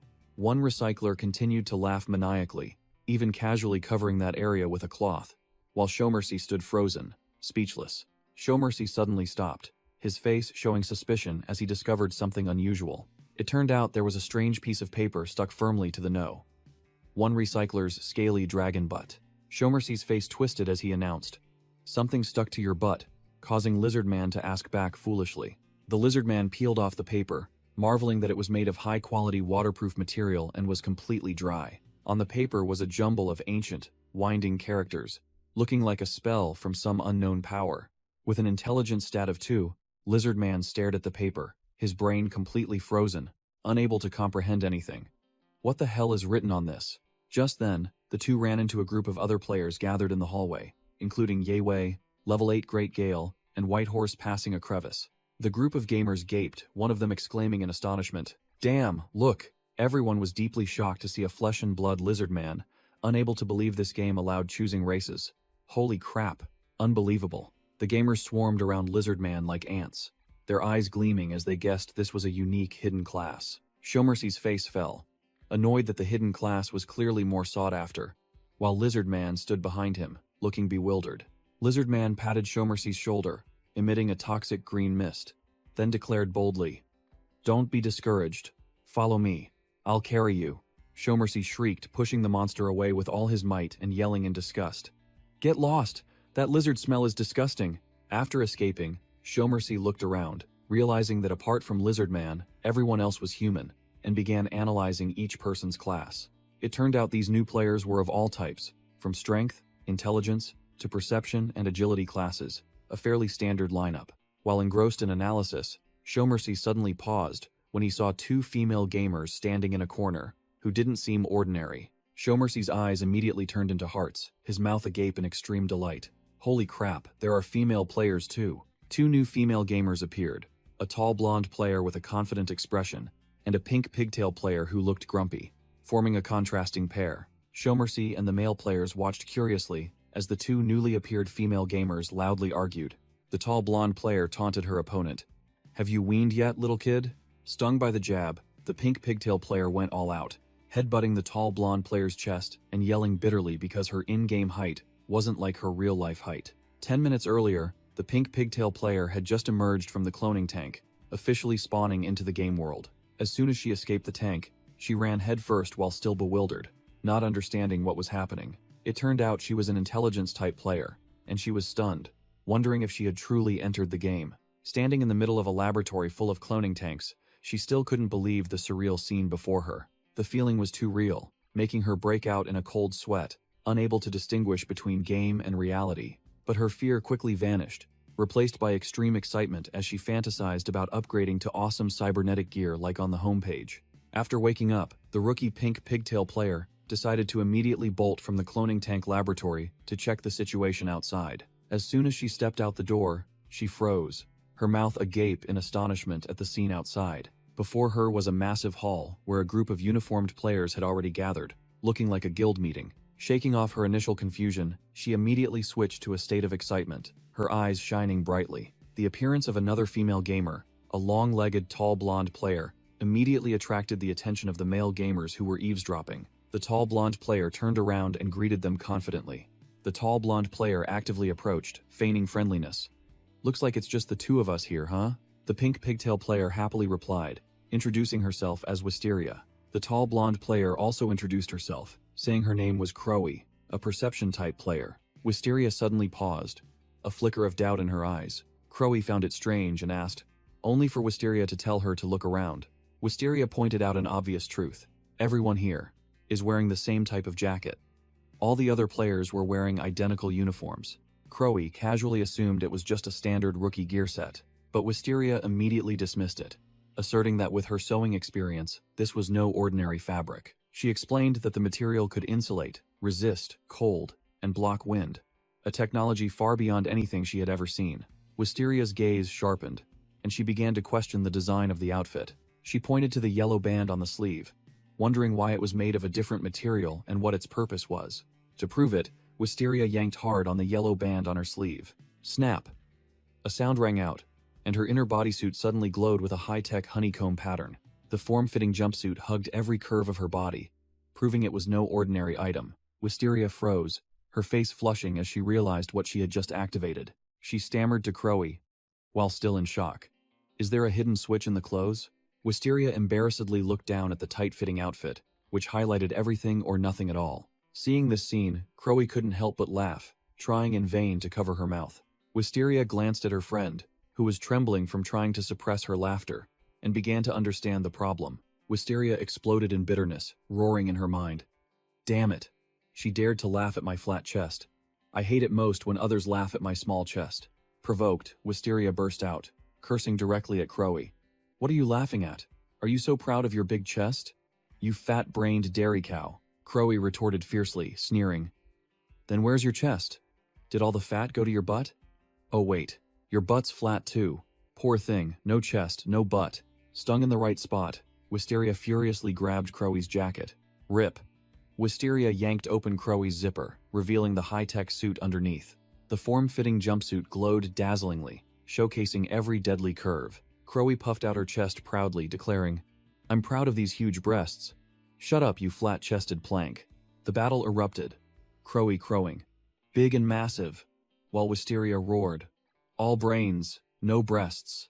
Crowy scorned her opponent as a child, but Wisteria immediately retorted, claiming to be the director of a reputable fashion design company, unlike someone who only knew how to play games. Crowy taunted, "Thought you were a CEO. Turns out you're just a petty director." While Chu Guang, standing nearby, was speechless at the two women's bickering. The chaotic new players who had just entered the game went wild. One demanded a slap, another banged their head against the wall, and one squatted down, planning to test if they could defecate in the game. A knowledgeable blonde player stood amidst the crowd, his face long as he wondered if he was in a game or a mental asylum. Amidst the chaos, Chu Guang stepped out from the end of the hallway, shouting loudly, "Silence!" Startling everyone, the new players immediately turned around, their eyes gleaming as they realized an NPC had just appeared. The knowledgeable blonde player also snapped to attention, clenching his fists excitedly, guessing this was the legendary administrator from the rumors. The blonde new player thought to himself that even though it was his first time playing, he had read all of Goodtime's posts and was well informed about the situation, including the fact that the cement kiln had just been built. Chu Guang stood facing all the new players, including Crowy, Wisteria, and Lizardman, then welcomed them to Shelter 404. Standing next to the robot Little Seven, Chu Guang crossed his arms and declared bluntly, "I am the administrator here." Chu Guang held his head high, his gaze sharp, concluding his identity with the codename, Dawn. Chu Guang and the robot Little Seven stood before the new players, declaring bluntly, "Welcome to Shelter 404. I am the administrator, codename Dawn." All the new players, including the burly lizard man, fell silent, looking serious at the admin's introduction. Chu Guang began his speech, looking incredibly cool and like a true big boss. Mid-sentence, Chu Guang suddenly paused, his expression changing as he spotted something unexpected among the new recruits. It turned out there was a lizard man as huge as a guardian deity in the crowd, making Chu Guang inwardly startled. A mutant? But Chu Guang quickly regained his composure, glancing at its bewildered face and concluding, with that indescribably dumb expression, it must just be a player. The lizard man looked completely harmless, his face blank, sweat pouring down as he didn't understand what was happening. Chu Guang breathed a sigh of relief, telling himself that real survivors were a concern. But these players were just small fry. Causing trouble was a minor issue. He was confident that he held absolute power. In just a second, he could kick, ban, or revoke the beta access of anyone who dared to cause chaos, making Ye Wei turn pale with fear. Setting aside the lizard man for later study, Chu Guang returned to the main topic and announced some hot news. The war is over. Chu Guang shattered the new players' illusions with an image of a ruined city, bluntly declaring, "The bad news is that this world has been completely warped. Don't expect to pack your bags and go home to mom." Two female gamers were stunned upon hearing the harsh truth. This was 200 years after the apocalypse, and they had survived the darkest period. Chu Guang emphasized, "The fact that you're standing here is already luckier than the 12 billion who died before. Know your place." The lizard man and the players next to him swallowed hard.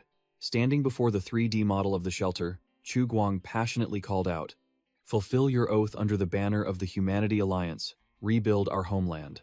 Chu Guang pointed to the rabbit-eared robot beside him, briefly introducing, "This is my assistant, Little Seven. If you have any questions about the shelter, just ask it."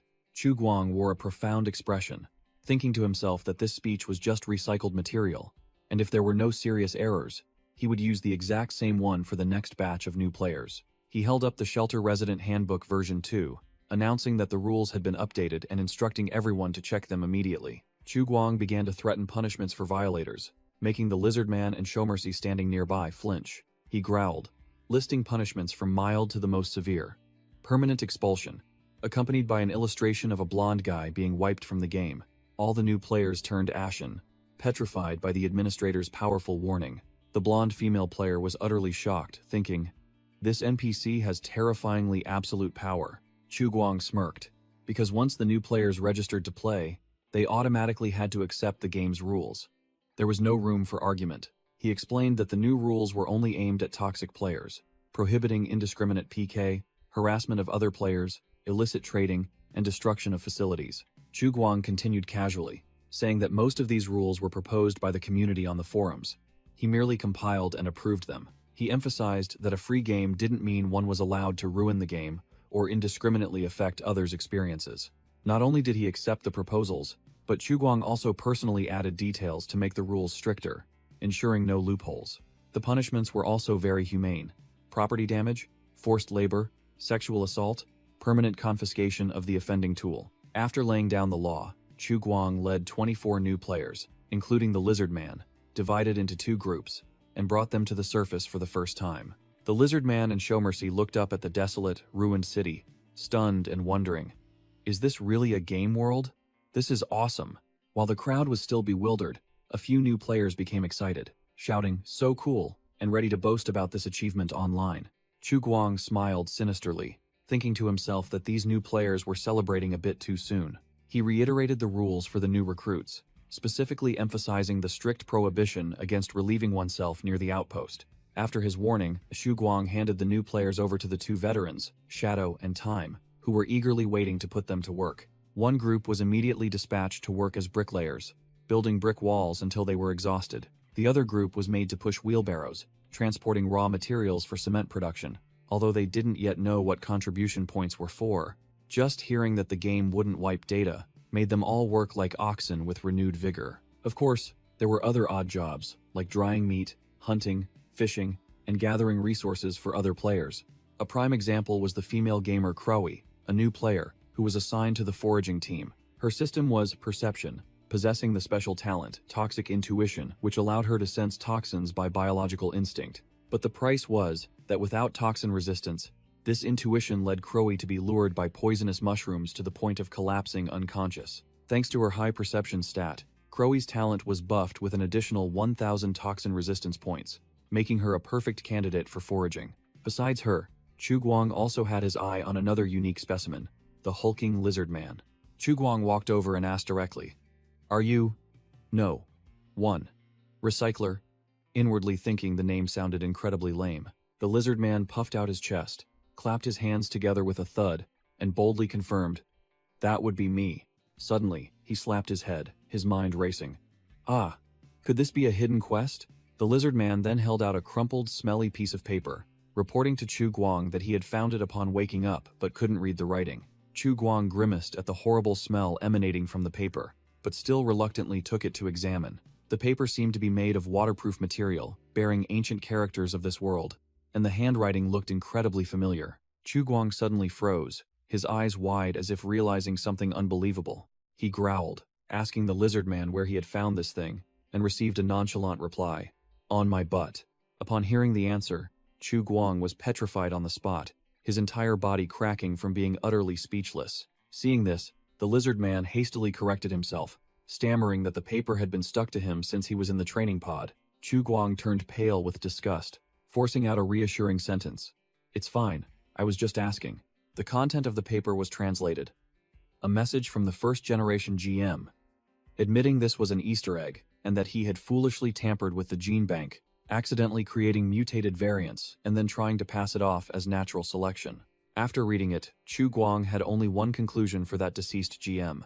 This guy must have been insane. Ignoring that matter, Chu Guang decided there was no point in cursing the dead. He immediately opened the control panel to check the Lizard Man's stats.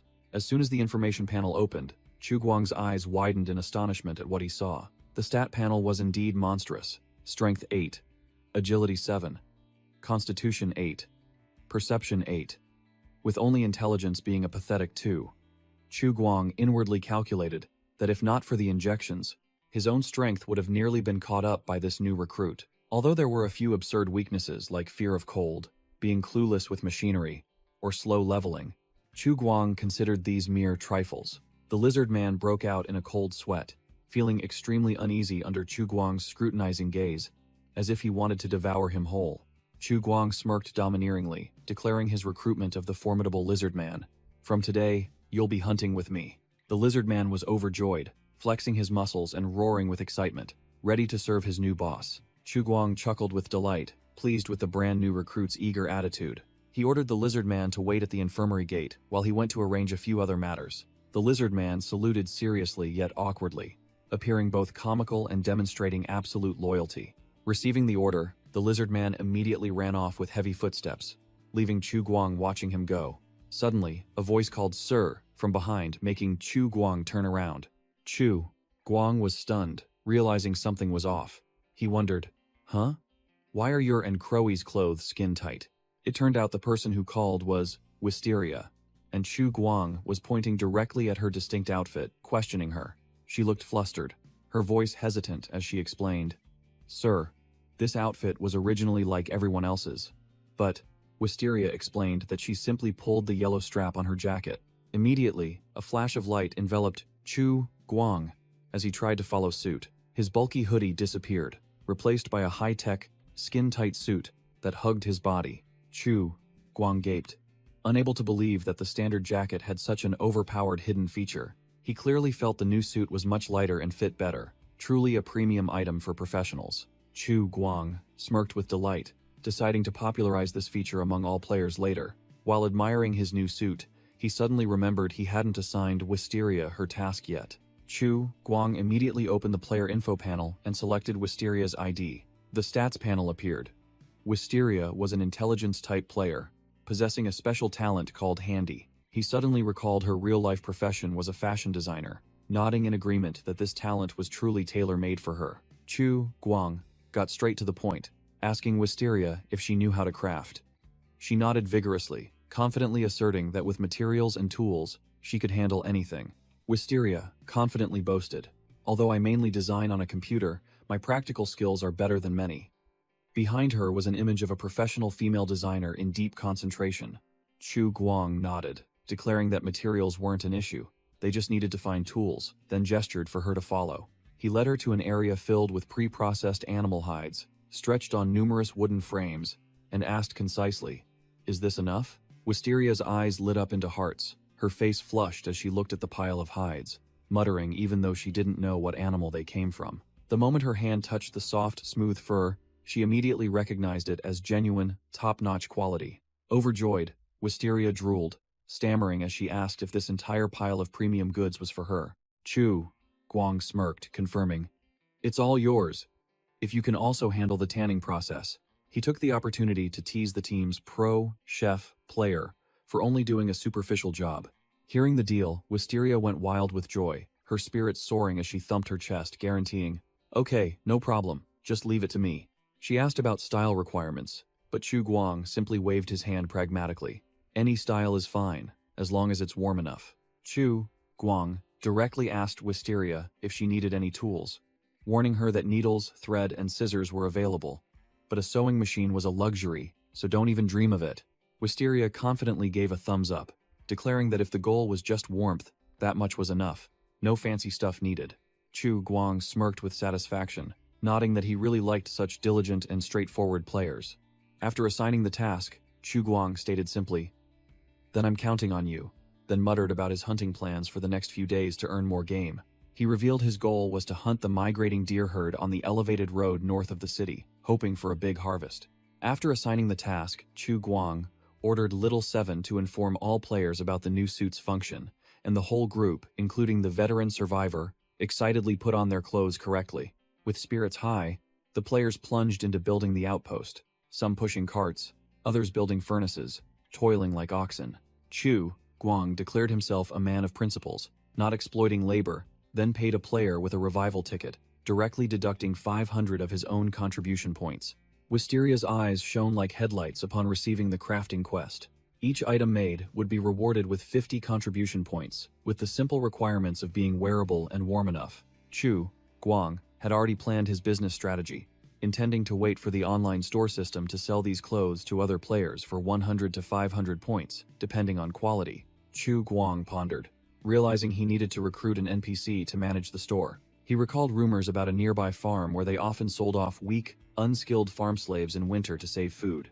Chu Guang decided to go there to try his luck, while Lizard Man stood behind him, already geared up, asking his boss when they would depart. Chu Guang smirked, telling Lizard Man to calm down. First, he needed to find a decent weapon for himself. Both proceeded to a small wooden house outside the infirmary, which was the carpentry workshop built by W.C. Mosquito. Inside the workshop, Lizard Man looked around curiously as Chu Guang led the way into an area full of tools.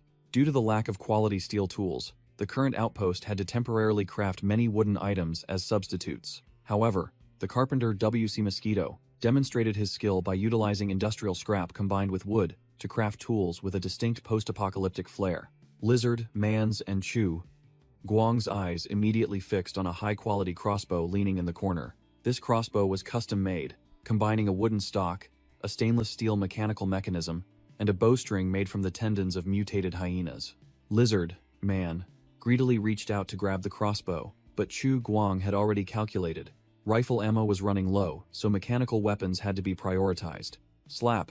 Chu Guang didn't say much, slapping Lizard Man's scaly hand directly, flatly refusing him. Your weapon is over there. Chu Guang coldly pointed to another corner, extinguishing the rookie's hopes. Lizard Man's hot item turned out to be a bundle of hunting spears, looking both ancient and reeking of blood. Chu Guang analyzed that Lizard Man's 8 strength points were enough to throw a spear and finish off a target. But the big guy grumbled, demanding a long-range weapon for efficient hunting. Hearing this, Chu Guang flared up, cursing him directly. You're so big, yet you don't charge in to tank, but want to hide and snipe? Are you even a man? Chu Guang continued lecturing, asserting that spear throwing was a basic hunting skill, useful at all ranges, while Lizard Man just awkwardly scratched his head. Today, I'm only teaching hunting skills, Chu Guang concluded. Later, you can pick whatever you want to fight with. Lizard Man was bewildered for a moment, then suddenly enlightened, muttering, Ah, so it's a main quest. Bang. A surge of determination erupted as Lizard Man had a breakthrough, ready to absorb lessons from the administrator. A red-brown-haired man wearing safety goggles suddenly burst in like a whirlwind, clutching 2 chemical bottles, shouting loudly, Sir! He thrust the 2 chemical bottles close to his face, excitedly yelling about finding acetone to make smokeless gunpowder, truly a crafting fanatic. The carpenter reported his achievements to Chu Guang, while Lizard Man stood next to him, looking like a mini-boss. Hearing about gunpowder, both Chu Guang and Lizard Man gaped, their faces pale with fright. The carpenter chuckled slyly, reassuring them that everything was fine as long as no fire got near it. The carpenter's eyes glowed brightly, completely immersed in the crafting passion of a mad scientist. The carpenter only now noticed the big rookie and asked who he was. Chu Guang coldly introduced him as a new resident. ID. No. 1 recycler. Oh, a new guy, the carpenter muttered, his gaze at Lizard Man clearly filled with envy. The carpenter pouted, openly jealous that Lizard Man started the game with such an overpowered hidden profession. Chu Guang ignored the comedic display, pointed directly at the 2 chemical bottles, and demanded the carpenter immediately explain what they were and how they were made. The carpenter began his chemistry lecture, calmly explaining the extremely simple manufacturing method: dry distillation of wood. The product obtained after condensation could be easily separated into a liquid solution and tar residue, a basic process for chemistry professionals. He continued to babble that the liquid was wood vinegar, containing acetic acid, acetone, and methanol as its main components, which could be separated based on their boiling points. With the smile of a mad scientist, he boasted that acetic acid could create versatile salts, while the bottle of acetone in his other hand had a much more formidable use. Boom. That use was to create TATP, a terrifying explosive, as long as more sulfuric acid could be found to act as a catalyst. The Lizard Man, standing beside him, broke out in a cold sweat, with only one thought in his mind. What the hell does this guy actually do in real life? Just hearing it gives me a bad feeling. Chu Guang also turned pale, muttering that only reckless players would dare to do such crazy, life-threatening things. Regaining his composure, Chu Guang directly asked, So, can you make explosives now? He also promised to keep an eye on nearby chemical factories for ingredients. The carpenter sighed, admitting he couldn't make high-performance explosives yet, but black powder was easy. He just needed a little more time to find another way. Then he smirked sinisterly, hinting that sometimes explosives weren't necessary to create a destructive effect. The carpenter grinned slyly, showing off his new item, a bottle containing a mixture of pine oil and acetone, declaring that lighting the cloth at the bottle's mouth and throwing it would create a prolonged fire.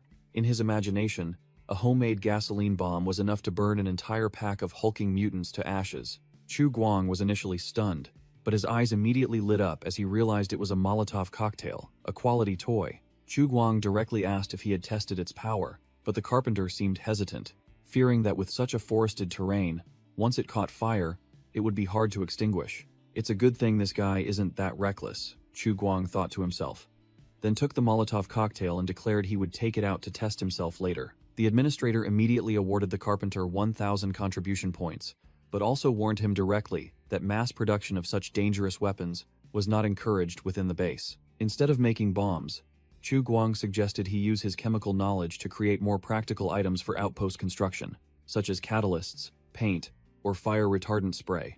The carpenter pondered the essential value the administrator had just mentioned, his hand unconsciously spinning the chemical bottle. Chu Guang continued his leadership speech, advising him to actively communicate with other residents in the shelter to seek more ideas. With a meaningful smile, Chu Guang concluded that perhaps he would receive many more unexpected and useful contributions. An information panel appeared, explaining that the newly crafted chemicals were essential for future industry, usable as gunpowder, pesticides, and detergents alike. Chu Guang stood before everyone, raising the chemical bottle high and praising the carpenter W.C. Mosquito, turning his achievement into a server-wide announcement to motivate grinding.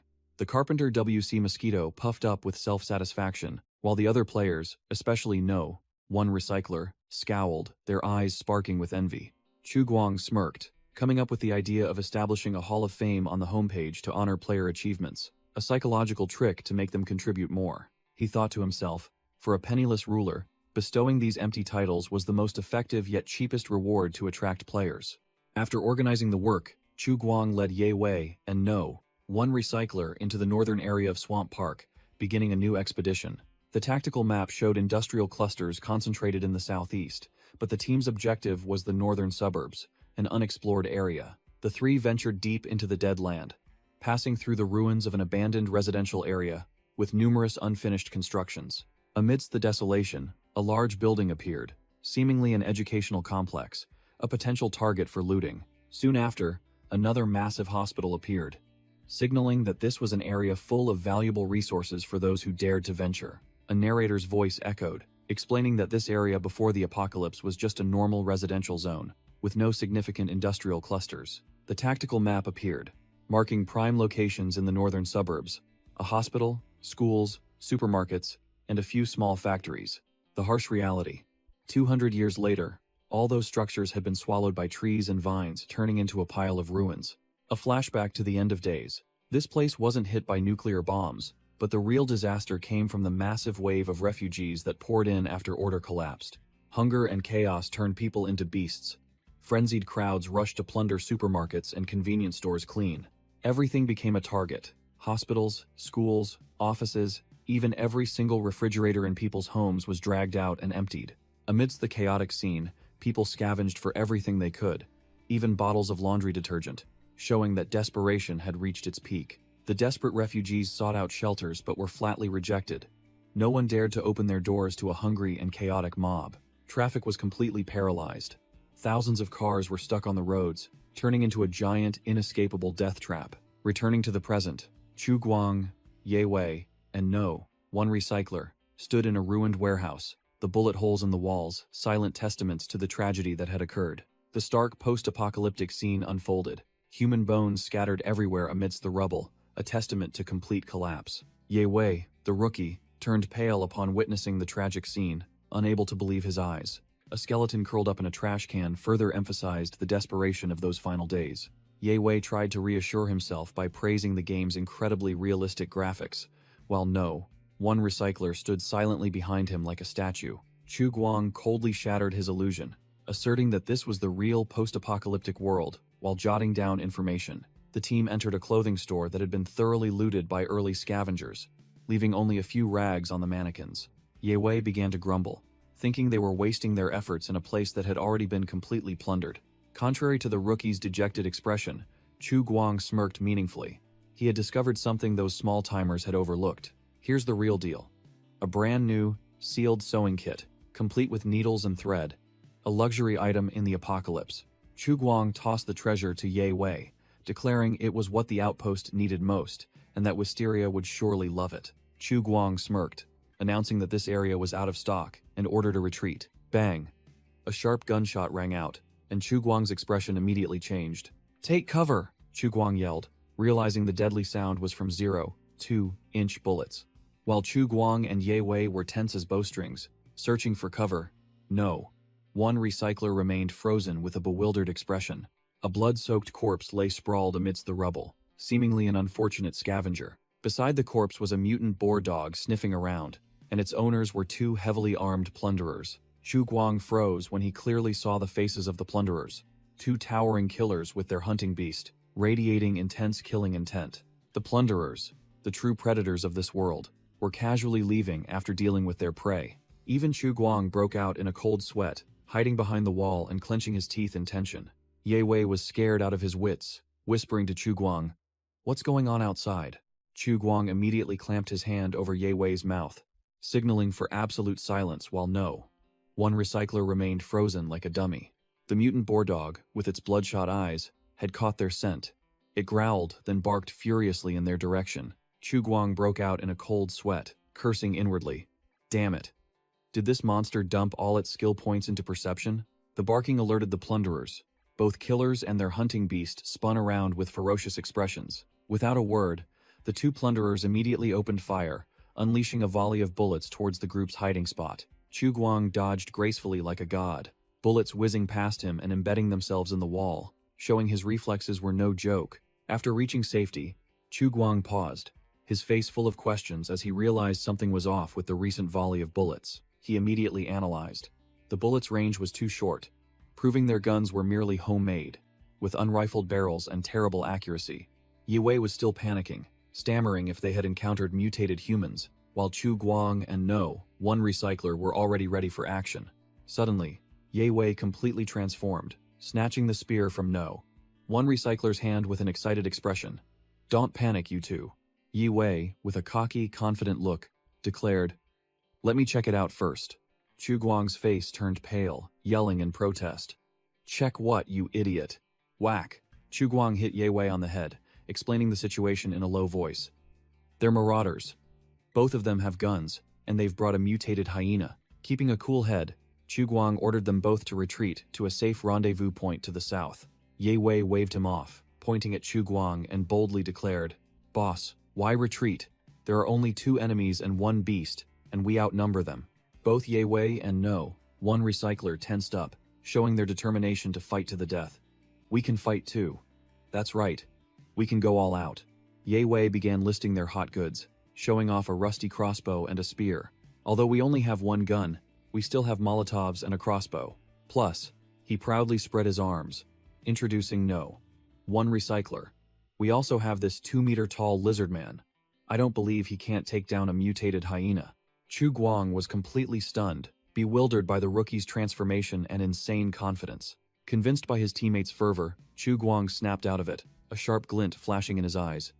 "He's right. Why should we run?" Chu Guang recalled the past. He always had to go solo, so whenever he encountered formidable marauders, he had to hide.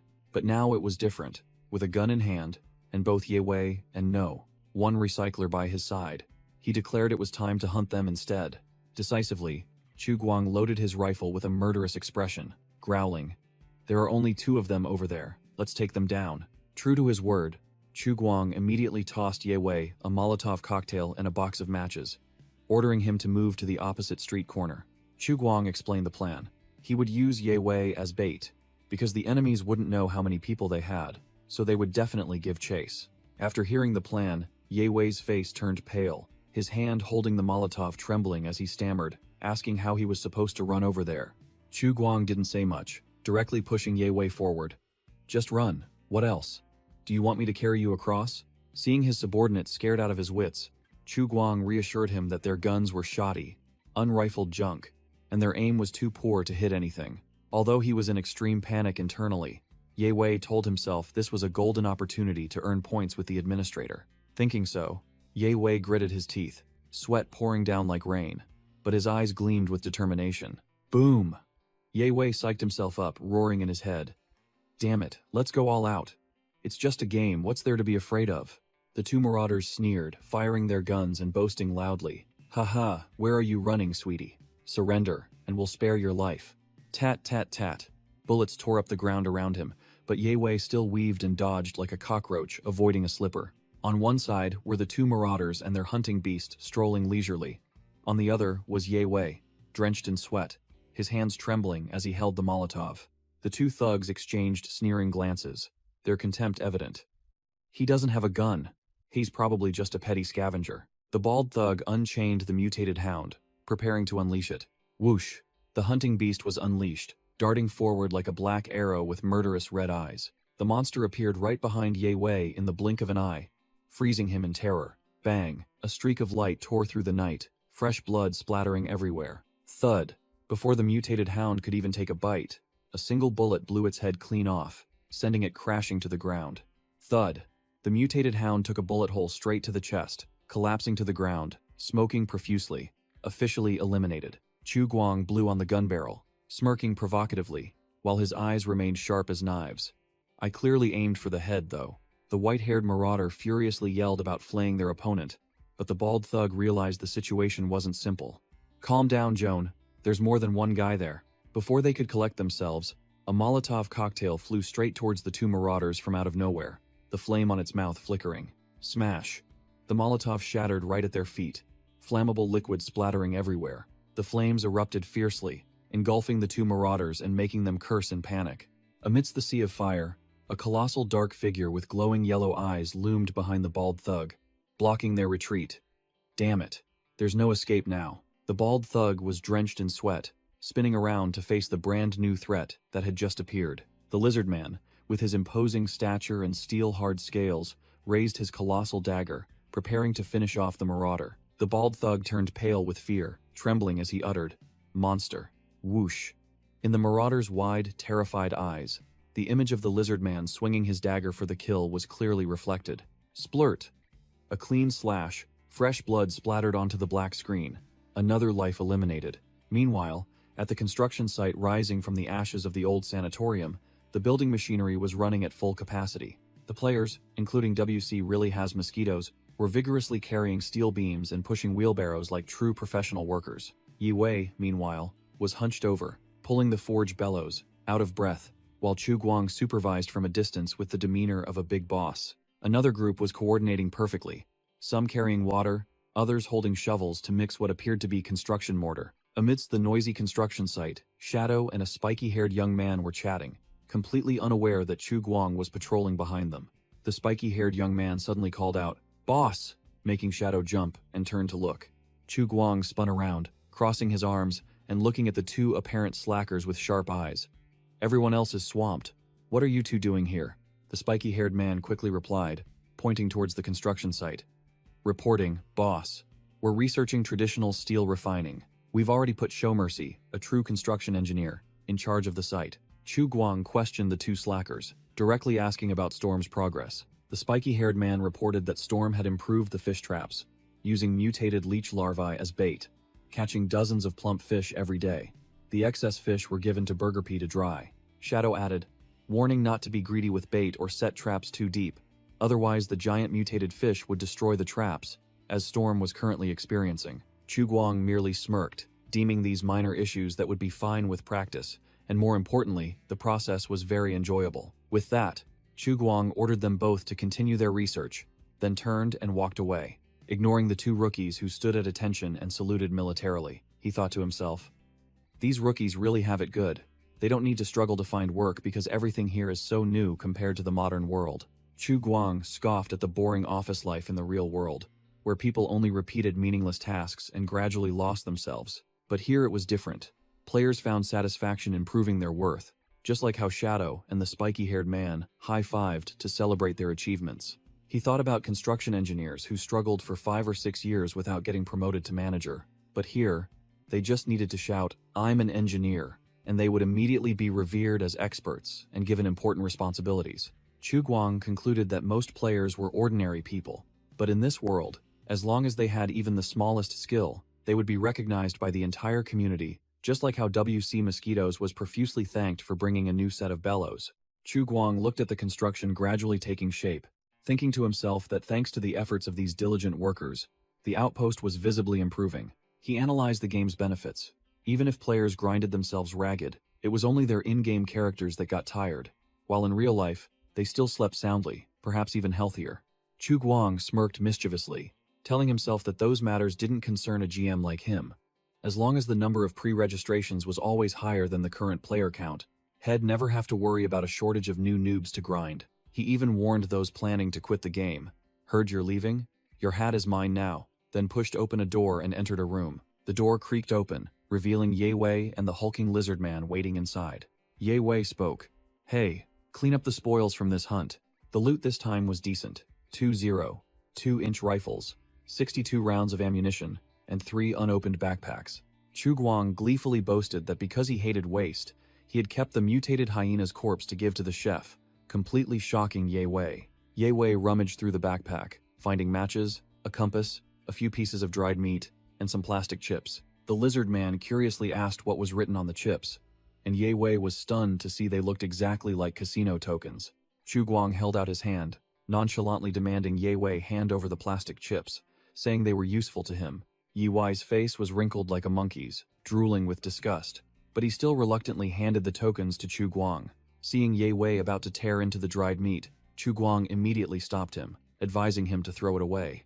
Chu Guang smirked meaningfully, warning that the marauders were omnivores, and there was no telling what kind of meat it was. Ye Wei's face turned pale upon hearing this, sweat pouring down like rain. So disgusted he wanted to vomit on the spot. After the scare, Chu Guang crossed his arms and turned to ask the lizard man directly how it felt to kill for the first time. The lizard man scratched his head, bewildered, replying that he didn't pay attention, as he had seen far more disgusting scenes in games. The monster-type player seemed confused, thinking that a game wouldn't evoke any special feelings. But then he confessed. The moment the spear pierced the marauder's chest and blood splattered on him, a primal urge to devour raw flesh surged like an animal's instinct. Chu Guang pondered, surprised by this player's resilience, wondering if the dream had desensitized his emotions to death. Chu Guang realized that the players viewed this world completely differently from him, so he decided to act like a game developer from now on to communicate with them. At 5 p.m., the north wall was repaired, and the players were celebrating as if they had just cleared a boss.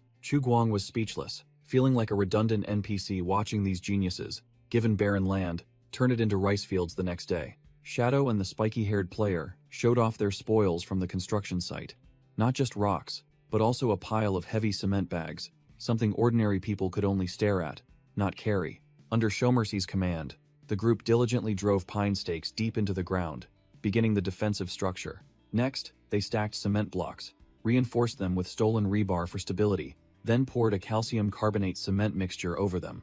Once the cement dried, a simple yet extremely sturdy concrete structure was complete, and everyone looked at the result with swelling pride. Showmercy's design diagram showed that the inner face of the wall would be built into a ramp using cement blocks and concrete debris. This design was formidable. When attacked, players could simply lie prone on the ramp, turning it into a firing position to rain bullets on any approaching enemy. With future expansion plans, the outpost would have additional outer defensive structures, coordinating with watchtowers and guard towers, to form a true fortress. Showmercy, the chief engineer, analyzed the map. The area around the sanatorium was an open plain, with no cover, ideal for building a clean defensive zone. His plan was to clear all surrounding trees, creating an open field. Any enemy approaching the outpost would be immediately spotted and met with a hail of bullets. Shadow clapped Showmercy on the shoulder, his face full of admiration, asking directly, "Kid, what do you do in real life to be so smart?" Showmercy scratched his head, feigning modesty. "Just a mediocre construction engineer, brother, an unknown nobody at the company, can't do anything worthwhile all day." Shadow gave a thumbs up, praising profusely that he couldn't believe they finished the wall in just one day, making Showmercy beam with joy from the compliment. As dusk fell, cooking smoke began to rise from the makeshift camp amidst the ruins, signaling that dinner time had arrived. Tonight's dinner was the giant mutant fish defeated the day before, now bubbling in a massive stew pot. The fragrant aroma spread, and all the players took a deep breath, their mouths watering like springs before the unique dish. Each person slurped a bowl, their eyes shining brightly, shouting about the incredibly realistic taste, as if they were eating real food and not just in a game. In contrast to the crowd, Wisteria grimaced, complaining the fish stew was too fishy, while the pro chef player sitting next to her seemed to be enjoying his creation. The pro chef player scowled, arguing vehemently. "Do you think I want it to taste bad? Without spices, this is the best I can do." Showmercy nonchalantly advised Wisteria. "Just eat it. Hunger is real." Or, "Should I help you plug your nose and gulp it down?" Making her silently refuse. Amidst the ruins, Shadow and the spiky-haired player, along with other players, were laughing heartily, slurping down bowls of fish stew. The spiky-haired player suddenly spotted someone, his eyes lighting up as he called out, "Boss, All the players excitedly ran towards Chu Guang and Storm, shouting, "Boss, come eat with us." While running, the spiky-haired player and Shadow suddenly froze, their expressions tense, as they sensed something amiss. Chu Guang and Storm stood still, their faces impassive, staring at the boisterous players who had suddenly fallen silent. Shadow turned, asking seriously, "Storm, what's wrong?" Storm's glasses glinted ominously, sweat beginning to bead on his forehead as he spoke. "I heard it." Storm adjusted his glasses, his gaze sharp, announcing a shocking piece of news. "Someone has died." Amidst the tense atmosphere, Storm coldly stated, "It seems someone kicked the bucket." Shadow and the spiky-haired player were utterly shocked upon hearing this, their faces pale, stammering in panic. "Someone died?" Shadow broke out in a cold sweat, unable to believe that death in this game could be real, muttering that unless one committed suicide or was foolish enough to get killed, it was hard to truly perish. Chu Guang's face was expressionless, noting that non-combat casualties had appeared 2 weeks earlier than he had anticipated. Chu Guang revealed the identity of the unfortunate player, Crowy, a perception-type player with the toxic intuition talent. He recalled assigning Crowy the task of gathering edible fruits and mushrooms, but for some reason, she had wandered into a mutant leech nest. Chu Guang explained that, with admin privileges, he could use the player list to determine the approximate location of everyone on the map. And upon investigation, seeing Crowy's last active location was in a mutant leech nest, he immediately abandoned any thought of retrieving her body. He further explained that the larvae of the mutant leeches were mere trifles, with atrophied mouths, only capable of eating rotten food or being caught by players as bait. However, adult mutant leeches were entirely different monsters. They swallowed their prey in one gulp, and their digestive fluids would paralyze and render the victim unconscious within minutes. Chu Guang's face was impassive, asserting that of the leech's prey, not even bones would be left to collect. He ordered the players, "Time's up, everyone into the hibernation pods, log out." Chu Guang herded the players in groups into the shelter, tucking them into the hibernation pods to log out. After the small fry were all gone, Chu Guang alone approached the active ingredient extractor, a mission reward item that had never been used due to lack of electricity. He was speechless when he discovered this fancy machine came with an antiquated 2-prong plug, while the training pods all had wireless charging ports. Chu Guang glared furiously, silently cursing the guy who designed this machine, clearly playing a prank, not wanting him to siphon power from the shelter. He snapped his fingers, calling his assistant, "Little Seven," and the rabbit-eared robot immediately appeared, asking questions. Chu Guang crossed his arms, getting straight to the point. "Hey, how do I pump the active ingredient from this machine into the training pods?" Little Seven explained smoothly. "It's simple, Master. The training pod's active ingredient container is detachable. Just pour it straight in." Chu Guang bared his teeth in a sly grin, a brilliant idea flashing in his mind. "So that means I can also remove the containers from the other pods, right?" Little Seven, the rabbit-eared robot, innocently asked its master if he was planning to steal something, while Chu Guang wore an utterly mischievous smile. Chu Guang nonchalantly corrected him. This is just a temporary loan, as he couldn't wait until the end of the month for a generator to revive the dead players. He glanced at the 70 empty cryopods, smiling sinisterly. They're just sitting empty anyway. Taking some of the active ingredients inside for temporary use should be fine. Little Seven fretted, muttering, "What if we use it all up?" Chu Guang waved it off, stating coolly, "Well, cross that bridge when we come to it. Let's deal with the immediate problem first." Incidentally, Chu Guang thought of some new punishments to keep the curious players in line. Dying too often would result in all contribution points being deducted, reduced favorability, and even a 10-day account suspension. He also planned to create a beginner village later, forcing noobs to grind to level 5 before leaving the village to avoid wasting resources. Thinking it over, Chu Guang still couldn't understand how Crowy, a perception-type player, could die so foolishly. The core issue wasn't how she died, but that she was a penniless rookie with no contribution points to deduct. Chu Guang scratched his head. This was truly a tough one. He couldn't let it slide easily, otherwise the other players would cause an uproar if they found out. Chu Guang came up with a brilliant idea. If players didn't have enough contribution points to pay for death penalties, he would make them perform hard labor like washing dishes or pushing brick carts to pay off their debt. He continued to calculate harsher penalties, a drastic reduction in favorability, or a 10-day account suspension for those who died repeatedly, to set an example. Chu Guang sighed deeply, beginning his daily task of tallying accounts and inventorying resources. Sitting before the computer array, he muttered that checking inventory had become a habit, as the surging number of players meant resources were constantly flowing in and out in massive quantities. As the administrator, Chu Guang, typed away, reviewing the amount of construction materials entering storage. Wood, coal, cement, mud bricks, and even hardened cement blocks. Next was consumption. He frowned upon seeing 220 logs gone.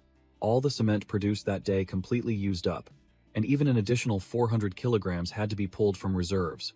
When checking the food storage, Chu Guang broke into a cold sweat, seeing that the players had devoured all 20 kilograms of dried meat reserves. Overwhelmed with management, Chu Guang helplessly thought about hiring a female warehouse manager to lighten the load, while also realizing the base lacked precise measuring tools.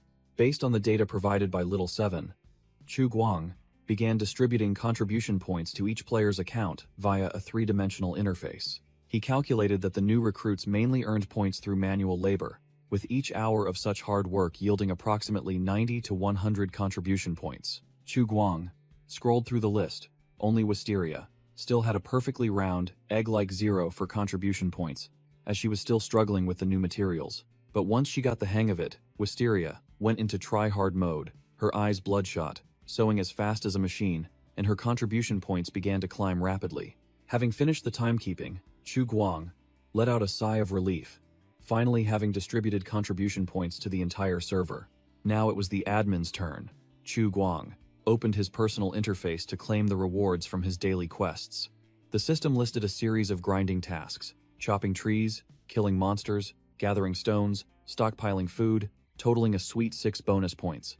Adding to his previous points, Chu Guang now had 17 bonus points in hand, a number sufficient for a few decent gacha pulls. With the eyes of a thirsty gambler, Chu Guang decided it was time to try his luck, going all in to see if he'd be amazed. He poured all 17 points into the prize draw system, going all in on 1 intermediate mystery box and 7 basic mystery boxes. Without a moment's hesitation, Chu Guang's finger pressed directly on the draw prize button, deciding his fate with a single click.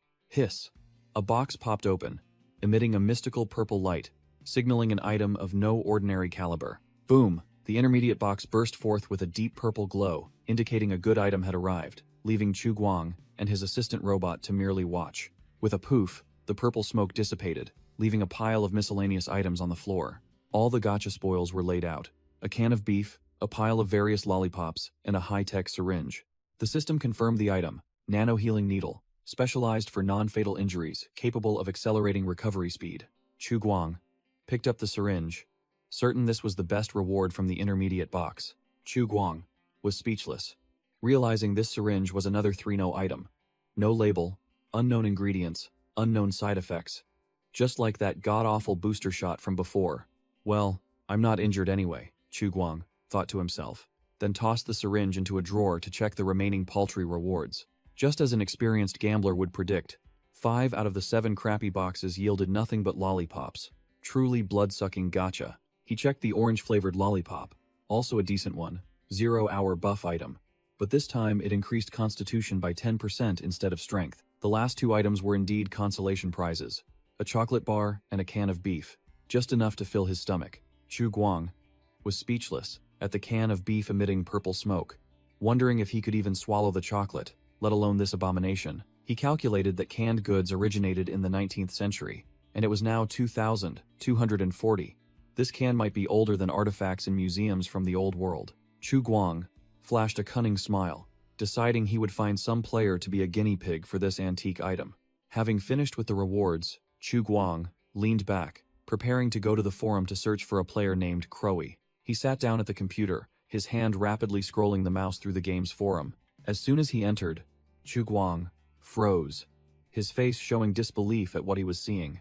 Right before his eyes was Crowy's post, prominently displayed on the homepage, tearfully begging the game planner not to ban her equipment for a moment of impulsiveness. Chu Guang frowned, wondering what the hell this equipment ban was about, and decided to read carefully to see what this person had done. It turned out Crowy admitted to acting impulsively, but it was all caused by her damned toxic intuition talent. This ability made everything containing toxins glow bright green in her eyes, a skill so overpowered that even Chu Guang had to grudgingly acknowledge it. Chu Guang read the post, his mind racing, wondering how this toxic intuition skill worked, what the toxin threshold was, and what its activation conditions were. Crowy began to recount. According to the admin's quest, she went into the forest to pick mushrooms and berries, and thanks to her awesome talent, she farmed items incredibly efficiently, quickly filling several plastic buckets. After clearing out the area, Crowy ventured deeper and discovered a place that looked like an old parking lot, with a dark bunker entrance emitting an eerie green light. It turned out to be a giant concrete sewer pipe, filled with inviting glowing poisonous mushrooms, and Crowy, with the curiosity of a moth to a flame, decided to enter. Inside the cave, Crowy reassured herself that she had the toxin identification skill, so as long as she didn't touch anything, she'd be fine, completely unaware of what she was about to face. She insisted that she didn't see any dangerous monsters around, which was why she dared to peek inside a little, swearing she only took a quick glance. And then, a horrifying sight met her eyes. A deformed eye with a spiky purple pupil, signaling that something extremely wrong was about to happen. Immediately after, a grotesque mass of flesh lunged down from the ceiling, its tooth-filled mouth snapping directly onto Crowy's head, feeling as if she was completely swallowed. That feeling of disgust made Crowy jolt awake in real life. She screamed in panic, drenched in sweat, still wearing her gaming headset, thinking it was all just a nightmare. Thinking she had lost connection, Crowy hastily put her headset back on and tried to log in, but what greeted her was the cold message, "Login restricted, her account locked." Yay Wei broke into a cold sweat, speechless at the audacity of the female gamer, who dared to venture into a death trap in an unknown area by herself. On the forum, the gaming community exploded. The beta key holders gloated and mocked like 10 knights, sarcastically asking, "Lost your head, girl?" While those who missed out on beta keys cursed Crowy for wasting a precious slot. In his role as developer, Chu Guang decided to send a private message, coldly informing her that according to game rules, she had to wait 72 hours to respawn. In real life, Crowy was utterly shocked to learn she had to wait 3 days. She wailed, asking if she could pay to reduce the time, willing to spend any amount. Crowy pleaded with Chu Guang for leniency, claiming she didn't do it on purpose, but he coldly replied that this was not a problem that money could solve. Despite Crowy's pleas, Chu Guang remained firm as a rock, asserting that rules were rules and he couldn't interfere. Chu Guang delivered another knockout blow. Besides the revival time, players who die for the first time will have 500 contribution points deducted directly, making Crowy scream in despair. Crowy panicked intensely when she realized she only had 30 contribution points, not enough to pay her debt. She tremblingly asked what would happen next. Chu Guang explained an even more painful penalty. NPCs' evaluations of players would be affected, meaning their favorability would plummet, making Crowy's soul feel like it was leaving her body. Chu Guang adopted a lecturing tone, scolding Crowy for not realizing her role as a human elite, causing trouble instead of contributing. He then concluded, "Scared now? You should have thought about this sooner." Chu Guang continued his act, whining. "You haven't even earned 500 contribution points, and you've already reported a whole bottle of my active ingredient. Aren't you ashamed?" Crowy, bewildered, retorted that it was just a game, but Chu Guang immediately shut down that thought with a sharp question. "It's a game, yes, but have you ever played Werewolf?" Chu Guang used an illustration to explain. The entire server of 30 people is playing seriously, and then someone with a special role goes and ruins the game. How bad is that action? Figure it out yourself, he thought to himself. A rookie dying wasn't actually a big deal, but if he didn't punish them, these players would never learn to be afraid. Faced with Crowy's profuse apologies, Chu Guang was speechless, thinking he looked no different from someone manipulating her psychologically. But then he just let it go. Chu Guang typed away, ordering Crowy not to apologize to him, but instead to go to the forum and write a self-criticism for other players to read. He emphasized again, Wasteland Online is a hardcore survival game, not a place for those who like to sightsee, at least not in the early stages. Chu Guang concluded with an ultimatum. If you can't accept the rules, go play another game, or wait for the open beta to join. Crowy was now heavily addicted, frantically begging that she would die without the game, accepting the punishment but only wanting to know how to regain her lost favorability. Chu Guang explained clearly, the managing AI here is legally neutral. If you want to regain points, do things that are useful for the base, and stop acting foolish. After becoming obedient, Crowy cautiously asked Chu Guang for his opinion, and he coldly agreed. Speak, she suggested. How about the game releases premium items, the kind to grind favorability? I have money. I'll buy them. A true gacha addict. Chu Guang was speechless, his face blank, unable to believe his ears at this girl's logic. He flew into a rage, typing like an addict and yelling, "Hey, stop thinking you can solve problems with money. We're a serious business." He put on sunglasses, acting like a final boss, repeating the warning, "Don't think about solving problems with money. We are a serious business." Chu Guang growled, his face contorted. "What's the point of earning money when I can't return to reality? Can you send money into the wasteland for me to spend?" Sitting in front of the screen, Crowy froze, muttering unconsciously, "A serious business." She exploded, shouting into the void, "Businesses that don't want money are the ones that aren't serious. Isn't this just a scam to trick players out of their money?" Chu Guang ignored her, deciding not to argue with this girl anymore, and started browsing the forum of those dog-like servants. He checked the forum. Showmercy had just joined, and immediately praised the game effusively, only to be mocked by Yorking for being bribed by the developer, while Tentum Spotent and Passing Shadow were discussing the long-legged girl who had just vanished. On the forum, Good Time summarized 3 main points about the game. Death means loss of consciousness. Pain exceeding the threshold will cause disconnection. But the developer was smart to disable pain, hoping it could be self-adjusted later. Chu Guang, meanwhile, was typing like a god. 10 times Spotent asked what the last point was, and Galestorm LVB immediately interjected with a threat. "Let me add something. If you act stupid, I'll come bite your mother to death right now." Chu Guang read the chat, a meaningful smirk playing on his lips. Quit Smoking complained about not having a game slot. Passing Shadow urged him to ask Guang if he could kill some string monsters. Quit Smoking replied that he had tried but was put on hold, then posted a meme showing indifference. Passing Shadow suspected Quit Smoking had badmouthed the GM behind his back, which was why he was being held back. Quit Smoking quickly denied it, claiming to be Guang's most loyal simp. Just then, Good Time asked if no. One recycler was online, and the lizard man immediately spoke up. Good Time directly asked no. One recycler about his experience playing as a lizard man, wondering if he felt incompatible when returning to reality. Chu Guang also eavesdropped, his mind racing with curiosity about this unique specimen. Realizing the infinite potential of a non-human player, Chu Guang immediately had an idea, his eyes shining brightly as he rubbed his hands, full of cunning calculations. No. One recycler reported that the in-game experience was very good, with extremely fast reflexes, except that he started craving raw meat and felt excited at the sight of blood. Good Time was annoyed. Damn it, how can he create a non-human character when the game prohibits creating female accounts? Galestorm LVB asked 10 times and no. One recycler about the Marauder encounter. No. One recycler recounted that they had found 2 marauders dealing with a scavenger, but by the time they arrived, the target was already gone, so they conveniently dealt with the 2 marauders and stripped them clean. Chu Guang was ecstatic, imagining himself catching no. One recycler like a rare Pokemon, his eyes sparkling as he threw a capture ball straight at its face.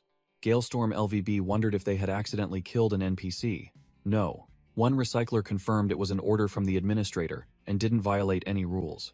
10 times Spoten thought they were just randomly generated monsters, but had to admit the gore effects were awesome. The battle ended with a clean KO. Victory for the player team. Chu Guang sat in front of the computer setup, his eyes glued to the game forum, his brain starting to crunch data. He figured out the truth. Players viewed this world through a special filter, transforming brutal concepts like killing and death into simple game parameters like victory or HP reaching 0. This filter was even more dominant as it automatically blocked pain exceeding the tolerance threshold, allowing gamers to fight fiercely even with only 1% HP without collapsing unconscious. This mechanism was designed so that players' brains wouldn't be overloaded, preventing them from waking up from a nightmare and disconnecting abruptly. Truly the work of a thoughtful designer. Thinking of this, Chu Guang suddenly felt a little envious of the rookies. He recalled his early days in this dead land, having to overcome the psychological shock on his own, without any cheat codes to help. On the forum, Galestorm LVB wondered about the Marauders' language. No. One recycler thought it was a randomly generated language, but Good Time immediately refuted, arguing that they were created to increase the game's difficulty. 10 times Spotent still naively believed it was a random storyline, only to be doused with cold water by Good Time. Everything you see is a designed program, nothing is random. Passing Shadow also agreed, stating that this happening on the exact day new players joined the game was definitely planned.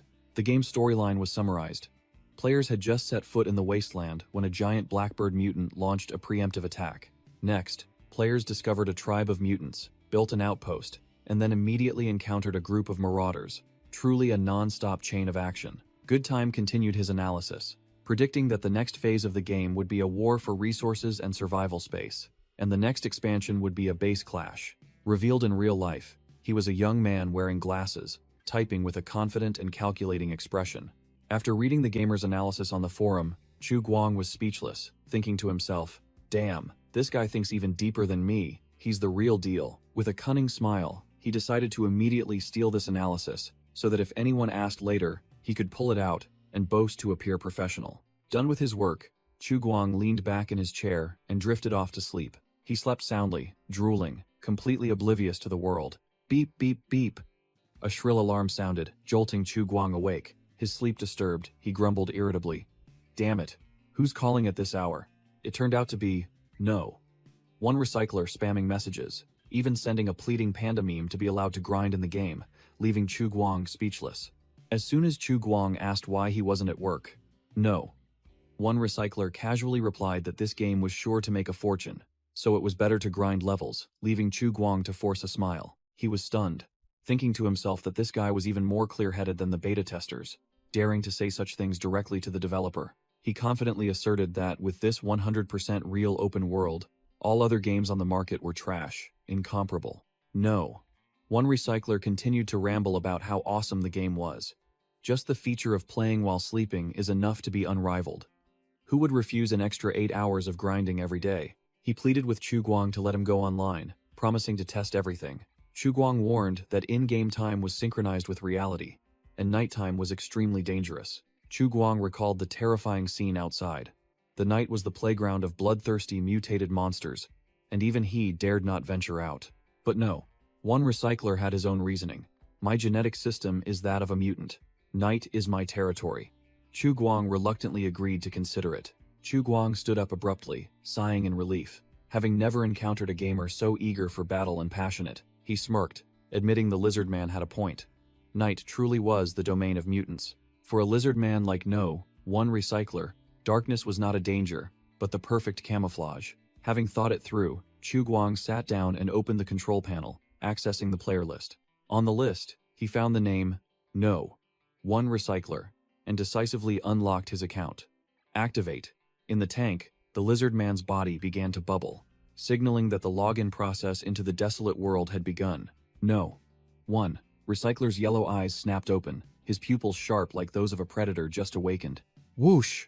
The lizard man stepped out of the tank, his robust body radiating killing intent, ready for the hunt. Chu Guang turned around in surprise. The login speed was unbelievably fast. One recycler took a sniff of the strange air, and Chu Guang got straight to business. "You're awake? Perfect timing. I have a mission for you." Upon hearing mission, the lizard man's eyes lit up. It was exactly what he needed.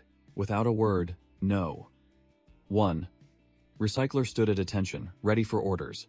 "Please give your command, sir." Chu Guang began assigning the mission, pointing out the location of a mutant tribe and the marauders lurking in the city. The official mission was assigned: investigate the northern area, searching for signs of survivors within a 1-5-mile radius. Chu Guang further instructed him to mark any enemy bases found, and report immediately, while one recycler was already in position, observing his prey from above like a true hunter. Chu Guang concluded, "Remember to stay hidden and avoid unnecessary combat. If you have time, feel free to do some side quests. There's always a reward." After receiving the order, one recycler let out a bloodthirsty roar, his muscles bulging, ready to hunt. "Understood, sir." The next morning, at 6 a.m., the players slowly emerged from their training tanks, preparing for another day of grinding. Only Crowy was still submerged in her tank, her clone body being regenerated after her pointless death yesterday. Meanwhile, one recycler hadn't returned yet. The lizard man was leisurely roaming through the city's ruins, seemingly quite pleased. Chu Guang checked the map, confirming that the lizard man was still alive and near the wetland park area. A veteran survivor ran up to Chu Guang with an expectant look. "Sir, do we have any plans for today?" Chu Guang teased him, throwing out an imaginary mission to wipe out the mutant tribe, which left the veteran player both shocked and hopeful for a lucrative opportunity. Returning to a serious demeanor, Chu Guang pointed, announcing that the mission had been posted on the bulletin board, and the rest of them were free to farm for resources, as the outpost was lacking everything. Looking outside, Chu Guang was satisfied to see that one wall of the outpost had been completed by the players, with the remaining 3 walls expected to be finished in 2 days. But the problem was, that the construction noise was getting louder, and Chu Guang was certain it would soon attract the attention of the bloodthirsty mutant tribe on nearby Street 76. Chu Guang calculated that the outpost's firepower was practically useless, with only 3 guns, 2 of which were toy guns. He imagined encountering the green-skinned hulking mutants. With this level of skill, we'll be utterly crushed. Maybe only I can escape.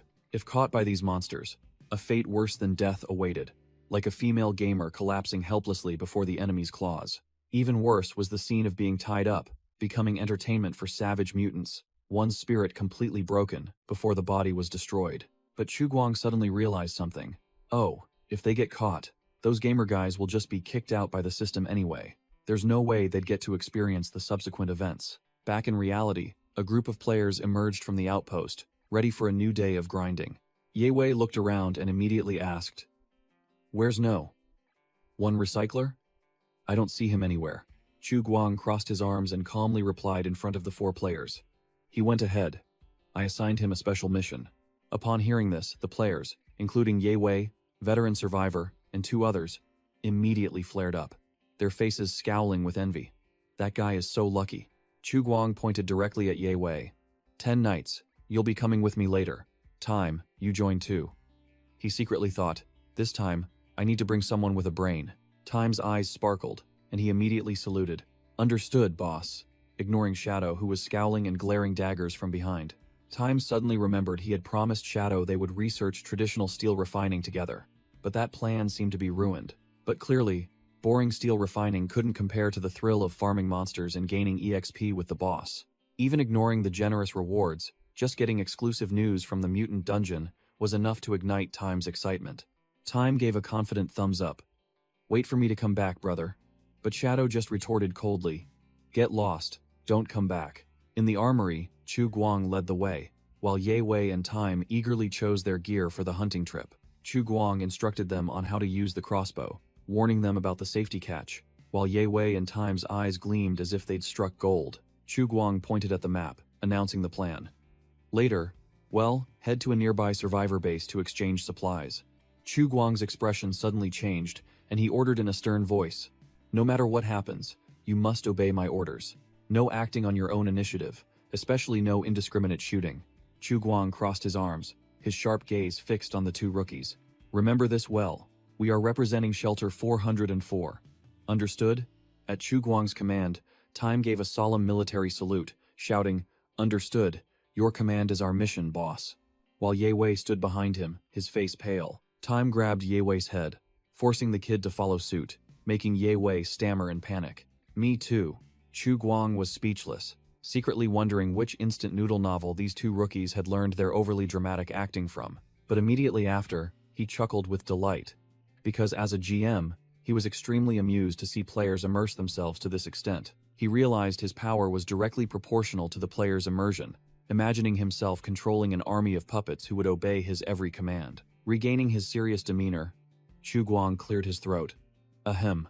Very good. You 2 have excellent spirit. Chu Guang began assigning specific tasks, listing the goods to be prepared. Dried meat, dried fish, mutated hyena hides, and a cargo cart. He decisively ordered the 2 new recruits to prepare everything and concluded, we depart in 10 minutes. Upon hearing the order, Ye Wei and Time immediately stood at attention, simultaneously shouting, Understood, boss, and saluting crisply. All 3, now donning cloaks, quickly pulled the cart full of goods into the ruined area. Chu Guang began explaining the situation. To build the outpost, we need a lot of tools. A variety of tools appeared, from screwdrivers and wrenches to hammers, axes, and saws. Without these, they'd be reduced to eating dirt.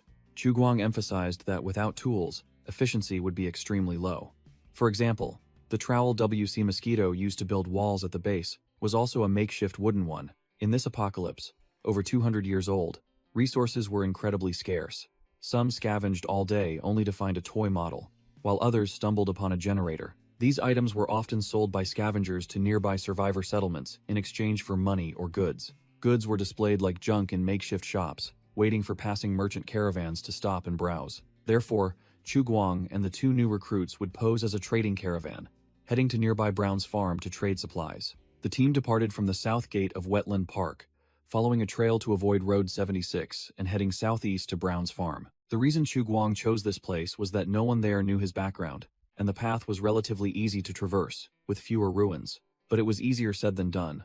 Walking in this wasteland was 1,000 times more exhausting, and the two rookies, Ye Wei and Time, were already out of breath. The team had to constantly weave through the crumbling ruins, walking and resting intermittently to conserve energy for the long journey. Along the way, they not only had to watch out for mutants, but also be wary of hostile survivors who could ambush them at any moment. Finally, before 9 a.m., all three arrived at the gates of Brown's farm. The place was surrounded by a tall, sturdy stone wall, riddled with bullet marks, indicating it had endured many battles. A gallows stood right on the city wall as a stark warning to anyone intending to cause trouble. Chu Guang led the way, with Ye Wei and Time pulling the cargo cart straight towards the colossal iron gate. Inside, the owner of the place, Mr. Brown, appeared like a true landlord, seated on a throne, surrounded by his henchmen and slaves. Here, there were only two types of people, the farm enforcers and the agricultural slaves. A blonde girl was being brutally whipped by an enforcer for exhaustion, while another holding an axe pleaded helplessly. Chu Guang smirked. He wasn't worried about them pulling any tricks, because the wealthy, who had much to lose, rarely dared to provoke desperate people with nothing left. Clang! No sooner had he finished speaking than a dark gun barrel emerged from the city wall, pointing directly at the entire group. A shout of "Stop!" rang out, startling all three of them. The two young men, Ye Wei and Time, turned pale with surprise. From atop the wall, a guard's figure growled, questioning, Hey, stop. Who are you? And what are you doing here?" It turned out to be a red-haired guard, aiming her sniper rifle directly at Chu Guang's group, her eyes completely unfriendly. In contrast to his two sweating companions, Chu Guang calmly raised his hands, his face unperturbed. "No ill intent. We just want to trade some goods." The guard narrowed her eyes suspiciously, clearly not easily convinced by a stranger. "Trade?" She pushed up her goggles, her sharp gaze sweeping over the group. "I've never seen you before. Where are you from?" Chu Guang fabricated a story as if it were true, his expression unchanging. "We're from the wilderness, just recently migrated to this area." The riflewoman remained suspicious, muttering speculatively. "Nomads?"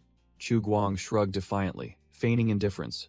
"Whatever you want to think." An explanation appeared, showing that nomads were a common sight in this wasteland, barely surviving in the outer settlements. Nomads often lived outside the law, wandering the wilderness between ruined cities.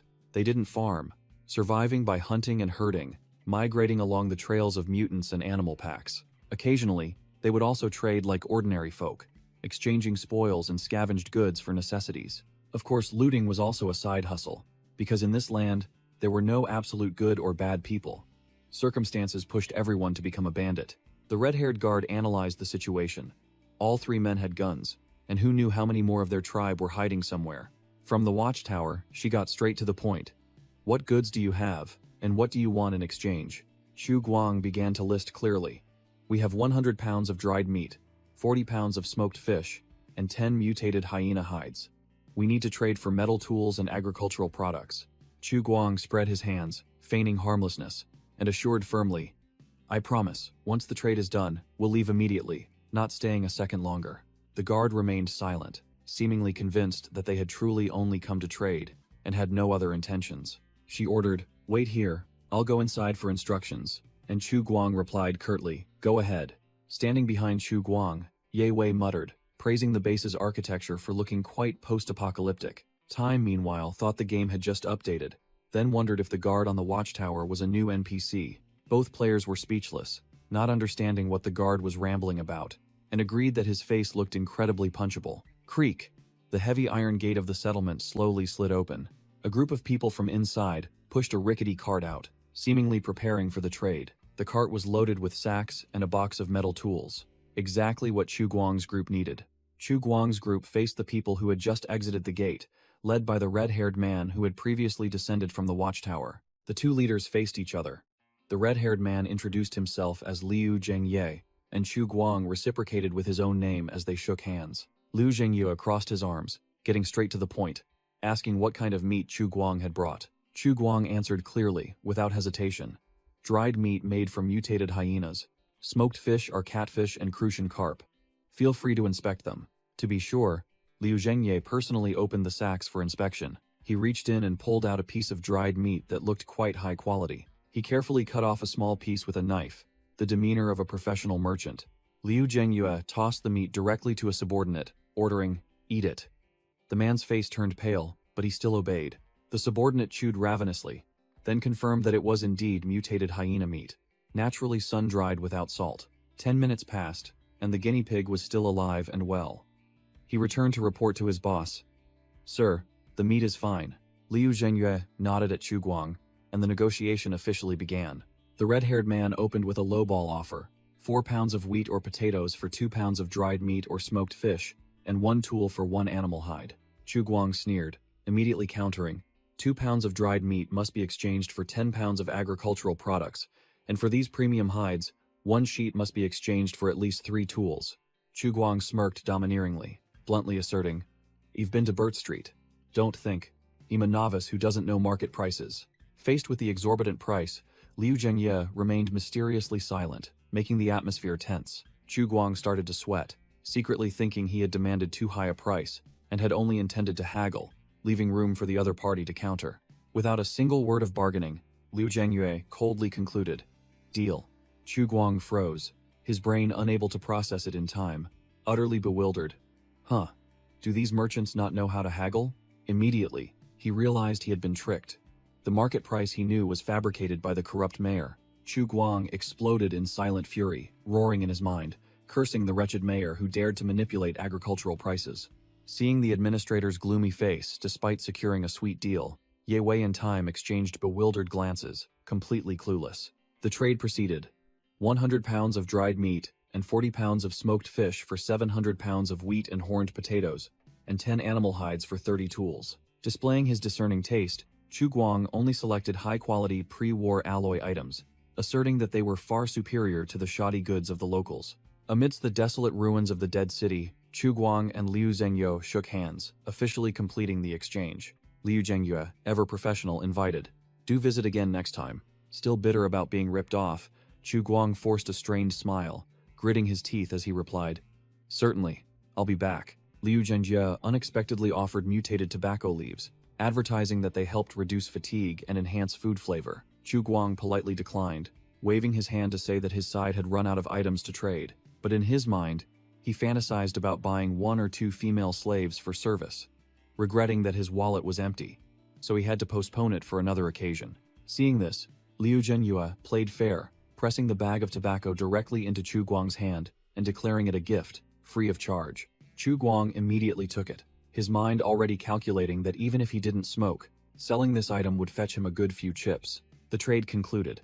Chu Guang's entire group pulled the loaded sled cart, silently departing from the ruined remnants. As they walked, Ye Wei excitedly turned and asked, "That place is called Brown Farm, right?" Goodtime's eyes lit up, affirming that Brown Farm was an outpost for a new neutral faction and a testing ground for the trading system. He continued to speculate, recalling the words of the shady strategist about the upcoming trade gameplay update. Goodtime explained that the game's economic system would be based on real supply and demand, and trading goods with other settlements like Brown Farm was key. Hearing this, Ye Wei drooled, shouting that he was incredibly hyped for the open beta. Goodtime quickly poured cold water on his enthusiasm, stating that the open beta was still a long way off because this game had huge ambitions and a ton of things still needed testing. But then he smirked slyly, declaring there was no need to wait for open beta, as this closed beta phase definitely had enough content from building, combat, to trading. Ye Wei whispered, asking Goodtime if Chu Guang had heard them call him a dirty schemer, while the accompanying Wolfboy player merely gave a disdainful glance.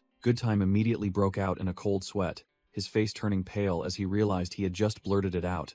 "Damn it, you scared me." Both Goodtime and Ye Wei were scared stiff, hastily shouting out their absolute loyalty to Chu Guang, ignoring the speechless Wolfboy player. Amidst the dead city, wind whistled through the desolate buildings, as a small group of people moved silently. Ye Wei, Goodtime, and the Wolfboy player were pulling a cart full of spoils, fresh blood dripping onto the road. Suddenly, the Wolfboy player froze, sweat pouring down, his animal senses blaring in alarm. Quick as a flash, he hid behind a concrete block, his sharp eyes scanning the surroundings. "What the hell is this?" He looked up and was stunned. A grotesque monster was crawling on the wall of a tall building. The monster, a creeper mutant, bared its jagged teeth with glowing red eyes, looking extremely dangerous, and definitely not something that should appear during the day. Without a second's hesitation, the Wolf Boy player raised his gun, roaring a command to his teammates, "Scatter quickly." Bang! A gunshot rang out, but the bullet only grazed the wall. The Wolf Boy player realized with frustration that he had missed due to the extreme distance. His face hardened, beads of sweat forming as his botched shot had alerted the enemy. Provoked by the gunshot, the creeper mutant let out an enraged roar, its bloodshot eyes locking onto the group's position. Yewei and Goodtime were cowering, trying to brace themselves against an invisible pressure. But just a second later, both rookies' eyes lit up, utterly thrilled. Holy crap, a new monster. It looks even better than those marauders, the Wolf Boy player roared, firing a volley of bullets at the monster on the wall. How many times have I told you to scatter? Whoosh! The creeper mutant glided effortlessly on the wall, neatly dodging the barrage of bullets as if it were a game. The Wolf Boy player's aiming was clearly too amateurish. Yewei and Goodtime bravely declared they would risk their lives to protect their teammates. But the Wolf Boy player just snapped angrily. "I'm telling you two to get out of the way." Meanwhile, Chu Guang calmly analyzed. Nowers are just trash zombies, but creeper mutants are different. They are hunters with brains. Chu Guang frowned, pointing his gun at the monster, muttering, "These things fear sunlight, yet some idiot had to provoke it." Roar! Provoked, the creeper mutant lunged straight down from the wall, its sharp claws aimed directly at the entire team. A flurry of bullets flew, but the monster was too fast, weaving through the gunfire like a ghost. The Wolf Boy player was drenched in sweat, his pupils constricted as he couldn't lock onto the target. Left? No. Right. The creeper mutant let out an earth-shattering roar, plummeting down like a flesh bomb. The Wolf Boy player's bullets were like mere scratches. The Wolf Boy player gritted his teeth, trying to maintain his aim, but the monster was too fast, too dangerous. A volley of bullets embedded themselves directly into the creeper mutant's chest, but it only roared more furiously, taking almost no damage. Crash. The monster landed, shaking the ground. It flexed its body to stand up, while the entire team watched from a distance, sweating profusely. Seeing the monster hesitate, Yewei yelled, "The chance is here," and, along with Goodtime, began to unleash a barrage of bullets. The entire three-person team vented their frustration, continuously firing at the creeper mutant, which was moving at the speed of a ghost. After the blinding gunfire, the monster stood tall, without a single scratch. It grinned savagely, while Yewei was stunned. Damn it. Did we miss everything? Thud. The monster's sharp claws plunged into the ground. It was tired of playing cat and mouse. The creeper mutant ambled forward, completely ignoring the small fry, making the Wolf Boy player realize in shock. It's ignoring us? Could its target be the captain? The monster's bulging muscular back obscured the entire scene. It was heading straight for Chu Guang, who stood alone, waiting. Yewei broke out in a cold sweat, his face pale as he realized the vast difference in power between himself and the monster. The creeper mutant let out an earth-shattering roar, charging straight at Chu Guang like a runaway tank. Losing patience, Chu Guang tossed aside the useless rifle, deciding to fight to the death. He swiftly drew the melee weapon from his back, his veins bulging, ready for a direct confrontation. Clang! Chu Guang strained, using the metal rod to block the creeper mutant's jagged maw as it lunged forward. He gritted his teeth, pouring all his strength into resisting the monster's terrifying pressure. Although Chu Guang's 9-point strength stat was formidable compared to ordinary people, the confrontation was still too uneven. Compared to this monster, his strength was still negligible. His feet began to slide backward on the ground. Crash! The mutant delivered a devastating blow, sending Chu Guang flying straight into a nearby car. Thud! Chu Guang fell sprawling on the ground, fresh blood oozing from the corner of his mouth, having taken a painful hit. A red-haired survivor lay flattened on the ground, weakly admitting the terrifying power disparity. The creeper mutant loomed like a mountain of flesh, its glowing red eyes locked onto Chu Guang. No sooner had he finished speaking than the monster's shadow fell upon him, making Chu Guang only have time to curse at its terrifying speed. Cornered, Chu Guang gritted his teeth, tightening his grip on the metal rod, preparing for the final impact. Roaring, the mutant opened its jagged maw wide, drooling, and lunged down, intending to tear Chu Guang apart. Boom! A devastating blow slammed down directly onto Chu Guang's position, its power shaking the ground. Clang! Lying on his back, Chu Guang strained with all his might, using his weapon to block the monster's claws, but he was clearly being overwhelmed. In the nick of time, blood oozing from the corner of his mouth, Chu Guang suddenly felt a strange surge of energy. What is this? A red and blue object on his chest began to emit electric sparks, a burst of power surging through his entire body.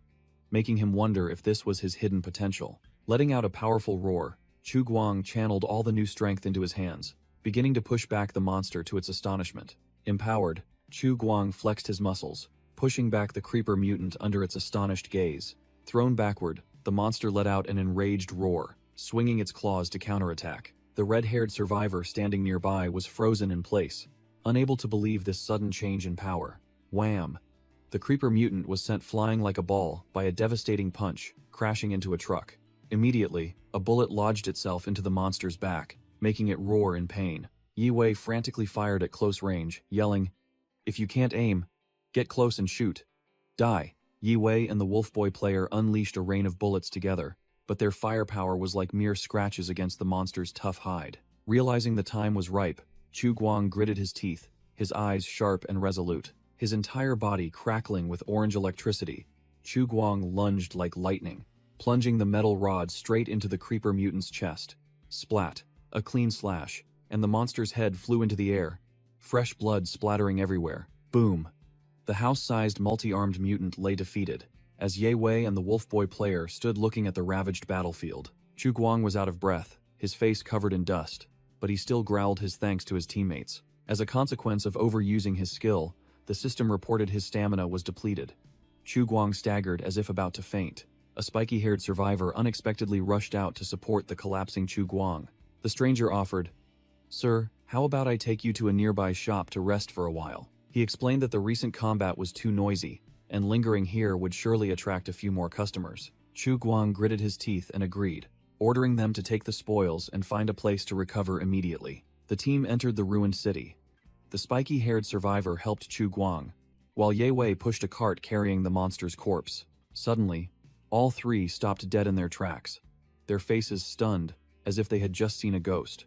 Before them was a red-haired woman, blindfolded, covered in injuries, panting in a dark corner. Blood seeped through the makeshift bandage on the ankle of the unfamiliar woman, who was panting from exhaustion. It turned out to be a fierce, red-haired female sniper, with a fiery figure but covered in injuries. Chu Guang guessed she was the one who provoked the monster, while Ye Wei naively exclaimed, "Look, a new NPC." Chu Guang's group froze when they saw the female sniper sitting on the ground, panting alone in the corner of a ruined warehouse. Detecting someone approaching, the red-haired female sniper immediately went on high alert, her gaze as sharp as a knife. Without a second's hesitation, Chu Guang reached for his holster, ready for a fierce confrontation. Click! Quick as lightning, the female sniper pointed the barrel of her massive sniper rifle straight up, an action both defensive and intimidating. Chu Guang didn't flinch, drawing his gun and pointing it directly at her face, growling, "Behave, my injuries aren't as bad as yours." Knowing she was at a disadvantage, the female sniper closed her eyes and let out a sigh, accepting to lower her weapon and surrender. The spiky-haired survivor nervously whispered to Chu Guang, "Is she an enemy?" Chu Guang replied coldly, "I don't know, but it doesn't matter." Despite being exhausted, Chu Guang ordered his subordinates with the air of a boss, "Get me a chair." As he sat down on the chair opposite the red-haired female sniper, Chu Guang declared the interrogation had begun. "Okay, now we can talk." The female sniper looked up, getting straight to the point. "What do you want to know?" Chu Guang went straight to the topic, without beating around the bush. "I am Chu Guang. What's your name?" The female sniper replied curtly, her eyes still defiant. "Xia Yan." Chu Guang began the interrogation. "Who are you?" "A mercenary from Rocktown." "Where are your teammates, or are you alone?" Xia Yan lowered her head, her voice full of bitterness. "They're all dead." Chu Guang didn't bother to show sympathy, pressing for details to verify the information. "Oh? How many died?" Xia Yan confirmed the tragic number, 3 people, all wiped out, except me. Without a second's hesitation, Chu Guang turned and ordered Ye Wei, "Search the surroundings. Find any corpses wearing clothes similar to hers." Chu Guang gave a decisive order, his eyes sharp. "If you find any corpses, strip them of their gear and bring it back here." Ye Wei replied curtly, "Understood," then dashed off to complete the task, leaving Xiaoyan frozen, watching him go. Xiaoyan was completely bewildered, her head full of questions. What the hell is he doing? What language are they speaking? Chu Guang turned back to the interrogation, getting straight to the main point. "Almost forgot. What about that creeper mutant? Why did you provoke it?" Xiaoyan's face darkened, her voice full of hatred. "It actively targeted us." She began to recount, her voice helpless. "At that time, we were looking for the entrance to shelter, 117. In a flashback, Xiaoyan's 4-person team encountered the formidable creeper mutant, a fateful encounter. The monster furiously charged in pursuit. One of her teammates was cornered by it, with no escape. The entire team was almost wiped out, leaving only Xiaoyan to face the roaring monster alone. After hearing the story, Chu Guang immediately grasped the most important information, questioning, "The entrance to Shelter 117? What is that?" Xiaoyan revealed the location of Shelter 117 near the new commercial center station, disclosing that her boss was targeting an item inside. Chu Guang examined the map and thought to himself, although Shelter 117 might contain valuable loot, the risk was too high for him to personally intervene. The administrator then came up with a brilliant idea. Turn this place into a new dungeon and throw the players in to farm. Why risk it himself? Seeing Chu Guang's indifferent attitude, Xiaoyan completely failed to understand what he was thinking. She pressed him, asking why he wasn't interested. But Chu Guang merely replied indifferently, "Why should I care?" To bait him, Xiaoyan played her trump card, revealing that there was an extremely powerful mechanized armor inside. Chu Guang merely smirked, asking directly if she had seen it with her own eyes or had any proof, and Xiaoyan had to admit she didn't. He scoffed, telling her to talk when she had photographic evidence, crushing her hopes instantly. Suddenly, changing the subject 180 degrees, Chu Guang stared at her red hair and asked an unrelated question. "Is your hair dyed or natural?" Caught off guard, the tough mercenary suddenly blushed, stammering that it was her natural hair color. Chu Guang nonchalantly teased Xiaoyan's hair, remarking coolly, "Nice color, but it's time to wash it." Provoked, Xiaoyan flushed and snapped, "Are you making fun of me?" Suddenly, one of Chu Guang's teammates shouted a warning, and both turned back in surprise as something was happening. Xiaoyan also spun around instantly, her face full of vigilance. From the shadows, a burly, dark-skinned man appeared, pressing a gun to the head of a blonde young man, creating a tense hostage situation. Without a second's hesitation, Chu Guang and his teammates simultaneously drew their guns, their dark barrels pointed directly at the enemy. The kidnapper roared, challenging, "Stay still. I have your friend here. I know you're strong, but are you faster than a bullet?" Chu Guang smirked, his face nonchalant. "Strong? Heh, you flatter me," completely disregarding the threat. Xiaoyan was stunned, recognizing the kidnapper and exclaiming in surprise, "Chen Yang? You're not dead?" Chen Yang reassured the blonde hostage, "Haha, I don't die that easily. Wait a moment, I'll get you out of here right away." The blonde hostage was drenched in sweat, grinding his teeth, looking like he was about to have a stroke. He screamed like crazy, "Shoot! Shoot me! What are you waiting for?" Everyone froze, while Chen Yang muttered a curse. "Damn this idiot. He stinks so bad. I'm going to die from the smell." Chen Yang's face was contorted like a monkey eating chili, not understanding what the hostage was babbling about. Whack! Losing patience, Chen Yang swung the butt of his gun straight at the blonde hostage's head, yelling, "Shut up." Despite being hit, the hostage still wouldn't shut up, screaming louder, "Shoot me, boss, just ignore me, I can't die." Chu Guang's face was speechless, thinking to himself, "Of course you won't die. But if you die, I'll have to spend money to revive you." The teasing expression vanished. Chu Guang pointed his gun directly at Chen Yang, his voice icy. "I don't like being threatened. Put your gun down, raise your hands, face the wall. Do as I say, and I'll spare you." Chen Yang still tried to play the villain, growling, "I'm not kidding, I'll really shoot," while the blonde hostage looked bewildered. "Me too," Chu Guang replied curtly, the cold click of a gun hammer echoing. Chu Guang coldly laid down the terms, his eyes unwavering. "Want to test it? I'll count to 3, then we both pull the trigger." The blonde hostage continued his antics, telling Chen Yang to just ignore him and run, while Chu Guang began to count down. 3. Chen Yang broke out in a cold sweat, cursing inwardly that this madman didn't care about his teammate's life. He grew increasingly bewildered by the hostage's attitude. A hostage who was so eager to die was truly something else. Not giving his opponent a chance to collect himself, Chu Guang, expressionless, continued to count. 2. Chen Yang officially broke, hastily shouting for them to stop, stammering that he had no intention of threatening them and only wanted one thing. He pointed at Xiaoyan, who was sitting on the floor, and laid out his condition. "Give me the key on that girl, and I'll release this guy immediately." The spiky-haired young man asked in surprise. "Key?" Chen Yang yelled, confirming it was a key card, and asserted that Xiaoyan knew exactly what he was talking about. Xiaoyan lowered her head, her voice dropping, admitting, "So, your target is the key." Chen Yang pressed the gun against the blonde hostage, growling at Xiaoyan that instead of dying in vain, she should let him finish his job. He began to confess, admitting he had feigned death when the creeper mutant attacked, waiting for it to leave before returning to loot his teammate's corpse, rather than genuinely trying to help. Chen Yang looked directly at Chu Guang, making a despicable offer. Trade a woman and your teammate for the card on her. It's useless for you to keep it anyway. Chu Guang remained silent, his face as cold as stone, betraying no emotion, making it impossible for his opponent to guess what he was thinking. Xiaoyan also stayed completely silent, leaning against the wall, observing the situation, awaiting Chu Guang's verdict. Chu Guang smirked meaningfully, half his face shrouded in shadow, and calmly replied, "That's right." Seeing a signal, Chen Yang reiterated his demand firmly, asserting that he only needed the card on Xiaoyan. Without a moment's hesitation, Chu Guang turned and ordered Xiaoyan with an attitude as if discussing the weather. "Give it to him." The blonde hostage was utterly panicked, unable to understand why the administrator would negotiate with the kidnapper instead of shooting a hole in his head. The blonde guy began muttering to himself like a game addict, believing that since he was a player, he didn't need to be afraid. Dying here would be a heroic sacrifice, and his favorability would surely skyrocket. The blonde hostage went into a frenzy, yelling directly at his teammate, "Don't worry about me. Good time. Are you stupid? Shoot." Good time growled, trying to maintain his aim while his face was taut. "Damn it. Stand still, so I can aim." But he hesitated, his gamer brain telling him he couldn't act before the administrator, fearing he might miss important plot developments. Xiaoyan pulled out a keycard, her eyes filled with hatred. This card was given to me by the captain before he died. She realized that, in theory, Chen Yang couldn't have known she had the card, unless he had scavenged the captain's corpse like a vulture. With a resigned expression, Xiaoyan bowed her head, preparing to carry out Chu Guang's order. Whoosh! She threw the card directly onto the ground in front of Chen Yang, decisively. "Take it."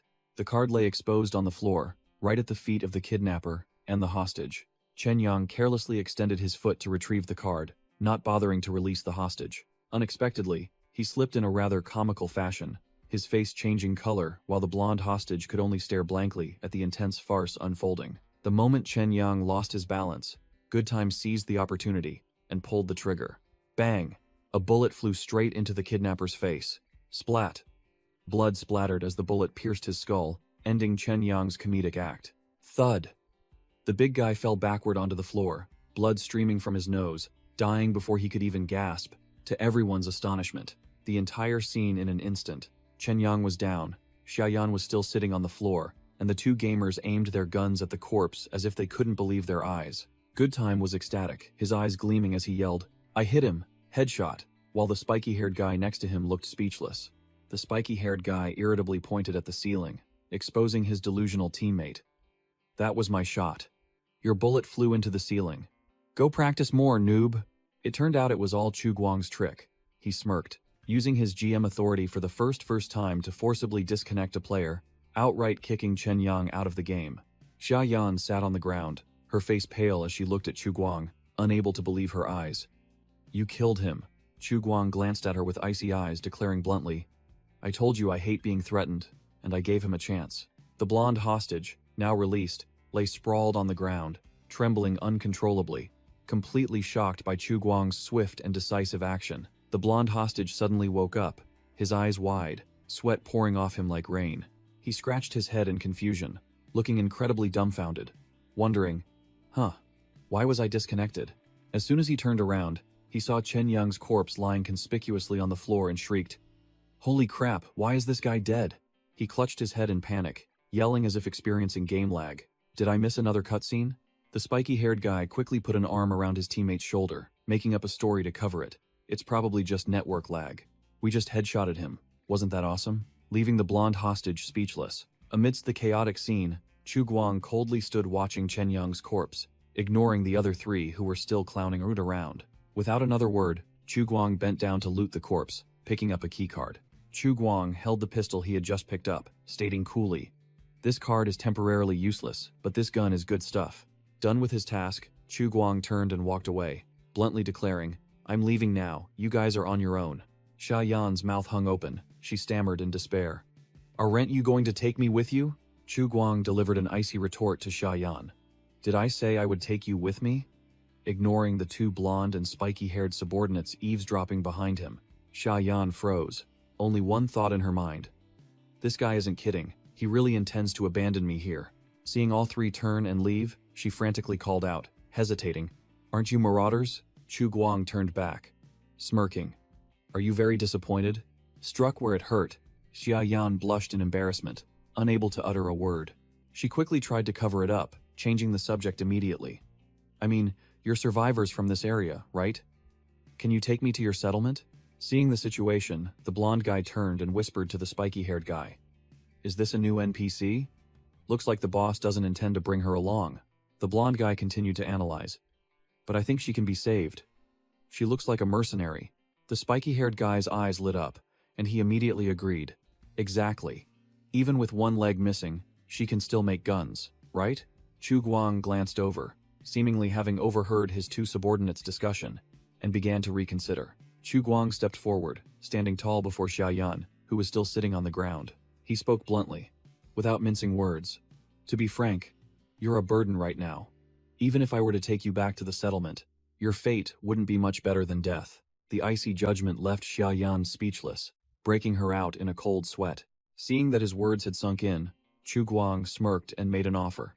"Of course, if you have any worthwhile skills, I might consider bringing you along, provided you agree to work for me." Silence enveloped the area as Chu Guang crossed his arms, awaiting an answer from the one cornered.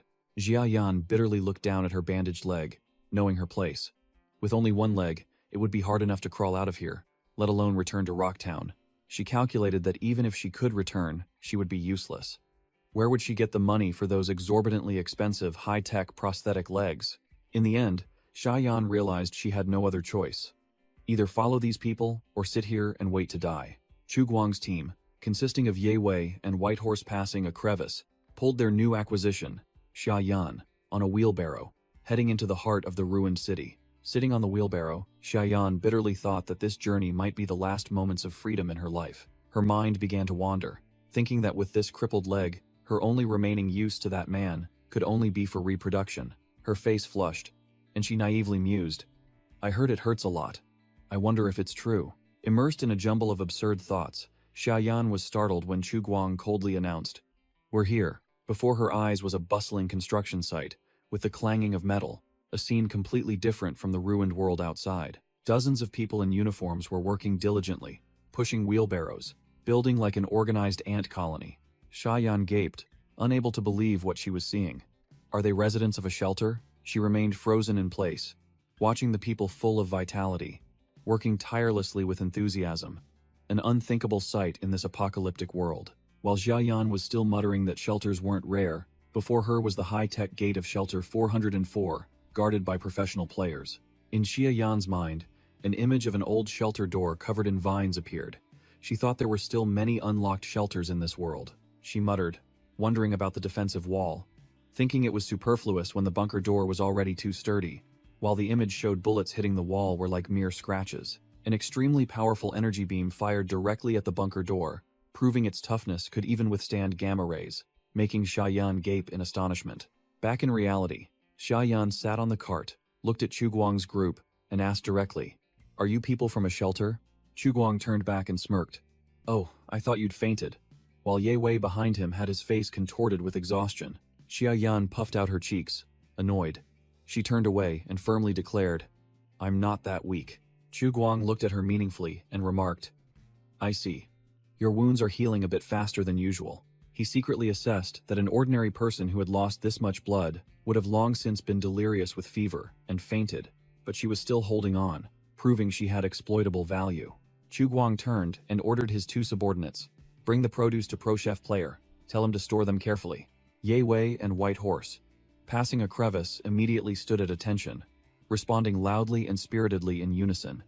"Understood, sir." Chu Guang smirked, recalling that he had tasked Pro Chef Player with building a storage room and was confident that everything was in order by now. He completely trusted the chef's skill, a true professional who could handle everything perfectly. Without a word of warning, Chu Guang walked straight to where Xia Yan was sitting blankly on the cargo cart. He lifted her up with one hand in astonishment, making the female mercenary blush in surprise. As if carrying a sack of potatoes, Chu Guang tossed Xia Yan directly onto his shoulder, even as she was still muttering, not understanding what was happening. Chu Guang simply carried his captive straight ahead, leaving Ye Wei and White Horse passing a crevice frozen in place, sweating profusely. The two subordinates could only gape, a single thought repeating in their minds. The boss is too domineering. So cool. Just then, level 8 Great Gale appeared, looked at the devastated scene, and turned to ask, "What happened?" Ye Wei's face scrunched up, and he pointed at Whitehorse passing a crevice. "Ask time." He watched the entire cutscene alone. "I missed everything." Whitehorse passing a crevice was equally helpless. "Don't, look at me. This game has no subtitles. I don't understand a damn thing the NPCs say to each other in cutscenes." Chu Guang casually declared to just consider this Xia Yan character a new NPC, added to the game to make it quicker, even though she clearly looked displeased. Level 8. Great Gale wondered why the captive looked so messed up, and Whitehorse passing a crevice casually replied, "Heavy injuries are nothing, she almost died." Ye Wei's face serious, warned Level 8 Great Gale that he couldn't imagine what they had encountered on their way back. Recalling the monster with bloodshot eyes, Ye Wei's face turned pale, and he uttered a single word, "A creeper." Hearing about a new monster, Level 8 Great Gale's eyes lit up as if head found gold, and he pressed with questions. "What kind of creeper is it? What does it look like?" Ye Wei began to describe the grotesque monster. When it crawled, it was nearly a meter tall, and when it stood, it was over 2 meters, making Level 8 Great Gale turn pale with fear. He continued, "That thing was not only tough, but also as fast as lightning. All 3 of them fired bullets, but it dodged every single one, not a single hit." Then the boss appeared. Ye Wei recounted, with a face full of admiration, pulled out a steel pipe, and skewered it to death in a few moments. Whitehorse passing a crevice nodded in confirmation. Just as Night 10 said, that creeper was unreasonably strong. Meanwhile, Chu Guang was analyzing the situation, thinking that the new update not only added features but also released a bunch of mutants, NPC factions, and new quests. Ye Wei brushed the topic aside, going to do the administrator's assigned task. "Let's discuss that after we log out. I'm going to deliver the cargo cart to Pi first." Veteran Survivor told Whitehorse passing a crevice to go ahead, while he stayed to tinker with the steel smelting blast furnace. "When you're done, come back and give me a hand." Inside the shelter, Chu Guang strode in majestically, carrying a person on his shoulder, amidst the astonishment of the working players. The crowd immediately buzzed, pointing and whispering, "Who is the boss carrying back? Could it be a new NPC?" When they realized it was a girl, the entire group of players erupted in joy, cheering loudly because they were about to experience the internal beta test. Carried like a sack of rice, Xia Yan only wanted to disappear into the ground. Her inner self screamed, "Damn it. This posture is too humiliating. How can I face anyone after this?" Her face flushed crimson, although she didn't understand what they were saying. Through the lecherous gazes of the players, she guessed their intentions. In Xia Yan's eyes, these players were no different from a pack of hungry hyenas, flattering the alpha in hopes of getting some leftover scraps. And the tender, juicy prey that the pack of wolves was drooling over was none other than her. A tear of despair rolled down her cheek. Xia Yan secretly resolved to end her own life rather than be humiliated. Carried like a sack, Xia Yan helplessly screamed in silence, her body unable to move, only able to cry in shame. "Damn it. I can't control my body." Without a word of explanation, Chu Guang carried his prize directly into his command room, a minimalist room with modern computers. He roughly tossed Xia Yan onto a chair, making her cry out in pain. Both in pain and annoyed, Xia Yan gritted her teeth. "Ah, a little gentler." Seeing Chu Guang silently approach, Xia Yan panicked. What are you going to do?" But only received a cold reply. "Sit still." Chu Guang reached into a drawer and took out a wrapped object. He tore open the wrapping, revealing a high-tech syringe inside. Seeing something that looked like a needle, Xia Yan turned pale. Her fear surged to its peak. What are you going to do to me?" Chu Guang, with an expressionless face, raised the syringe, his voice calm but full of authority. "It won't hurt. Endure it." He introduced the item, the Nano Healing Needle, specialized in patching up nasty wounds by enhancing tissue regeneration. Chu Guang muttered that this nano syringe was a rare item opened from a mystery box, which he hadn't intended to use because this one's self-healing ability seemed quite tough. But now it was different. Xia Yan's leg wound was infected and festering. He couldn't let it worsen any further. He knew full well the shelter's abysmal medical situation. No doctors, no anesthetics, no rubbing alcohol, let alone a sterile operating room. Chu Guang only hoped he could at least ask WC Mosquito to produce some alcohol to use temporarily to make things less crude. He approached, the syringe clutched in his hand, making Xia Yan tremble with fear. Her face flushed red. She stammered through her tears, her voice trembling as she pleaded, Don't come here. Enough talk. Chu Guang ignored her, decisively plunging the needle straight into Xiaoyan's thigh. Xiaoyan let out a piercing scream, as if she were about to die. But just a second later she froze, her face full of questions. Huh? Why doesn't it hurt at all? Xiaoyan was completely bewildered, not understanding what the hell was happening as she felt nothing from the injection site on her thigh. Xiaoyan groggily woke up, still dazed from the drug, and tremblingly asked Chu Guang what he had done to her. Chu Guang replied nonchalantly with a cool expression. Just saving your life. No need to thank me. But immediately, he changed his tune with a sly smile, enticing her. Actually, if you want to thank me, just work hard for me. Seeing the other party bewildered, Chu Guang's gaze sharpened, as if awaiting an answer. Before she could process the information, the side effects of the drug kicked in, making Xiaoyan snore loudly, falling into a deep sleep. Chu Guang looked at her sleeping soundly, muttering that he hadn't expected this injection to have a sedative effect. Luckily, he hadn't used it in real combat. Must record this high-quality item immediately.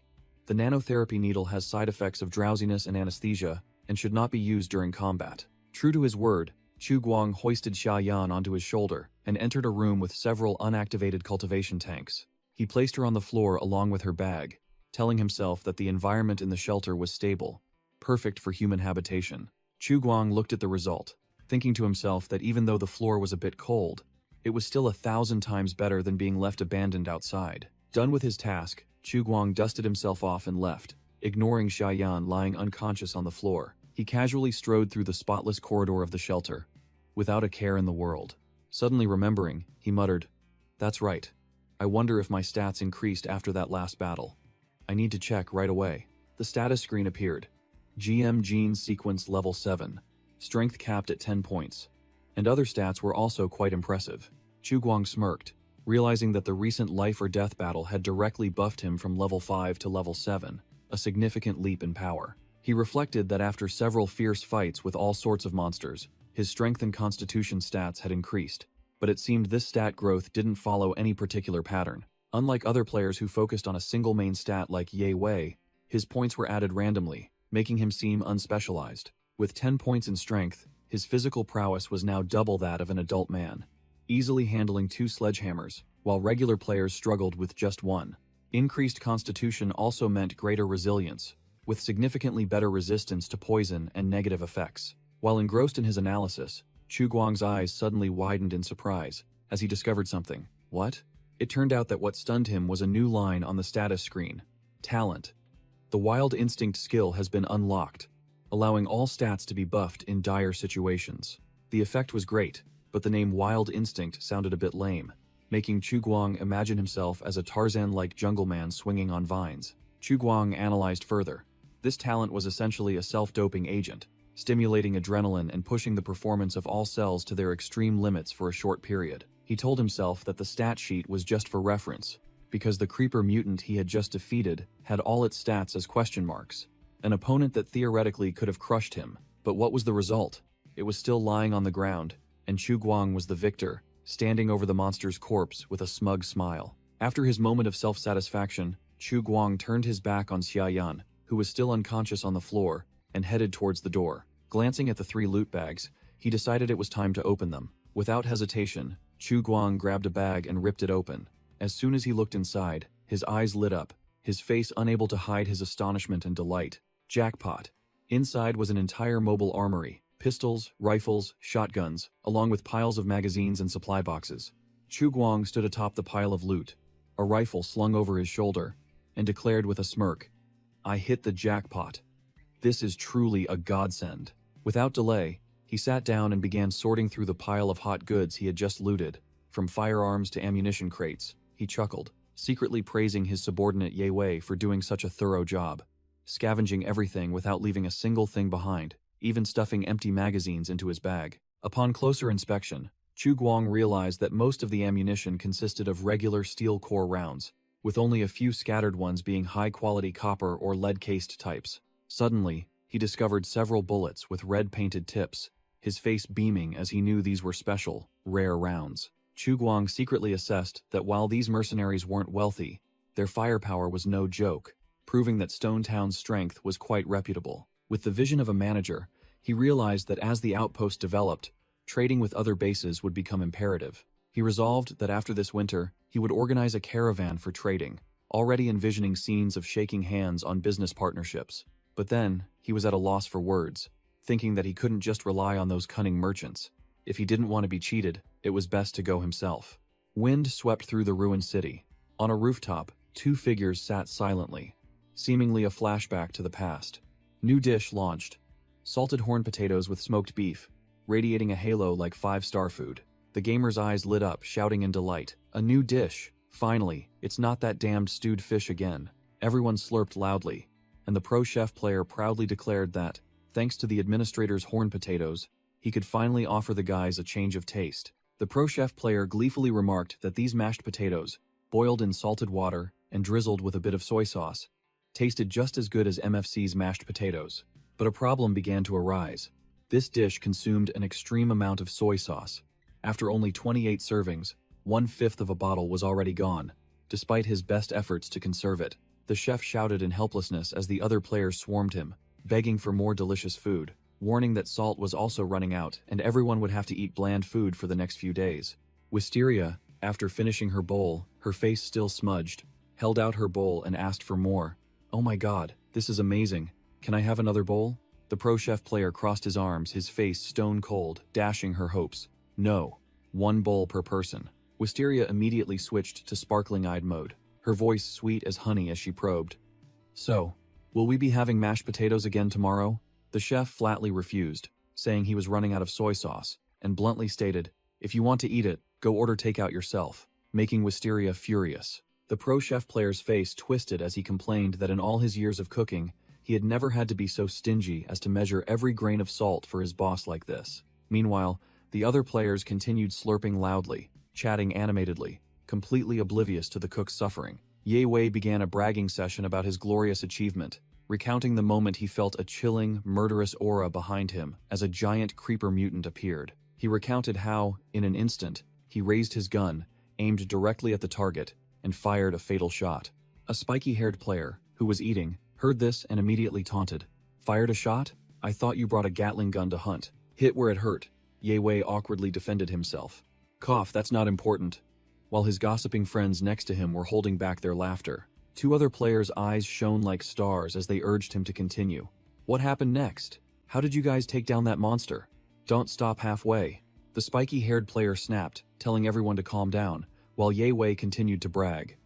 "Listen, just as the creeper mutant charged, I slid on the ground. Night fell, enveloping the ruined buildings, leaving only a mysterious rustling sound echoing in the wind. Chu Guang stood in the base, receiving a notification that all players had safely logged out, with only one recycler still unaccounted for.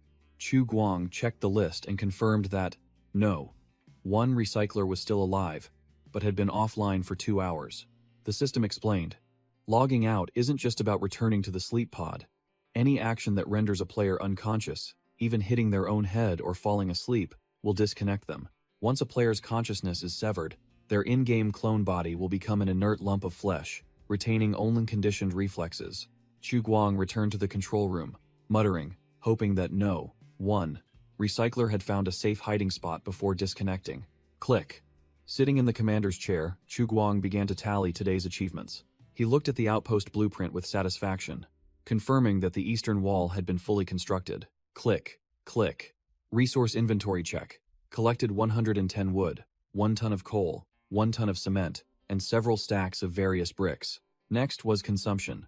240 wood and 1,600 pounds of cement were gone, leaving the wood supply depleted for 2 consecutive days, but cement was in surplus. Chu Guang calculated that he might need to recruit a few more lumberjacks or double the wood gathering requirement in daily quests. Click, click, click.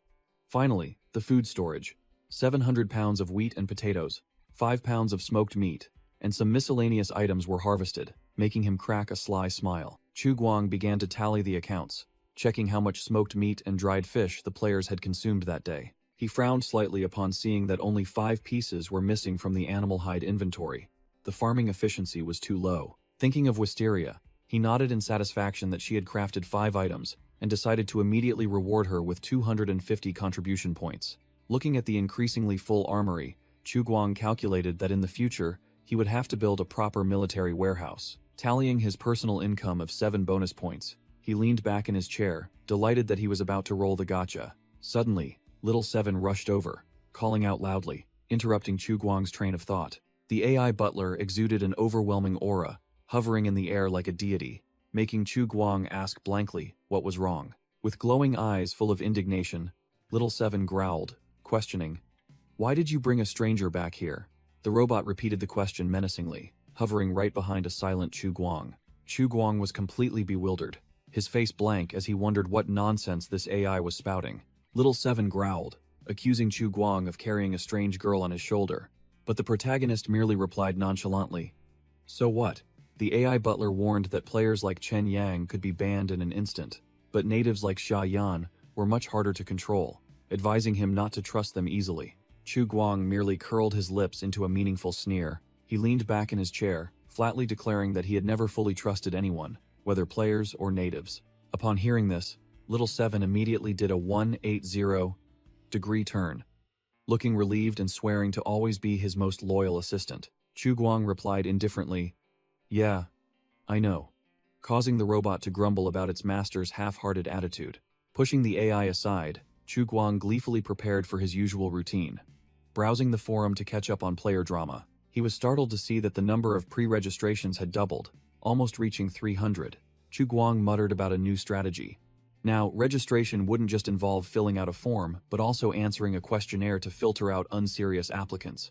The goal was to eliminate the deadweights who only whined for gifts, and to find true try-hard gamers who knew how to carry the team. Chu Guang gaped when he saw that the official website's traffic had exceeded 1,000 visits per day. He broke out in a cold sweat, not understanding how a crappy website, with no registration info and a red error for its security certificate, could still attract so many people. Chu Guang smirked, realizing that these idle folks were the perfect source of free labor for his game, like a bunch of people diligently laying bricks. Regaining his domineering demeanor, Chu Guang sat up straight, deciding to check out the forum drama. He was pleased to see that, one recycler had posted, reporting the discovery of an abandoned tire factory showing signs of being a marauder camp. Scrolling down to the comments section, the forum was buzzing with all sorts of characters. Storm praised it. Shadow wondered why Lizardman wasn't online during the day, and 10 times teased him for showing off his achievements. Chu Guang suddenly noticed a new post by a player named Time. This gamer was full of praise for the Alpha 0.2 update, commending everything from the detailed concrete wall to the giant mutant at the farm, making Chu Guang gleefully type on his keyboard for tricking the noobs. The post went on to recount an encounter with a creeper mutant, praising the administrator's unmatched power for killing the over 2-meter tall monster with just a water pipe, making readers blood boil with excitement. Finally, the player expressed extreme anticipation for a new NPC, Xia Yan, joining the outpost, promising to unlock countless new quests like weapon customization. Flattered to no end, Chu Guang gleefully pinned the post to the top of the forum, thinking to himself, a quality post like this must be shared with everyone. While browsing the forum, the robot Little Seven suddenly appeared and called out, "Master."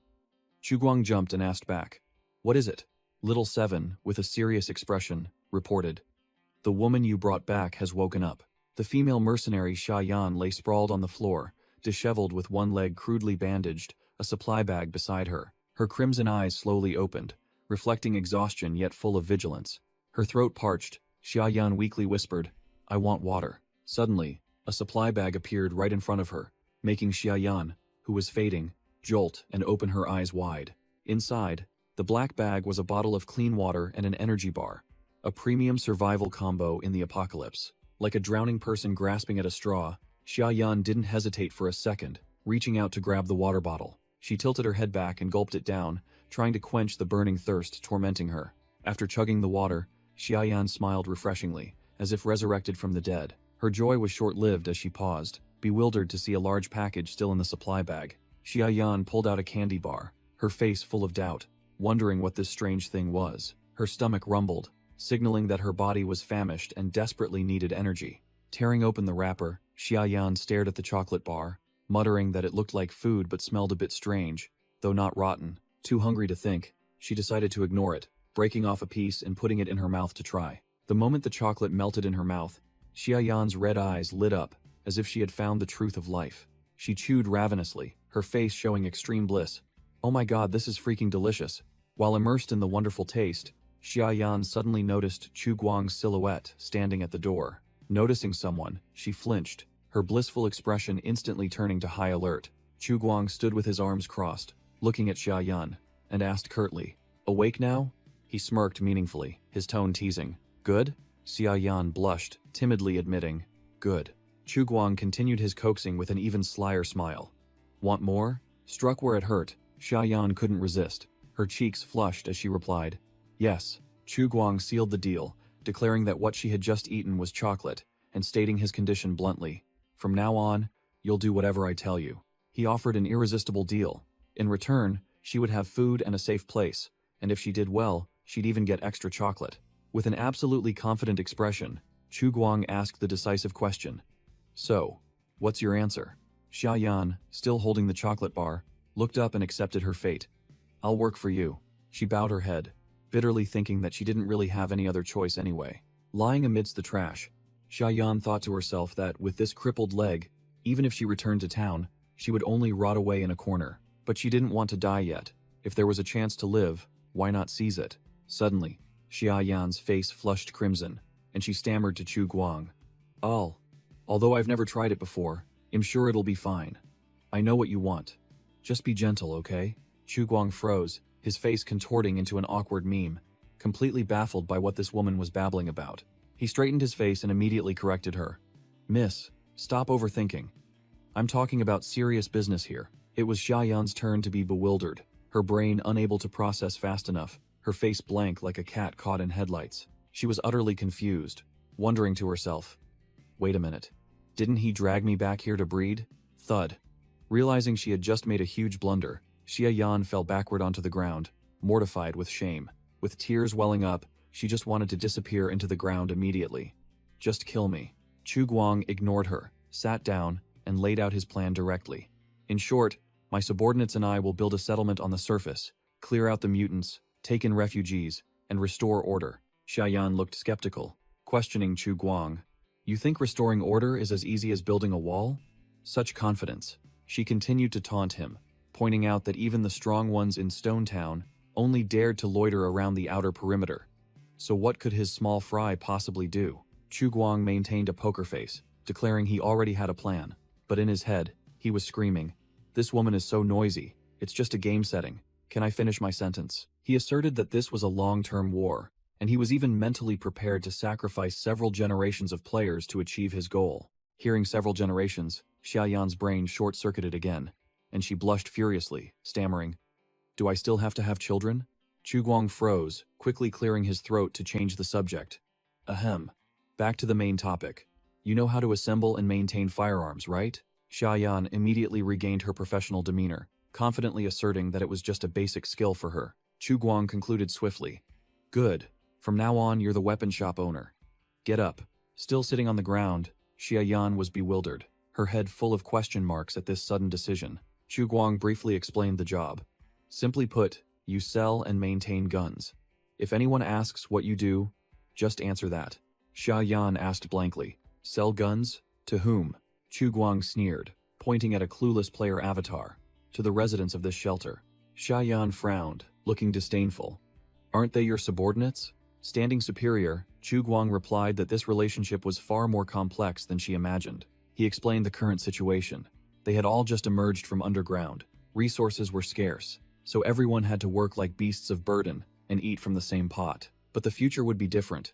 Once they overcame this hardship, everything from food and medicine to weapons would have to be exchanged for contribution points. No free handouts. Chu Guang concluded, comparing this system to the chips in Stone Town, a concept he considered common knowledge. Xiaoyan's face went blank. Her brain couldn't process it, and a huge question mark appeared above her head. Chu Guang flared up, his face contorting with anger.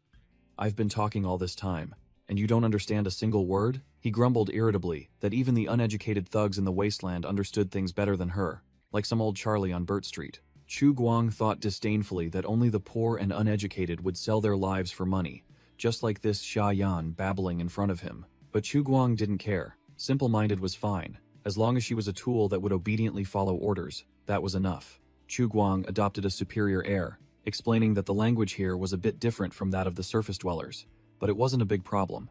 He would teach her some basic communication phrases. Xia Yan fell silent, her face clearly showing confusion, her brain still trying to figure out what this guy was up to now. Chu Guang crossed his arms, standing in a dominant position, looking down at Xia Yan sitting on the ground, and delivered a powerful closing statement. You just need to do as I say. The situation was clear. Xia Yan was completely at a disadvantage, only able to sit silently on the cold floor, listening to Chu Guang continue to give orders. Chu Guang flashed a sinister grin, a plan already forming in his mind. Doesn't understand the language? Can't communicate? No problem. Chu Guang's plan was revealed. Turn this woman into an NPC weapon shop owner. All she needed to do was memorize a few sample lines like a robot, and the job would be done. Chu Guang sat down, pointed at the piece of paper he handed to Xia Yan, and ordered, "You need to memorize the fixed words and phrases on this paper." Xia Yan was sweating profusely, struggling to enunciate the NPC script Chu Guang had prepared. To customers entering the shop, say, "Hello, I am Xia Yan, the weapon shop owner. How may I help you?"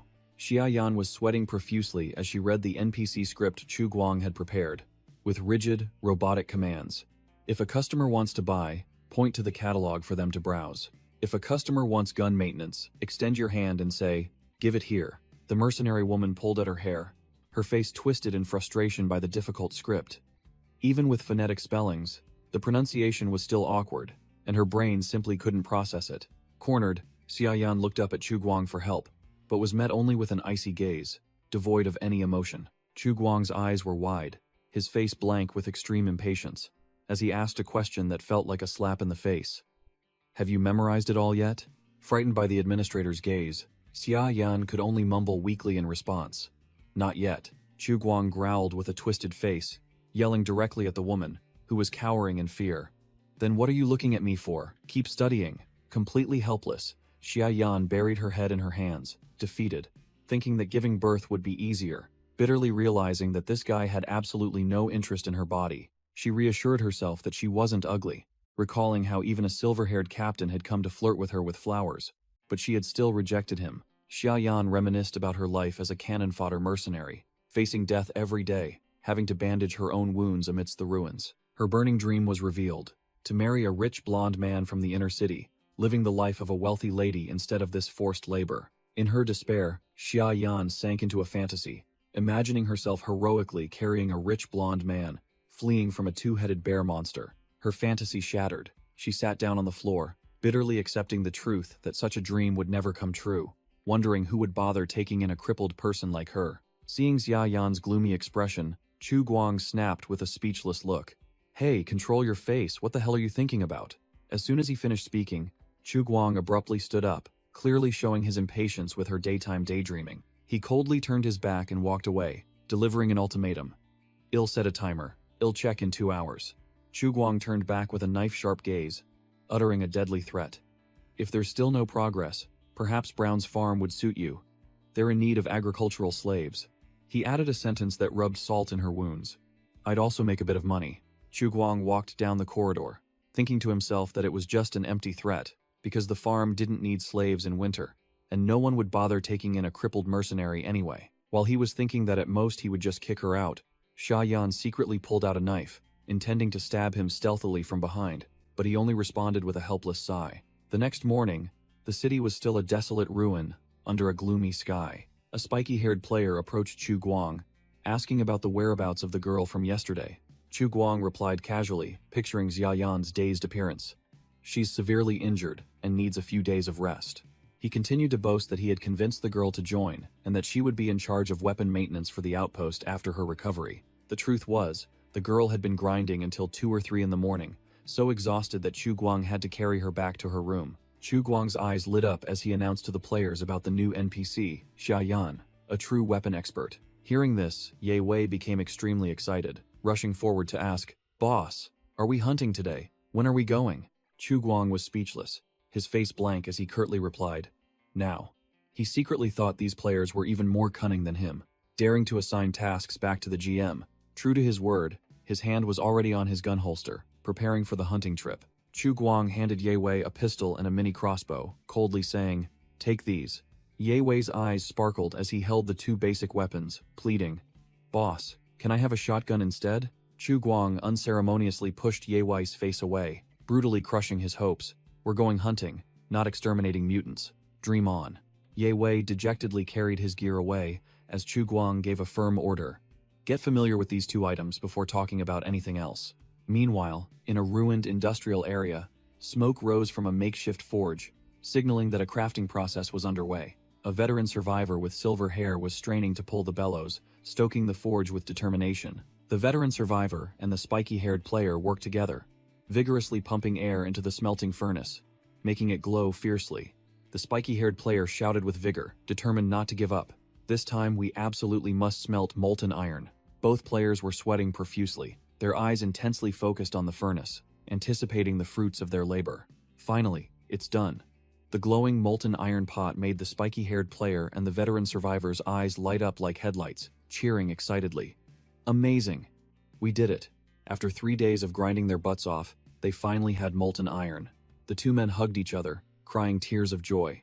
The veteran survivor, full of vigor, immediately started planning weapon forging. An axe or a knife, or anything useful will do. The spiky-haired player looked thoughtful, hand on chin, pondering like a true strategist. But no, he declared with a deadpan expression, prioritizing his stomach. Let's make a frying pan first. I'm sick of stew. The spiky-haired player recalled yesterday's mashed potatoes were decent, but the pro-chef player reported they were out of soy sauce, meaning today they'd have to eat pine nut catfish soup again. The image of the disgusting catfish soup appeared. Just 1 sip and the fishy, nauseating smell filled his mouth, making the spiky-haired player's face wrinkle like a monkey eating chili. Hearing about stir-fry, the veteran survivor also teared up in empathy, patting his comrade's shoulder. Good idea. With a pan, we can have stir-fries. Meanwhile, in a wooden house, the carpenter player was diligently working at his workbench, surrounded by tools and wood blanks. And here's the result. The carpenter player held up a homemade flamethrower, shouting proudly, "Perfect! A hand-pressurized flamethrower." The carpenter player laughed maniacally, imagining roasting the green-skinned mutants with his homemade hot item, declaring it a nightmare within a 1-6-foot radius. And this destructive toy was given a fiery name, Hellfire 0.1. Just after showing off his creation, the carpenter player was startled to see Gale lumbering out of the forest, carrying a bucket. The carpenter player greeted him, worried the trap was broken again, but Gale simply replied concisely, looking mysterious. Gale pushed up his glasses, his face looking dangerous. "The trap is fine, but look what I found." Clang! Gale slammed the bucket down, making the carpenter player curious about its contents. The carpenter player's eyes widened and his jaw dropped as he looked into the bucket, completely shocked. A bucket full of struvite minerals, an unbelievable discovery. Immediately, both of them grabbed the buckets and ran like mad towards the lake. Gale shouted excitedly as he ran, realizing that the most abundant resource in Lake Leaner wasn't fish. Gale switched to Professor mode, his eyes gleaming as he explained that this lakeside was a natural NPK. Nitrogen, phosphorus, potassium, mine. Both of them dashed like arrows.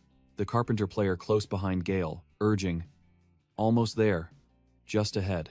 Reaching a dense patch of trees, Gale pointed. "This is it, where the vegetation grows thickest." The carpenter player squatted down to examine the pile of white minerals, while Gale explained it was an excellent water source for both humans and animals. Without another word, the carpenter player swiped his finger across the white powder to check its quality, and in an unexpected moment of genius, he put his finger straight into his mouth to taste it. Immediately, the carpenter player's face changed color, and he spat it out, while Gale stood beside him, speechless. The carpenter player vomited violently, cursing tearfully.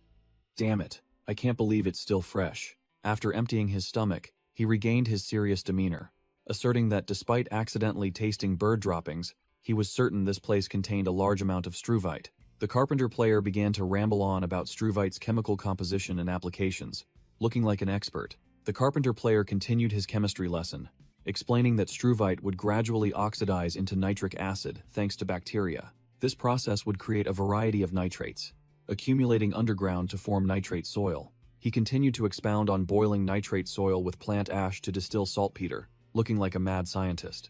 The carpenter player concluded with a bold statement: "Struvite equals gunpowder," declaring they now held the core ingredient for making hot stuff. With a sinister expression, the carpenter player confidently stated, "With this soil, we can make black powder." Gale coldly interrupted his boasting, asking a critical question. "Okay, we have nitrate soil and charcoal, but black powder also needs sulfur. Where do you plan to dig that up?" The carpenter player froze, his face going blank as if doused with cold water. His perfect plan suddenly had a huge flaw. He quickly backpedaled, mumbling evasively that if there was no sulfur, sulfate could also be used. It would just be more complicated to process, and he was sure they'd find some, eventually.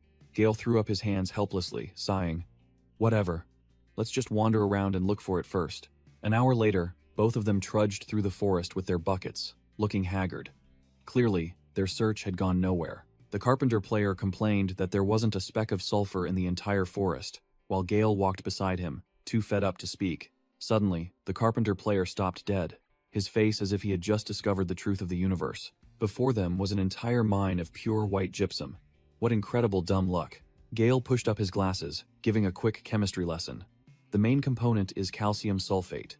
Burning it with charcoal at high temperatures will yield calcium sulfide and CO2. The carpenter player's eyes lit up, and he shouted, "This is the sulfate I need." Standing before the heaven-sent mineral deposit, the carpenter player couldn't hide his triumphant expression. It was exactly what he had been looking for. The carpenter player suddenly slapped his head, recalling seeing the veteran survivor mixing gypsum powder into cement 2 days ago, and cursed himself for being an idiot. Gale could only force a smile, quipping, "It seems what you were looking for was right under your nose, huh?" The carpenter player brushed off his embarrassment, hurrying. "All right, a good result is all that matters. Let's scoop some up and get out of here." As soon as they returned with their buckets, both were stunned to see a crowd gathered, muttering and discussing something. Upon their return, the carpenter player and Gale stared in confusion at the gathering of players. The carpenter player spoke up. "Huh? What's going on?" The center of attention was a stranger, leading a 2-headed mule laden with goods, surrounded by a crowd of players discussing him. Sunshichi looked quite flustered, trying to explain something in a language no one understood. The carpenter player's eyes lit up with excitement, exclaiming, "Who's that guy? A new NPC?" While Gale was equally surprised, Gale kept his cool, pushed up his glasses, and decided to check out the situation. "I'm not sure. Let me go ask." Gale approached the pro chef player, who was standing with his arms crossed, and asked directly, "Pi, what's happening? Who is that guy?" The pro chef player began to explain that while transporting bricks from the construction site, some players had encountered this man. Sunshiki didn't say a word, just silently followed the players all the way back to the base, leaving everyone bewildered. The crowd of players, shovels in hand, surrounded him, staring at the nomadic merchant and his 2-headed mule with suspicious eyes, convinced he had ill intentions. 2 players began to argue. One claimed he wasn't an NPC because he wouldn't communicate, while the other remained skeptical. The players started planning. One suggested, "How about we just grab this guy and wait for the boss to come back?" While the other nodded, thinking they hadn't triggered the correct NPC conditions. Sunshichi broke out in a cold sweat, muttering that he didn't understand what these bunker dwellers were saying, but judging by their excited faces, it definitely wasn't good.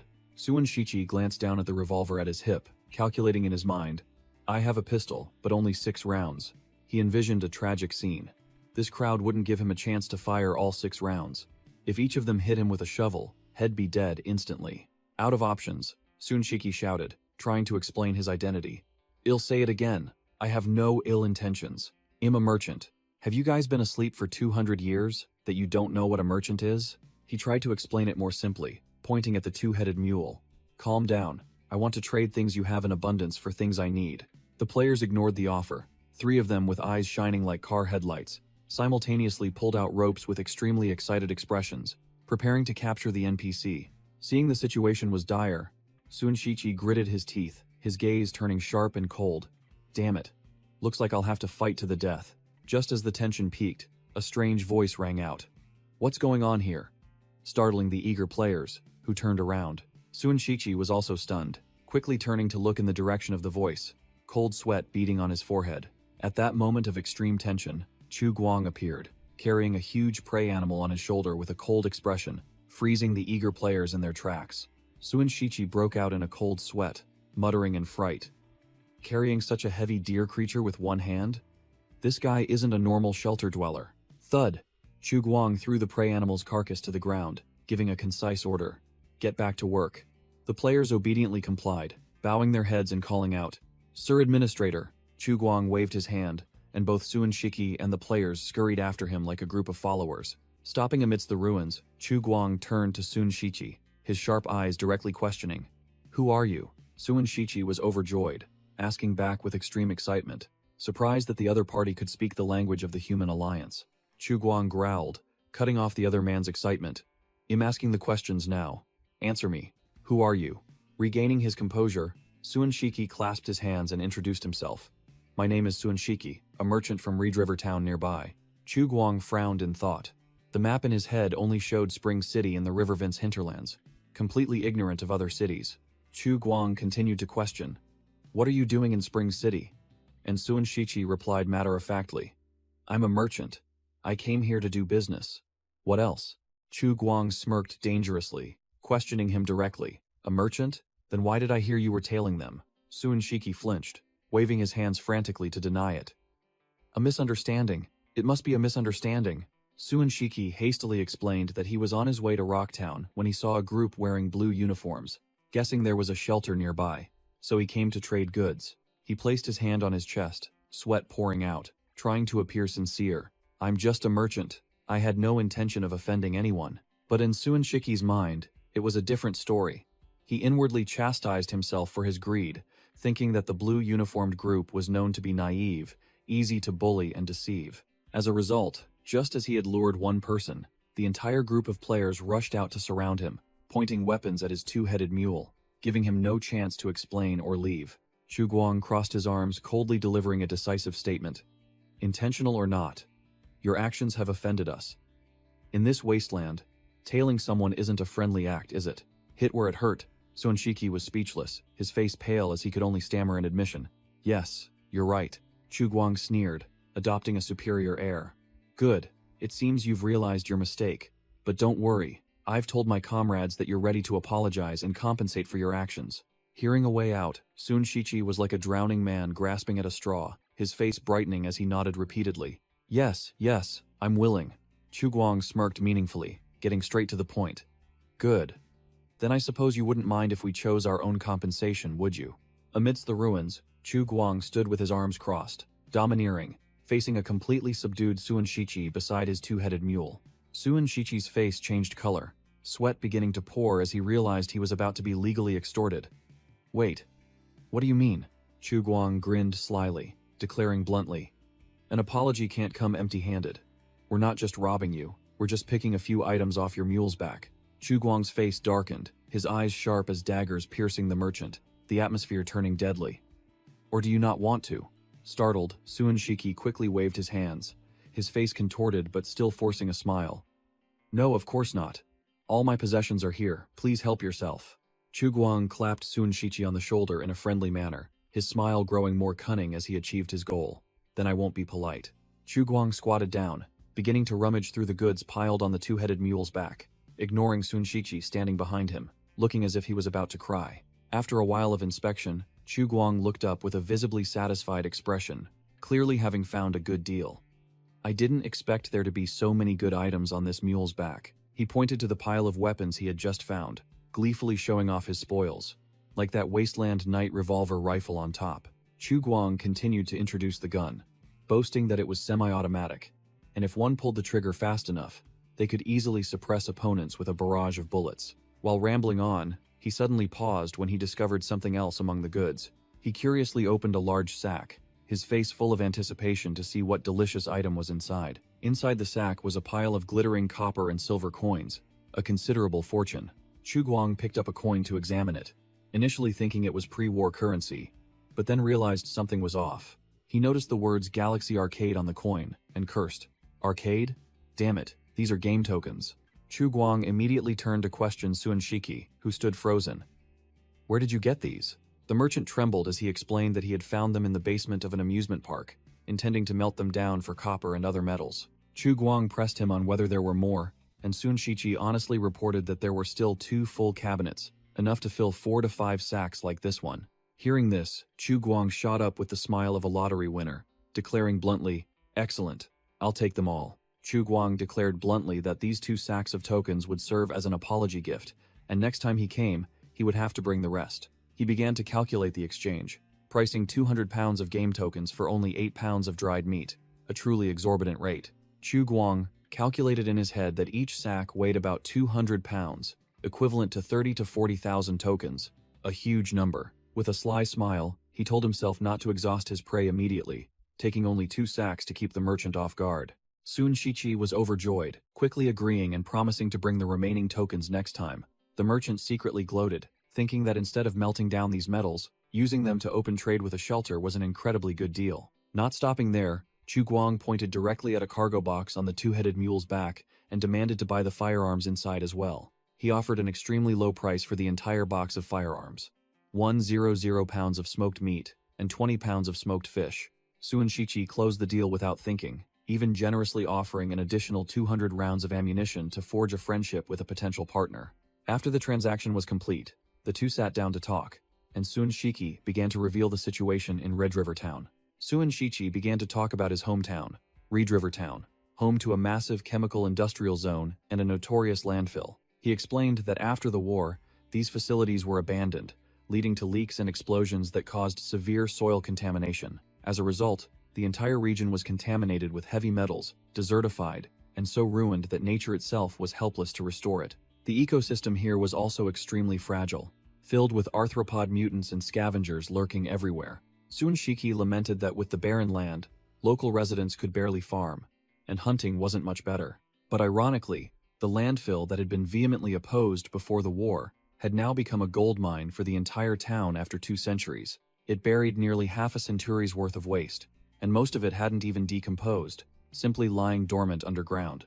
In this era of desolation, that pile of waste had transformed into an artificial mineral mine, causing the town's mining and trade industries to flourish visibly. Chu Guang listened, and then cut straight to the chase. "So what do you people eat? Do you import everything?" Suan Shichi smiled slyly, revealing the region's specialty. "Of course not. We don't have reindeer or hyenas, but moles and mutant rats are edible." Suan Shichi recounted that besides rats, they also hunted harmless insects to process into protein powder, animal feed, or nutritional cream. With that, he pulled out a unique dark red jar, boasting that the contents of this jar were a prime example. Chu Guang took it, curiously asking what the hell this jelly-like substance was made of. Suan Shichi smirked eerily and declared bluntly, "Mutated cockroaches." Amidst the desolation, the merchant calmly confirmed that the local specialty was indeed mutated cockroaches. Upon hearing this, Chu Guang's face changed, looking disgusted. "Damn it. Now that I look at it again, it's disgusting." He quickly reassured him, explaining that although it was extracted from cockroaches, after processing, it was just protein and oil, no longer related to that disgusting bug. Seeing this, Suan Shichi enthusiastically invited Chu Guang to try a piece. Chu Guang forced a smile, sweat pouring down, and flatly refused. "No thanks." Chu Guang remarked that the merchant was truly knowledgeable about insects, and Suan Shichi confirmed that it was an everyday occurrence for them, as they encountered them daily. Chu Guang changed the subject, directly asking Suan Shichi if he had any way to deal with the mutant leeches. Hearing that name, Suan Shichi immediately turned pale, haunted by the disgusting monster's tooth-filled mouth. The merchant composed himself, stating that in his Red River town, these leeches were quite rare, probably because there were more ants there. Chu Guang was bewildered, not understanding what ants had to do with this. Suan Shichi explained that they had a type of mutant called iron-backed ants, the smallest the size of a thumb, the largest capable of being the size of a fist. It turned out that these iron-backed ants were the real deal, with shells as hard as steel, resistant to corrosive acid, and a natural predator of soft-bodied creatures like leeches. Chu Guang's eyes lit up, and he suggested that Suan Shichi bring a few for him to see next time, and the merchant immediately accepted the offer. After the conversation, Chu Guang carried 2 heavy sacks of goods down the base's corridor. He flashed a cunning smile, muttering that he had just come up with an extremely bold idea. His plan was simple. If plastic chips could be used as currency, then metal coins could also become a new form of currency. Chu Guang mentally calculated the number of coins in the sacks Suan Shichi had just delivered, confident that this greedy merchant would soon return with more goods. He decided to launch a new currency system for the shelter, copper and silver coins, with an exchange rate of 10-to-1, enough to operate a small community. Old contribution points would be converted into a new honor system, allowing wealthy players to spend money on titles, status, and even private land. In the future, mercenary, caravan, and guild systems would also be based on contribution points. Whoever contributed more would become the boss. Chu Guang chuckled sinisterly, imagining himself manipulating the players like puppets through this new economic system. This plan was perfect. When game accounts became valuable, the gamers would diligently grind and maintain order to protect their achievements. He smirked, muttering that causing trouble was just a hobby, but exploiting human nature was the real deal. Chu Guang carried 2 sacks of coins on his shoulder, his face full of confidence. He dragged the 2 heavy sacks straight into his administrator's office. Sitting in front of the computers, Chu Guang was ready to implement the brilliant ideas he had picked up from the players' forum.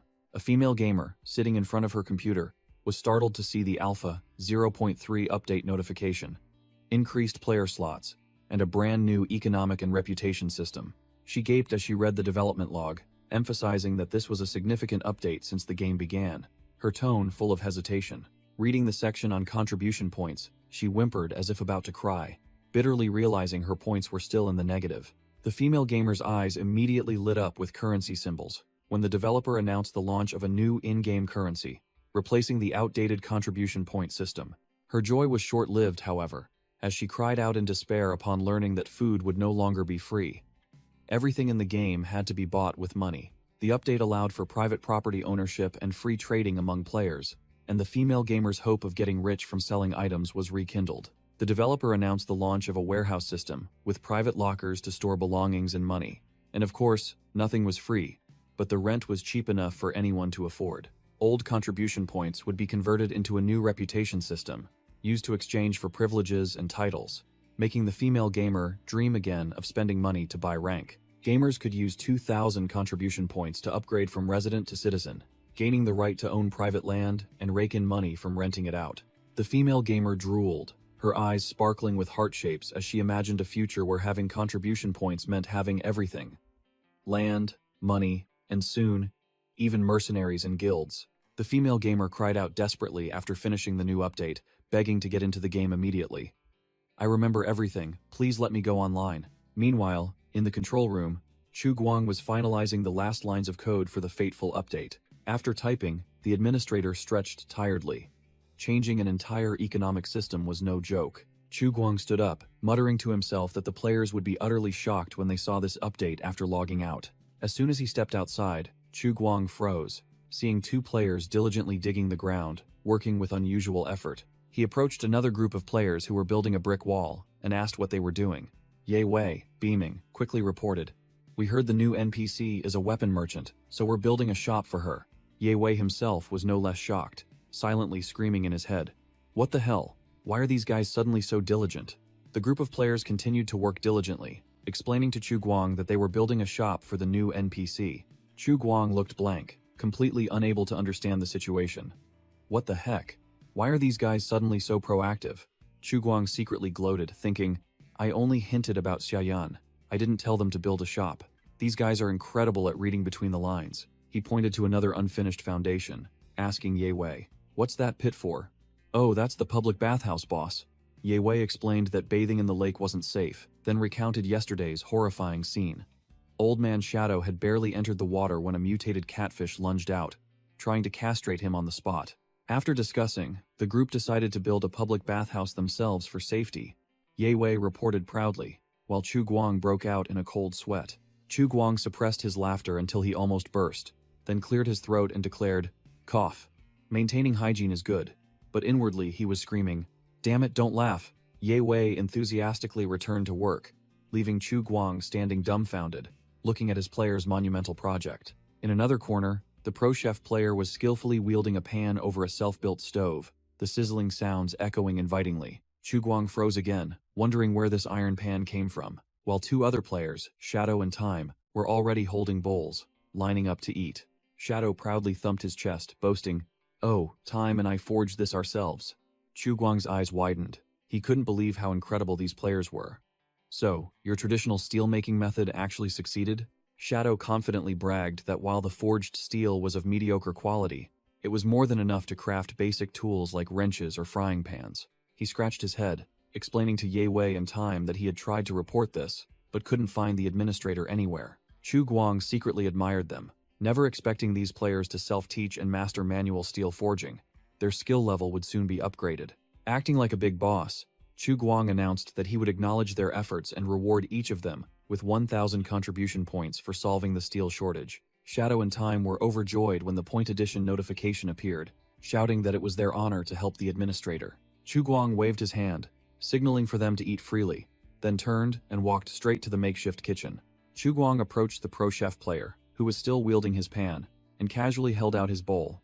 Give me a bowl. The pro chef player froze, utterly shocked to see the administrator NPC eating with the players. This was not in the script.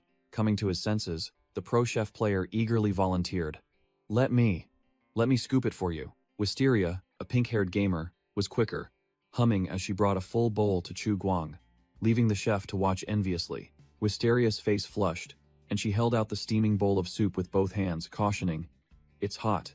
Be careful." Chu Guang simply replied, "Okay," and took the soup bowl from the embarrassed Wisteria. Instead of eating, Chu Guang went straight to Xiaoyan, who was sitting on the ground and startled when she saw him approach. Chu Guang squatted down, held out the bowl of soup to Xiaoyan, and ordered curtly, "Eat." Xiaoyan froze, her eyes wide as she stared at the golden soup, saliva uncontrollably flowing. Without bothering with a spoon, Xiaoyan gulped down the entire bowl of soup in one go, while Chu Guang smirked, thinking, "Looks like she's got some life back in her." Chu Guang narrowed his eyes, observing and assessing the female mercenary's condition. The wound on Xiaoyan's severed leg had scabbed over, and new skin was growing, demonstrating the item's incredible healing ability. Internally, Chu Guang was weeping over the loss of a precious healing potion, but outwardly, he wore a cunning, calculating smile. Seeing Xiaoyan still savoring the taste with puffed cheeks, Chu Guang asked directly, "Have you memorized it?" making her jump. Xiaoyan nodded frantically like a pecking chicken, showing complete submission. Chu Guang smirked meaningfully, sealing the deal curtly. Good. He granted a favor, but also gave an order. You get one more day of rest. The day after tomorrow, you start working. Chu Guang began testing his new employee's competence. Tell me, what exactly does a weapon shop owner do? Seeing her look bewildered, he openly showed his disappointment. This is your role, isn't it? You've memorized all your lines but you still don't understand? Chu Guang was speechless at Xiaoyan's naivety, while she still wore a puzzled expression. He waved his hand dismissively, summoned his robot assistant Little Seven, and ordered, "Never mind. Just follow its instructions and do as I say." Chu Guang set an unspoken rule to maintain his image. When others are present, you must call me administrator. When no one is around, anything goes. Understood? Xiaoyan obediently agreed, then timidly asked, "So what should I call you?" The mercenary girl blushed for the first time, shyly calling out, "Administrator." Chu Guang smirked meaningfully, showing satisfaction with his new employee's obedience. The mercenary girl Xiaoyan's eyes lit up, and she blushed when Chu Guang gave her a lollipop and said, "This is dessert. Take it." He squatted down, handed the lollipop to Xiaoyan, who was sitting on the ground, and repeated with authority, "This is dessert. Keep it." Seeing Xiaoyan's dreamy expression, Chu Guang knew immediately that the girl was starting to overthink things, so he quietly stood up and slipped away. Chu Guang turned and walked towards the control room, thinking that the players must have all logged out and were probably stirring up the forums. Standing before the array of screens, he smirked triumphantly, confident that the sensational news he had just released was surely causing a stir among the gaming community. Click. With a decisive click, he began the work of a true GM, browsing the forums. The forums exploded with emotional comments from Shadow, Showmercy, and Ye Wei, all praising the most dedicated developer under the sun, which made Chu Guang visibly delighted. But the players quickly veered into trivial topics like illegal construction and demanding land for farming, causing Chu Guang's face to darken. Veins throbbing at the players' audacity, seeing public opinion starting to go astray, Chu Guang decided to intervene personally, posting on the forums to correct the players' mindset. Under the shadow of an administrator, Chu Guang began his post, explaining the rules. Each player gets 5 square meters of private land within the city walls. Build as high as you like, as long as it doesn't block the roof of the asylum. He continued to entice them. If you want more land, you can farm and contribute, or invite friends to pool resources and build a communal house, like a happy family. The administrator played his trump card. Want to build outside the city? Go for it. He promised players absolute creative freedom, and all structures would be saved permanently. But freedom has limits, and that limit is the administrator, he growled, eyes flashing. If I say you can't build it, you can't, period. He warned bluntly, build outside the city walls if you want, but don't expect protection. A giant monster smashing through the city wall illustrated that safety. He added another blow. If the base expands and a player's house suddenly appears within its territory, it will be considered an illegal structure, and the benevolent administrator will give them 30 days to dismantle it themselves. If not dealt with after 30 days, the house will be confiscated. The administrator can demolish it, appropriate it, or auction it off, and the former owner will receive compensation depending on his mood. To appease public opinion, he promised a future update. a digital currency system, and an intuitive user interface, allowing players to check their stats and assets instantly. At the end of the post, the administrator announced that he had released 20 more beta keys, then complained that he had to grind all night and needed to sleep, promising to answer players' questions later. After typing the last line, Chu Guang let out a sigh of relief, beads of sweat dotting his forehead.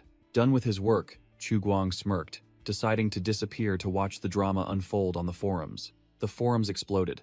Some boasted about getting a key, others cried begging for a slot, but most notably, Yorking was vehemently cursing the game as a scam. Chu Guang glanced at the name Yorking, immediately recognizing the familiar kid from the Dog's Body Club. He chuckled, recalling how that brat had been screaming yesterday that the official website was a scam full of viruses. The harsh truth. The system reported that Yorking had not only pre-registered, but also gritted his teeth and completed a 1-0 question test to get into the game. Chu Guang leaned back in his chair, letting out a sigh, considering his work for the day temporarily done. He lay down on the bed, calculating. Now it's time to filter through over 300 reserves to select 20 genuine gamers for this beta test. His selection criteria were extremely strict, scrutinizing every comment, test score, level of activity, and online time on the forums. Chu Guang smiled like a fox, recalling his days as a sales king. His skill in reading customers was now elevated into a tool for selecting players. As for the anti-fans who only knew how to type meaningless insults, he merely scoffed. If you think everything is nonsense, then scram. You childish brats. There are so many things to do, yet you choose to be an idiot in a game. Truly a failed life. Chu Guang smirked, his eyes full of provocation. Bitter? Helpless?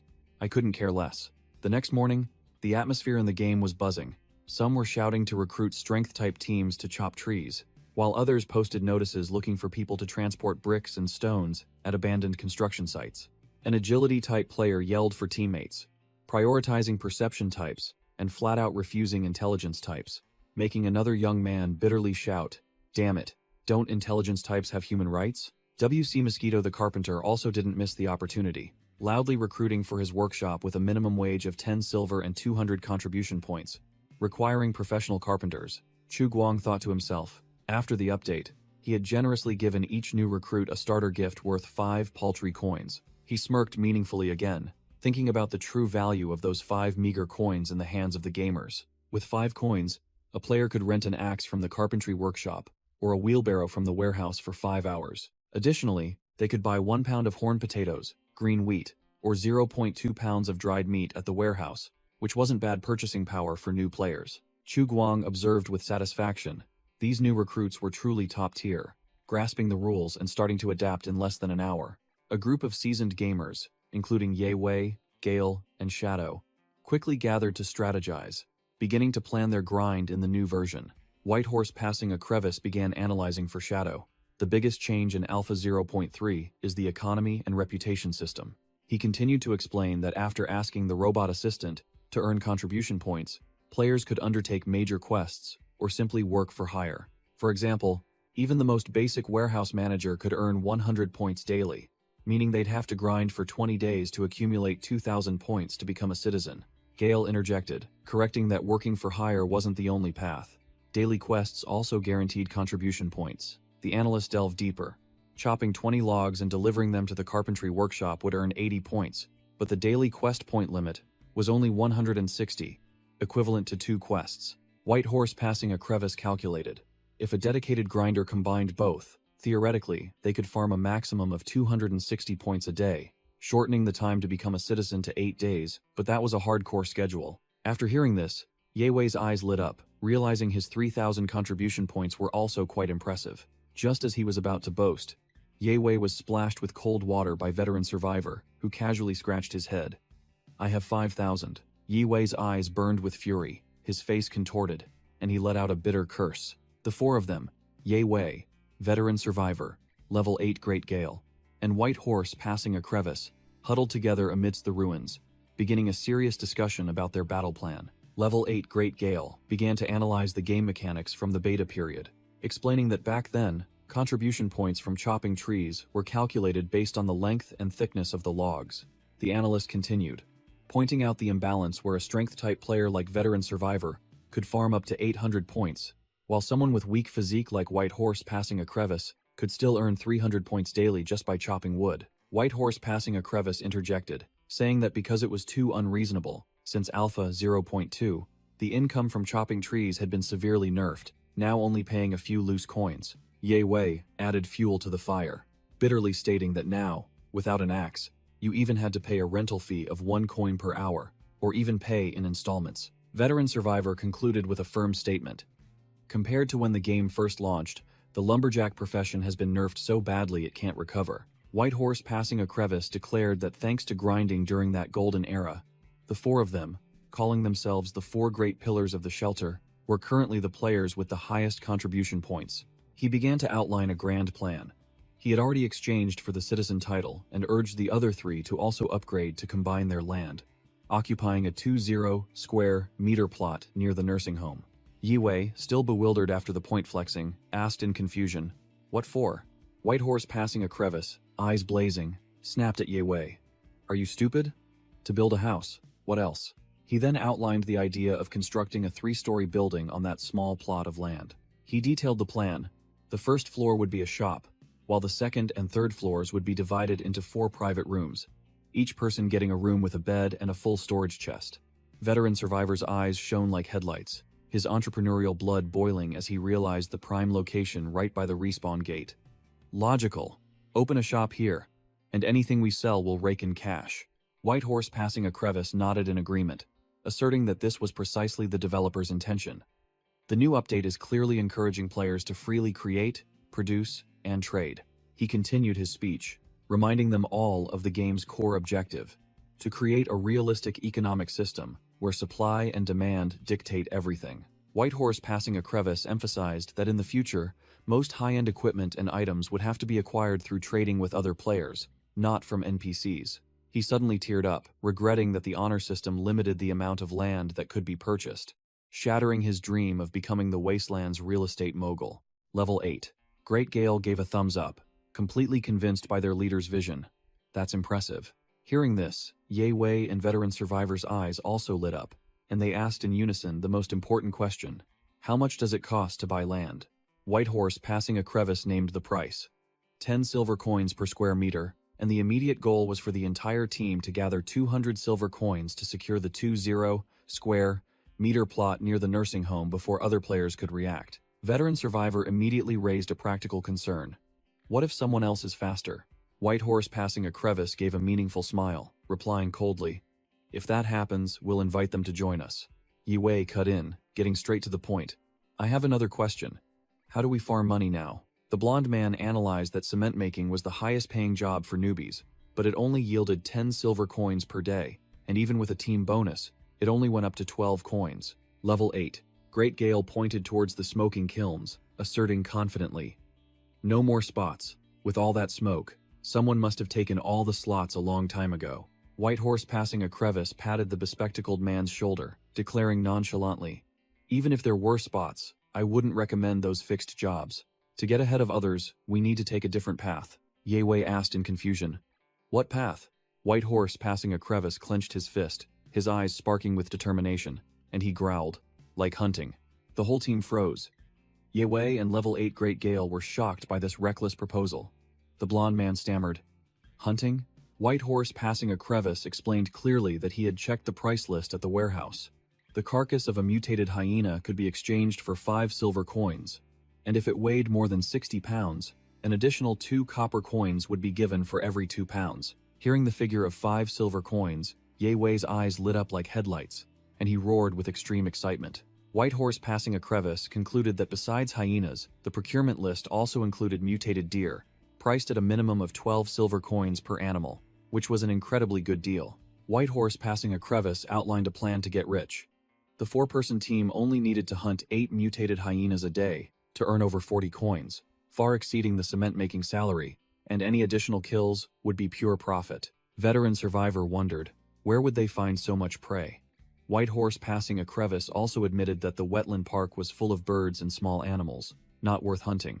Yi Wei puffed out his chest, boasting that he had been hunting with Chu Guang these past few days, knew the map by heart, and was well aware of which areas were dangerous and which had plenty of prey. The blonde man also revealed that yesterday, he and Chu Guang had discovered an entire migrating herd of deer, asserting that finding prey would be as easy as pie just by following their tracks. Level 8, Great Gale conceded that Ye Wei had the highest perception stats among them, so finding prey wouldn't be difficult.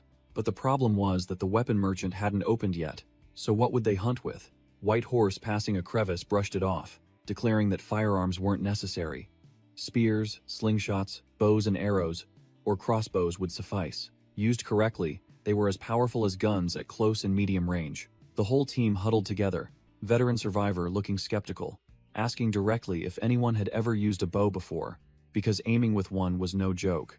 Level 8, Great Gale recounted that in college, he had gone team building at an archery club and had tried using a professional bow with a scope. The professor analyzed that with 10 arrows, hitting a target at 60 feet was already considered talented, but hitting the bullseye was much harder. Level 8, Great Gale's face changed, emphasizing that was with a scoped bow, and if it was a bare bow, there was no need to say how disastrous the results would be. White Horse, passing a crevice, volunteered to be the archer, thumping his chest and declaring that he had a background in archery, so there was no need to worry. He continued assigning roles. Level 8 Great Gale would handle setting traps and delivering the finishing blows. Veteran Survivor, with his seasoned expression, was designated as the frontline tank to absorb damage. As for Ye Wei, with the highest perception stats on the team, he would be responsible for scouting and vigilance. White Horse, passing a crevice, confidently asserted that this lineup was a sure bet, already imagining the team smoothly coordinating to take down a monster wolf. While they were enthusiastically chatting, the group suddenly froze when they spotted Chu Guang standing tall on a ruin, looking down. Chu Guang crossed his arms and casually asked Little Seven, "Do you know what the soul of a game is?" With a dangerous expression, he decisively answered his own question. "It's mathematics." Chu Guang further explained that, more precisely, it's the art of designing numerical value scales. He concluded that an excellently designed stat system is a form of gameplay in itself, while story or graphics are merely auxiliary embellishments. Chu Guang explained that his stat system was designed to control the amount of resources players could grind daily, exhausting Veteran Survivor and White Horse, passing a crevice to the point where they had to sit down, panting. He continued his lecture on psychological manipulation.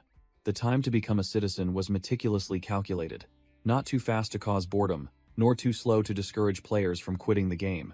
When players achieved the citizen title, like Level 8 Great Gale was celebrating before the crowd, Chu Guang would immediately throw out a new goal for them to continue grinding for: buying land.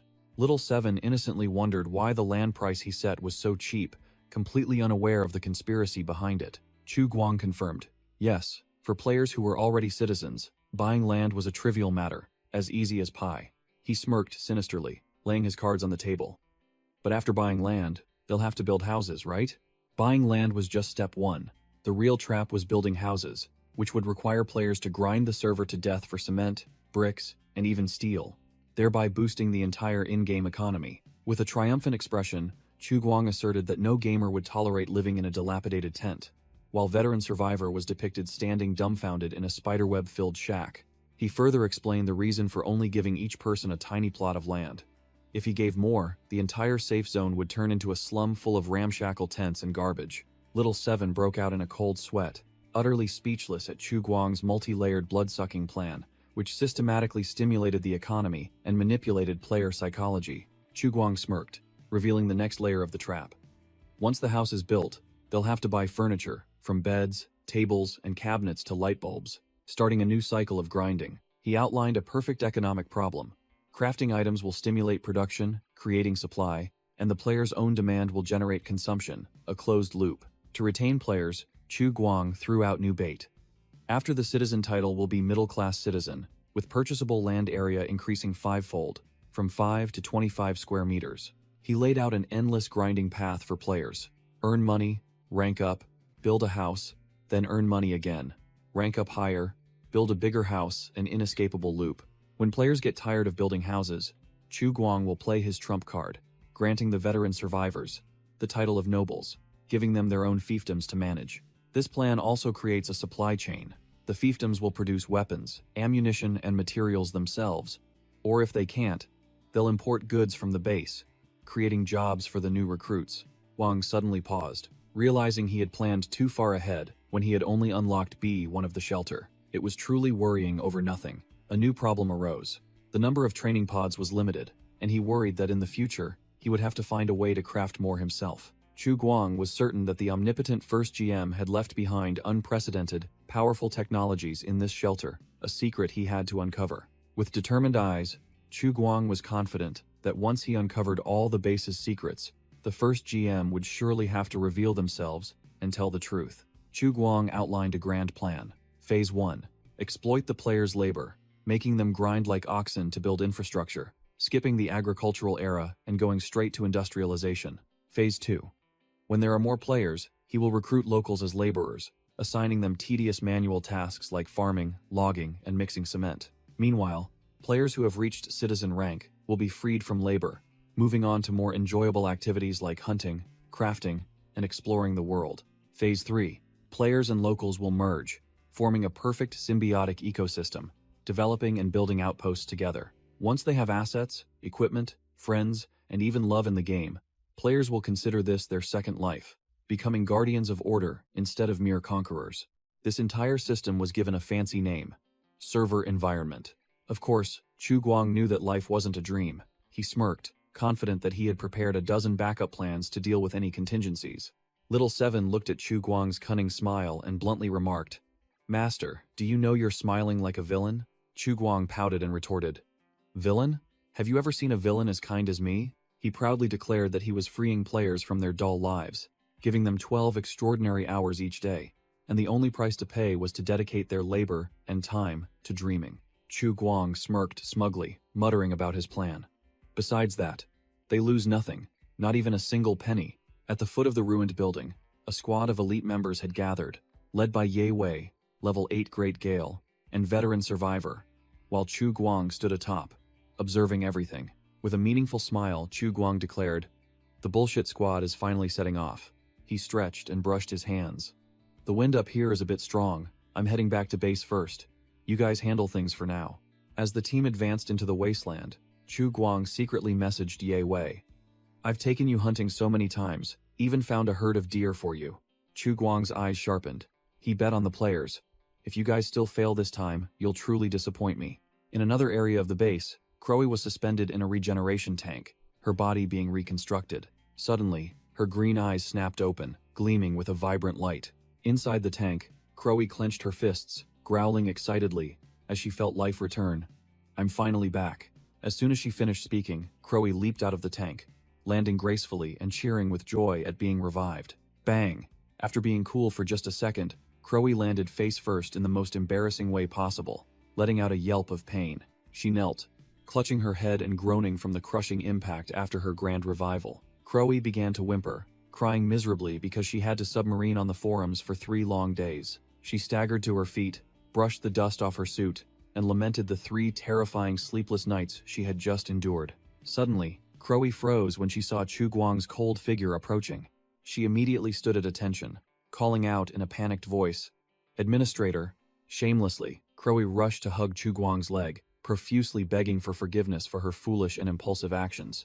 Chu Guang, expressionless, gently delivered a kick that sent the troublesome girl flying away. He coldly delivered a profound statement, saying that the person she needed to apologize to was not him, but the entire organization, and those still in hibernation underground. Chu Guang's sharp gaze pierced her, full of scrutiny and doubt. Crowy broke into a sweat. Muttering that each training pod only had 2 sets of these blue novice uniforms, Chu Guang thought to himself, if she died again, she would definitely have to run around naked because there would be no clothes left. He continued to think, even if Wisteria made a few fur coats, they were just outerwear.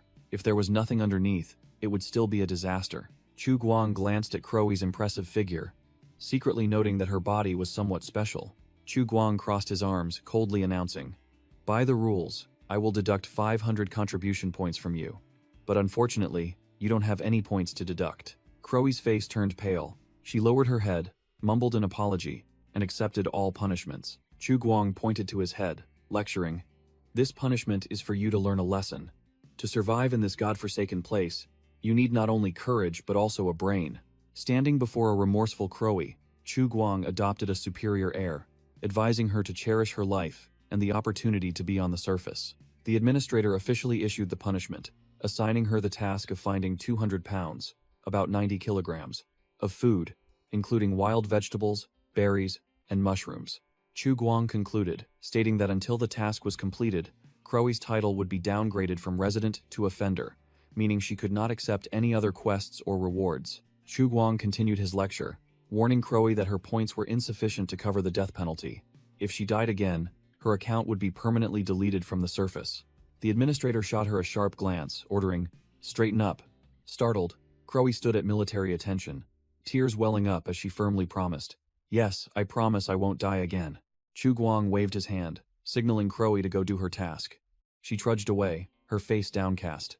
"Wait," Chu Guang suddenly called out, making Crowie spin around, her face clearly bewildered. The administrator hoisted a bag onto his shoulder, declaring, "I have something to show you." He pulled an old can of beef out of the bag. Chu Guang opened the can, sniffed, and then muttered, surprised that this ancient canned food hadn't separated its oil at all. The meat inside looked delicious, as if it had just been produced yesterday. His eyes narrowed as he secretly assessed. With this, why bother checking for toxins? It's truly unnecessary. Seeing the can of beef, Crowie's eyes lit up with hearts, her face flushed, and she asked with a trembling voice, "Is this for me?" Chu Guang glanced at her, asking coldly and directly, "Want to eat it?" Without needing more words, Crowie nodded frantically like chopping wood. Chu Guang smirked, beginning his mock quality inspection, asking if there was anything wrong with the meat's color, like if it was a bit green. Crowie's mouth watered. She quickly waved her hands in denial, her eyes still glued to the can of meat as if hypnotized. No, not at all. She was lost in fantasy, secretly thinking that this administrator was truly inconsistent, punishing her one moment and giving her food the next, being too kind for his own good. Just as Crowie was soaring with emotion, Chu Guang casually withdrew his hand. "Okay, got it." The halo above her head shattered into pieces. The administrator flashed an extremely cunning smile, delivering a devastating remark. "I was just showing you. Don't overthink it." Crowie froze for 5 seconds, her brain unable to process it in time, her entire body turning to stone on the spot. Having been trolled so badly, Crowie exploded, clutching her head and screaming in indignation. "Wah! You're too much." While Chu Guang stood behind her with a satisfied expression. Having been trolled painfully, Crowie trudged away, her entire being exuding a thick aura of despair. She froze, her face blank as a statue when she realized something was wrong. Suddenly, Crowie snapped out of it, her eyes revealing extreme astonishment. Looking up at the familiar ruined landscape, she stammered as she discovered entirely new structures rising from the ashes. A very impressive-looking weapon shop had been neatly and sturdily built. Crowie gaped when she saw the sign for the bathhouse, wondering if the game map had just been updated. She cried out in confusion. "I was only offline for 3 days, but it feels like a century has passed. This new update has changed so much." Amidst the busy scene, Crowie wandered past other players who were rushing to work, looking as if she was in a daze. She stood watching 2 players diligently carving large logs into sharp stakes. Seeing 2 other players also toiling away at a defensive fence, Crowie approached and asked blankly, "What the hell are you guys doing?" A long-haired player named Nature Calls, who was hammering stakes, explained to Crowie, "We're building a fence as a quest from the carpenter's shed. The quest only needs 2 people. You're too late." His spiky-haired teammate Foot Fungus eagerly added, his eyes gleaming at the reward. "That's right. Each reinforced fence gives 5 silver coins and 50 contribution points." Foot Fungus continued to boast about his ultimate strategy, imagining pushing the fence out to the gate to trap enemies, then standing far away and unleashing a barrage of bullets like a true general. Nature Calls broke into a sweat, his face full of question marks, wondering, "Hey, do you really need to go that far? According to the quest board, you just need to combine 2 wooden stakes, and you're done, right?" Foot Fungus snapped as if offended. "What do you know? This is a wooden anti-tank obstacle, the real deal used in historical battles." He continued to dream about a future where, with more resources, he would wrap it with barbed wire, confidently declaring that he could trap and kill all the scavengers, or even the hulking mutants if they dared to approach. Crowie stood nearby, listening to Nature Calls expose his teammate's plan. "Stop bragging. Isn't it just a crappy fence? I almost believed you." Hearing about silver coins, Crowie froze, her brain unable to process it. Silver coins? A new currency system in the recent update? Her mind reeled, sweat pouring down as she realized everything had changed. What's this about getting quests from the carpenter's shed? Wasn't it just checking a plastic board before? Crowie clenched her fists, her eyes burning with determination. This update has changed too much. I must quickly complete the punishment quest and regain my citizen status. Otherwise, a new version might be released before I even get to experience this one. Determined to complete the quest, Crowy shouted that she would find a trash can for mushrooms, and rushed off, leaving Foot Fungus and Nature Calls bewildered. But the search failed miserably, and Crowy stood amidst the ruins, looking utterly dejected and disappointed. She burst into tears, lamenting why even a trash can was so hard to find now. Suddenly, Crowy's eyes lit up, as if she had spotted her target. Sneaking a peek into a shack, she saw a spiky-haired player sitting with his feet on the table, acting like he owned the place. But what she was really aiming for were the 2 iron buckets in the corner. Exactly what she needed, trash cans. Crowy walked straight up to the guy, who asked in surprise, "Huh? You've revived?" Making her bewildered. "You know me?" The spiky-haired player scoffed, teasing her mercilessly. "Of course I know you. You're the only one who died for such a ridiculous reason since the game launched." Struck where it hurt, Crowy's eyes blazed, veins popped, and killing intent erupted. "Get out of the way! I'm taking that trash can!" She growled and lunged forward, but the guy quickly held her back. "Hey, calm down." The spiky-haired player casually quoted prices for the 2 iron buckets. "The small one is 1 coin, the large one is 2 coins. Crowy was utterly shocked, yelling, "What? I have to pay for this junk? I might as well just rob you." The guy casually twirled his pen, delivering a line like a true NPC. "I didn't make the rules. If you have a complaint, go find an NPC." Crowy slammed the table in protest, grabbed the guy's collar, and growled, "I just revived. Where am I supposed to get money? Let me borrow it. I'll return it after I use it." The spiky-haired player broke into a sweat, but remained firm. "No. I'll be penalized if I don't follow procedure. Tools are for rent. But this pile of junk is only for sale." He bluntly pointed out a harsh truth. Didn't everyone get 5 coins from the new update? It's not expensive, just buy it. Crowy froze, her face blank and full of question marks. "Huh? They gave out money? Why didn't I get any?" The spiky-haired player leaned closer, offering a devastating theory. "Maybe it's a favorability issue? Did you offend an NPC?" Crowy exploded, clutching her head and screaming in despair as she realized she had been blacklisted by the system. She collapsed, her face flushed with indignation. "I'm already penalized, and my favorability is still dropping? This game is ridiculously hard." In the midst of her despair, a voice rang out, "I'll pay for her." Crowy startled and turned around. It turned out to be Wisteria, the pink pigtailed gamer girl. Crowy and the spiky-haired player were both stunned. Wisteria smiled, presenting a pile of high-quality animal hides, looking like genuine goods. She approached the transaction counter, placing her spoils in front of the employee. Wisteria struggled to lift the heavy pile of hides onto the table, looking quite strained. "Finished," she declared loudly. "There are 2 here, write them down." The spiky-haired employee flipped open his ledger, a hint of confusion on his face. "Wait a moment."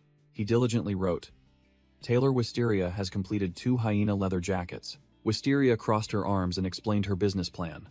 Besides the fixed salary from orders, each qualified product also earns an additional 2 silver coins. She dreamed of a future as a boss, opening her own clothing store at the main gate, which would surely earn her more than working for NPCs. While calculating her plan to get rich, Wisteria was stared at by Crowy with sparkling eyes, making her freeze. Crowy's eyes welled up with tears, unable to believe that the person who often teased her was the only one to offer help.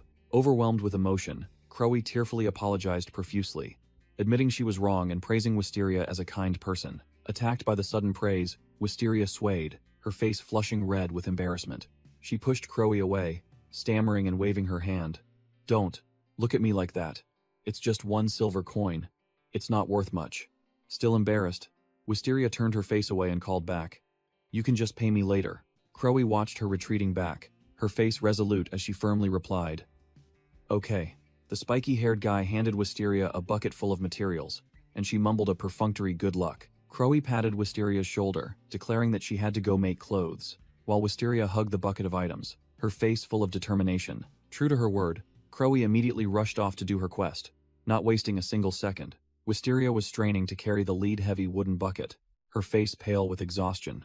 Suddenly Crowy appeared, gently taking the bucket and grinning as she declared, "Let me help you." Crowy carried a bucket in one hand and something else in the other, casually telling Wisteria to go about her work, as she could manage on her own. The blonde added a critical blow, stating there was no way she'd let someone as small as Wisteria carry heavy loads, making Wisteria fume with anger. Completely ignoring Wisteria's attitude, Crowy directly asked where her workplace was to deliver the items, making Wisteria feel like an outsider. Wisteria was seething, her face darkening, wanting nothing more than to punch this annoying girl. It turned out the destination was a carpenter's wooden shack deep in the forest, Inside, WC really has mosquitoes, was diligently crafting a bow, wood shavings and feathers scattered across the floor. Done. WC really has mosquitoes proudly held up the bow, having earned another 2 silver coins with ease. The carpenter inspected the finished product, muttering that these simple steps weren't enough to create a true hunting bow. WC really has mosquitoes took on a new order. Craft 20 wooden bows strong enough to pierce the skull of a mutated hyena from nearly 20 meters away, estimating it would take until tomorrow to finish. He sighed, having originally planned to make black powder today, but the reward for this order was too good to pass up. The calculations began. Making 5 bows a day meant a steady income, plus a commission of 2 silver coins per bow. His face lit up with greed. He began to dream of a changed future. First, grind for money, then buy land to build a house, and open a real weapon crafting workshop, not just these shoddy wooden items. Creak! The shack door burst open, and WC really has mosquitoes startled, turning around as a figure stepped inside. The customer was Shomercy, covered in blood, looking as if he had just escaped from hell, growling for 20 more arrows. WC really has mosquitoes was alarmed, snapping, "Why are you using them so fast? Arrows can be picked up and reused." Shomercy was speechless, his face twisted. "I know, but are you sure this pile can still be reused?" With that, he emptied his quiver onto the floor, a pile of broken, bent, and dismembered arrows scattering everywhere. Shomercy collapsed onto a chair, exhausted and cursing in frustration. What terrible quality. After being criticized by the customer, WC really has mosquitoes tried to salvage the situation, arguing that arrows getting stuck in prey should also be considered an advantage. He admitted the poor quality because the arrows were only glued with tree sap, but promised to find a way to improve them later. Shomercy, still covered in blood, dejectedly paid 4 silver coins for 20 new arrows, ignoring the pile of scrap at his feet. After receiving the money, WC really has mosquitoes cheerfully waved goodbye and wished Shomercy good luck with his hunt. Just as Shomercy turned his back, the carpenter had an idea and called out, "Hey, want to try my new weapon?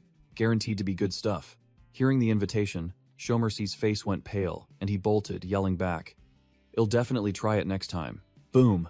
An explosion completely destroyed the wooden shack right behind him. Shomercy ran, furious, secretly vowing never to be foolish enough to risk his life testing that madman's products again.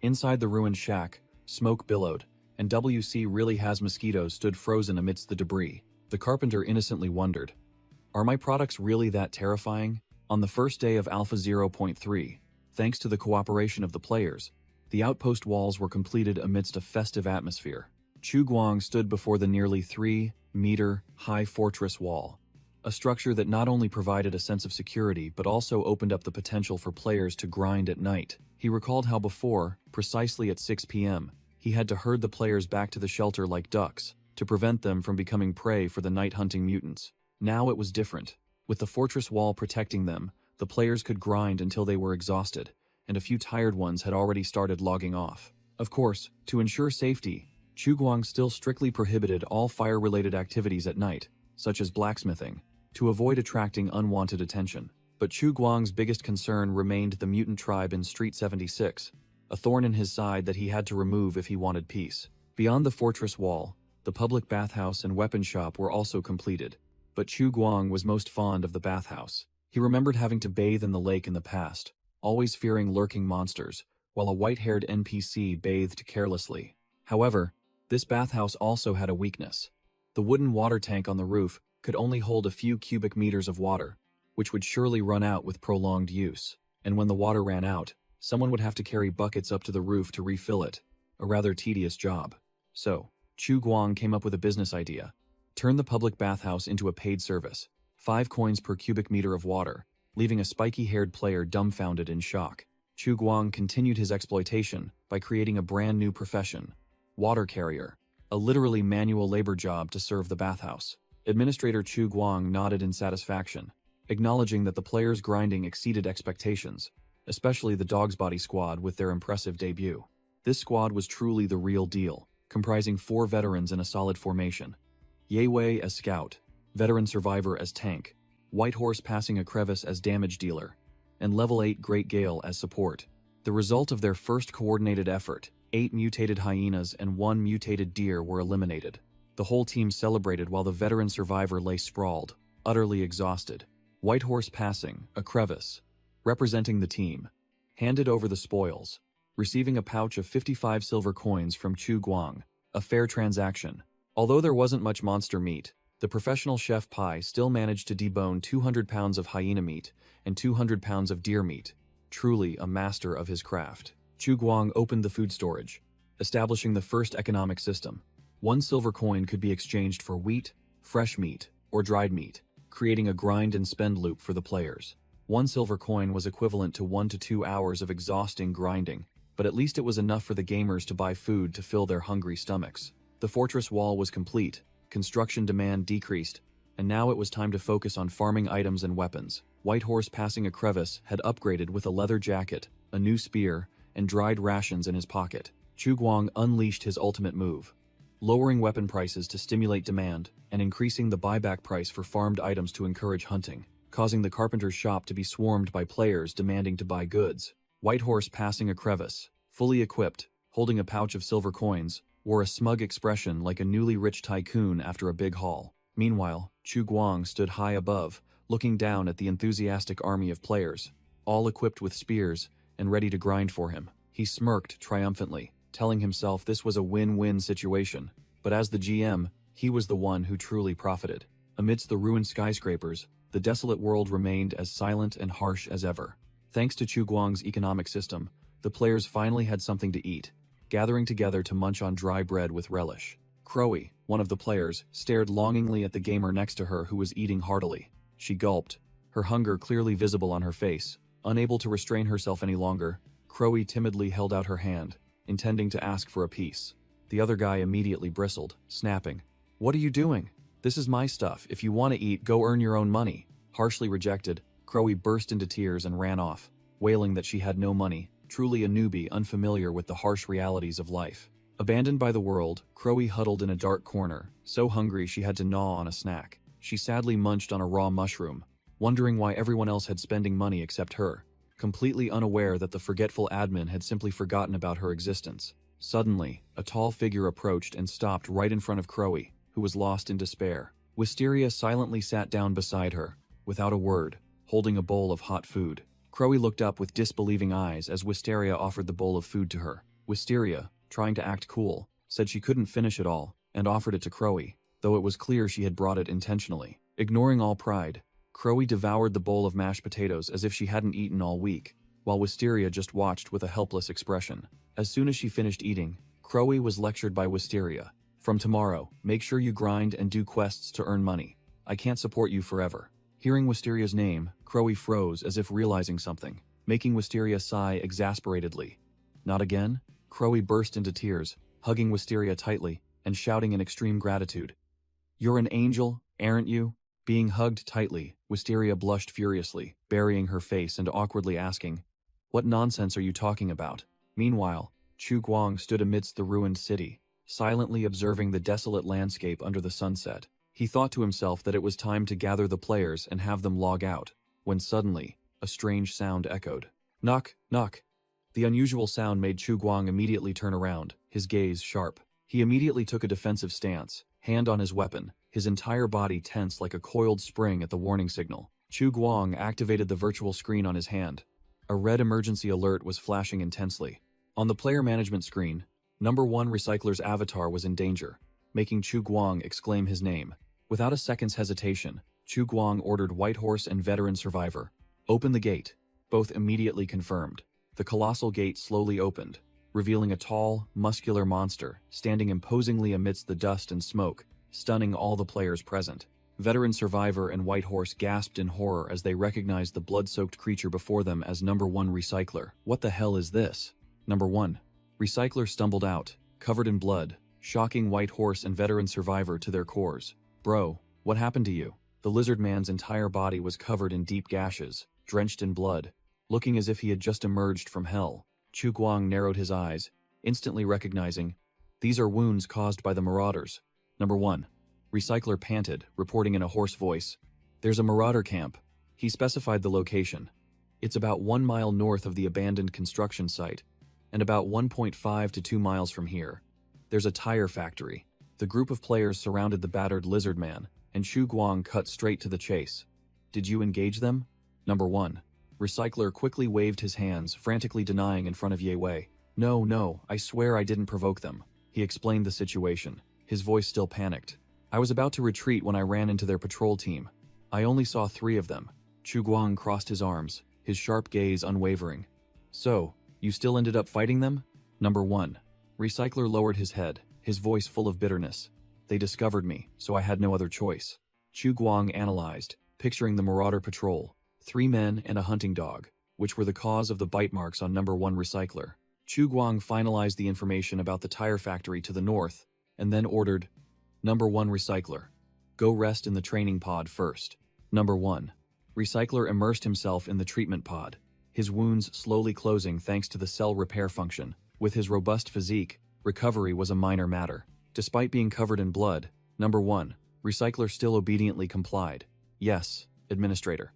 Number 1. Recycler dragged his battered body away, while the other players gathered, buzzing about his miserable appearance and the news that he had found a Marauder camp. The gamers erupted in excitement upon hearing about the Marauder camp, shouting, "A new dungeon? Awesome!" 2 players began calculating. One complained about having to grind for money to buy guns urgently, while the other debated whether to buy land or guns first. Another player, hunched over carrying bricks, was scolded harshly. "Stop messing around, focus on carrying bricks first." Ye Wei and another player's eyes gleamed, their battle lust boiling, ready to dive into the new dungeon, while Chu Guang stood with his arms crossed, observing from behind. Chu Guang examined the strategic map, clearly identifying the strongholds. The Marauder camp to the north, the mutant lair to the east, and the survivor activity areas to the south and west. Chu Guang analyzed the situation. The base was caught between a pack of burly marauders, green-skinned mutants, and skeletal zombies, truly a tight spot. His eyes flashed with determination, and he declared bluntly, "Whether it's marauders or mutants, there's only one way to change the situation. Take one of them out."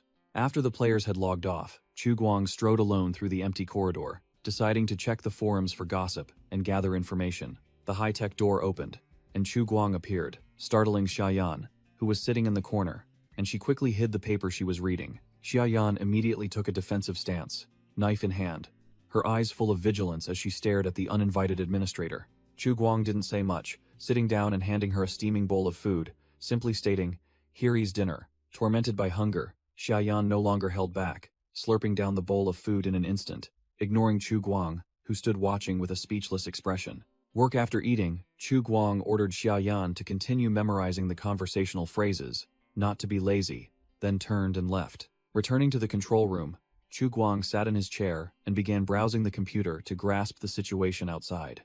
The information on the forum made him break out in a cold sweat. The Marauder camp has been confirmed, with an estimated force of up to 100 men. Number 1.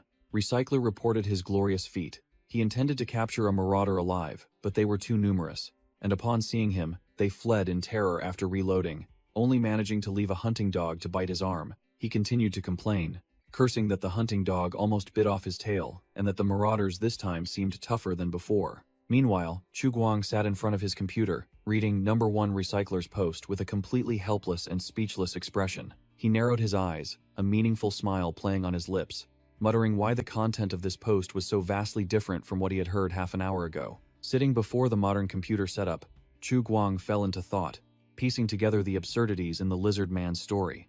Veins pulsed on his forehead.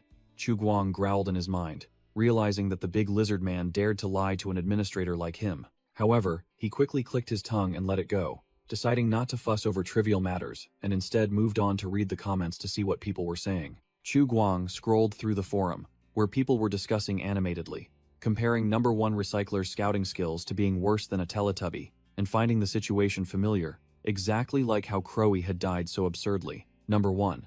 Recycler was officially branded a noob by the gaming community after being exposed for not knowing how to move, not knowing how to team fight, and only knowing how to charge in and take hits.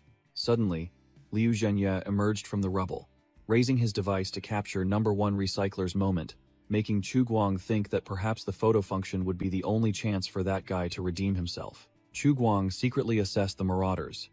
These guys might be useless in other areas, but when it came to urban warfare, their skills were maxed out. Fed up with the lizard man's squabbling, Chu Guang decided to scroll through other posts to catch up on the gossip. He noticed a post by a player named Fleeing Mole, a rookie he remembered from Alpha 0.2. Chu Guang smirked, nodding in acknowledgement that this was indeed a high-quality rookie, someone with brains, not the type whose hands moved faster than their mind. Fleeing Mole's post analyzed the two main ways to earn money in the game: making cement and hunting, accompanied by images of players grinding and recruiting teams. The rookie delved into details.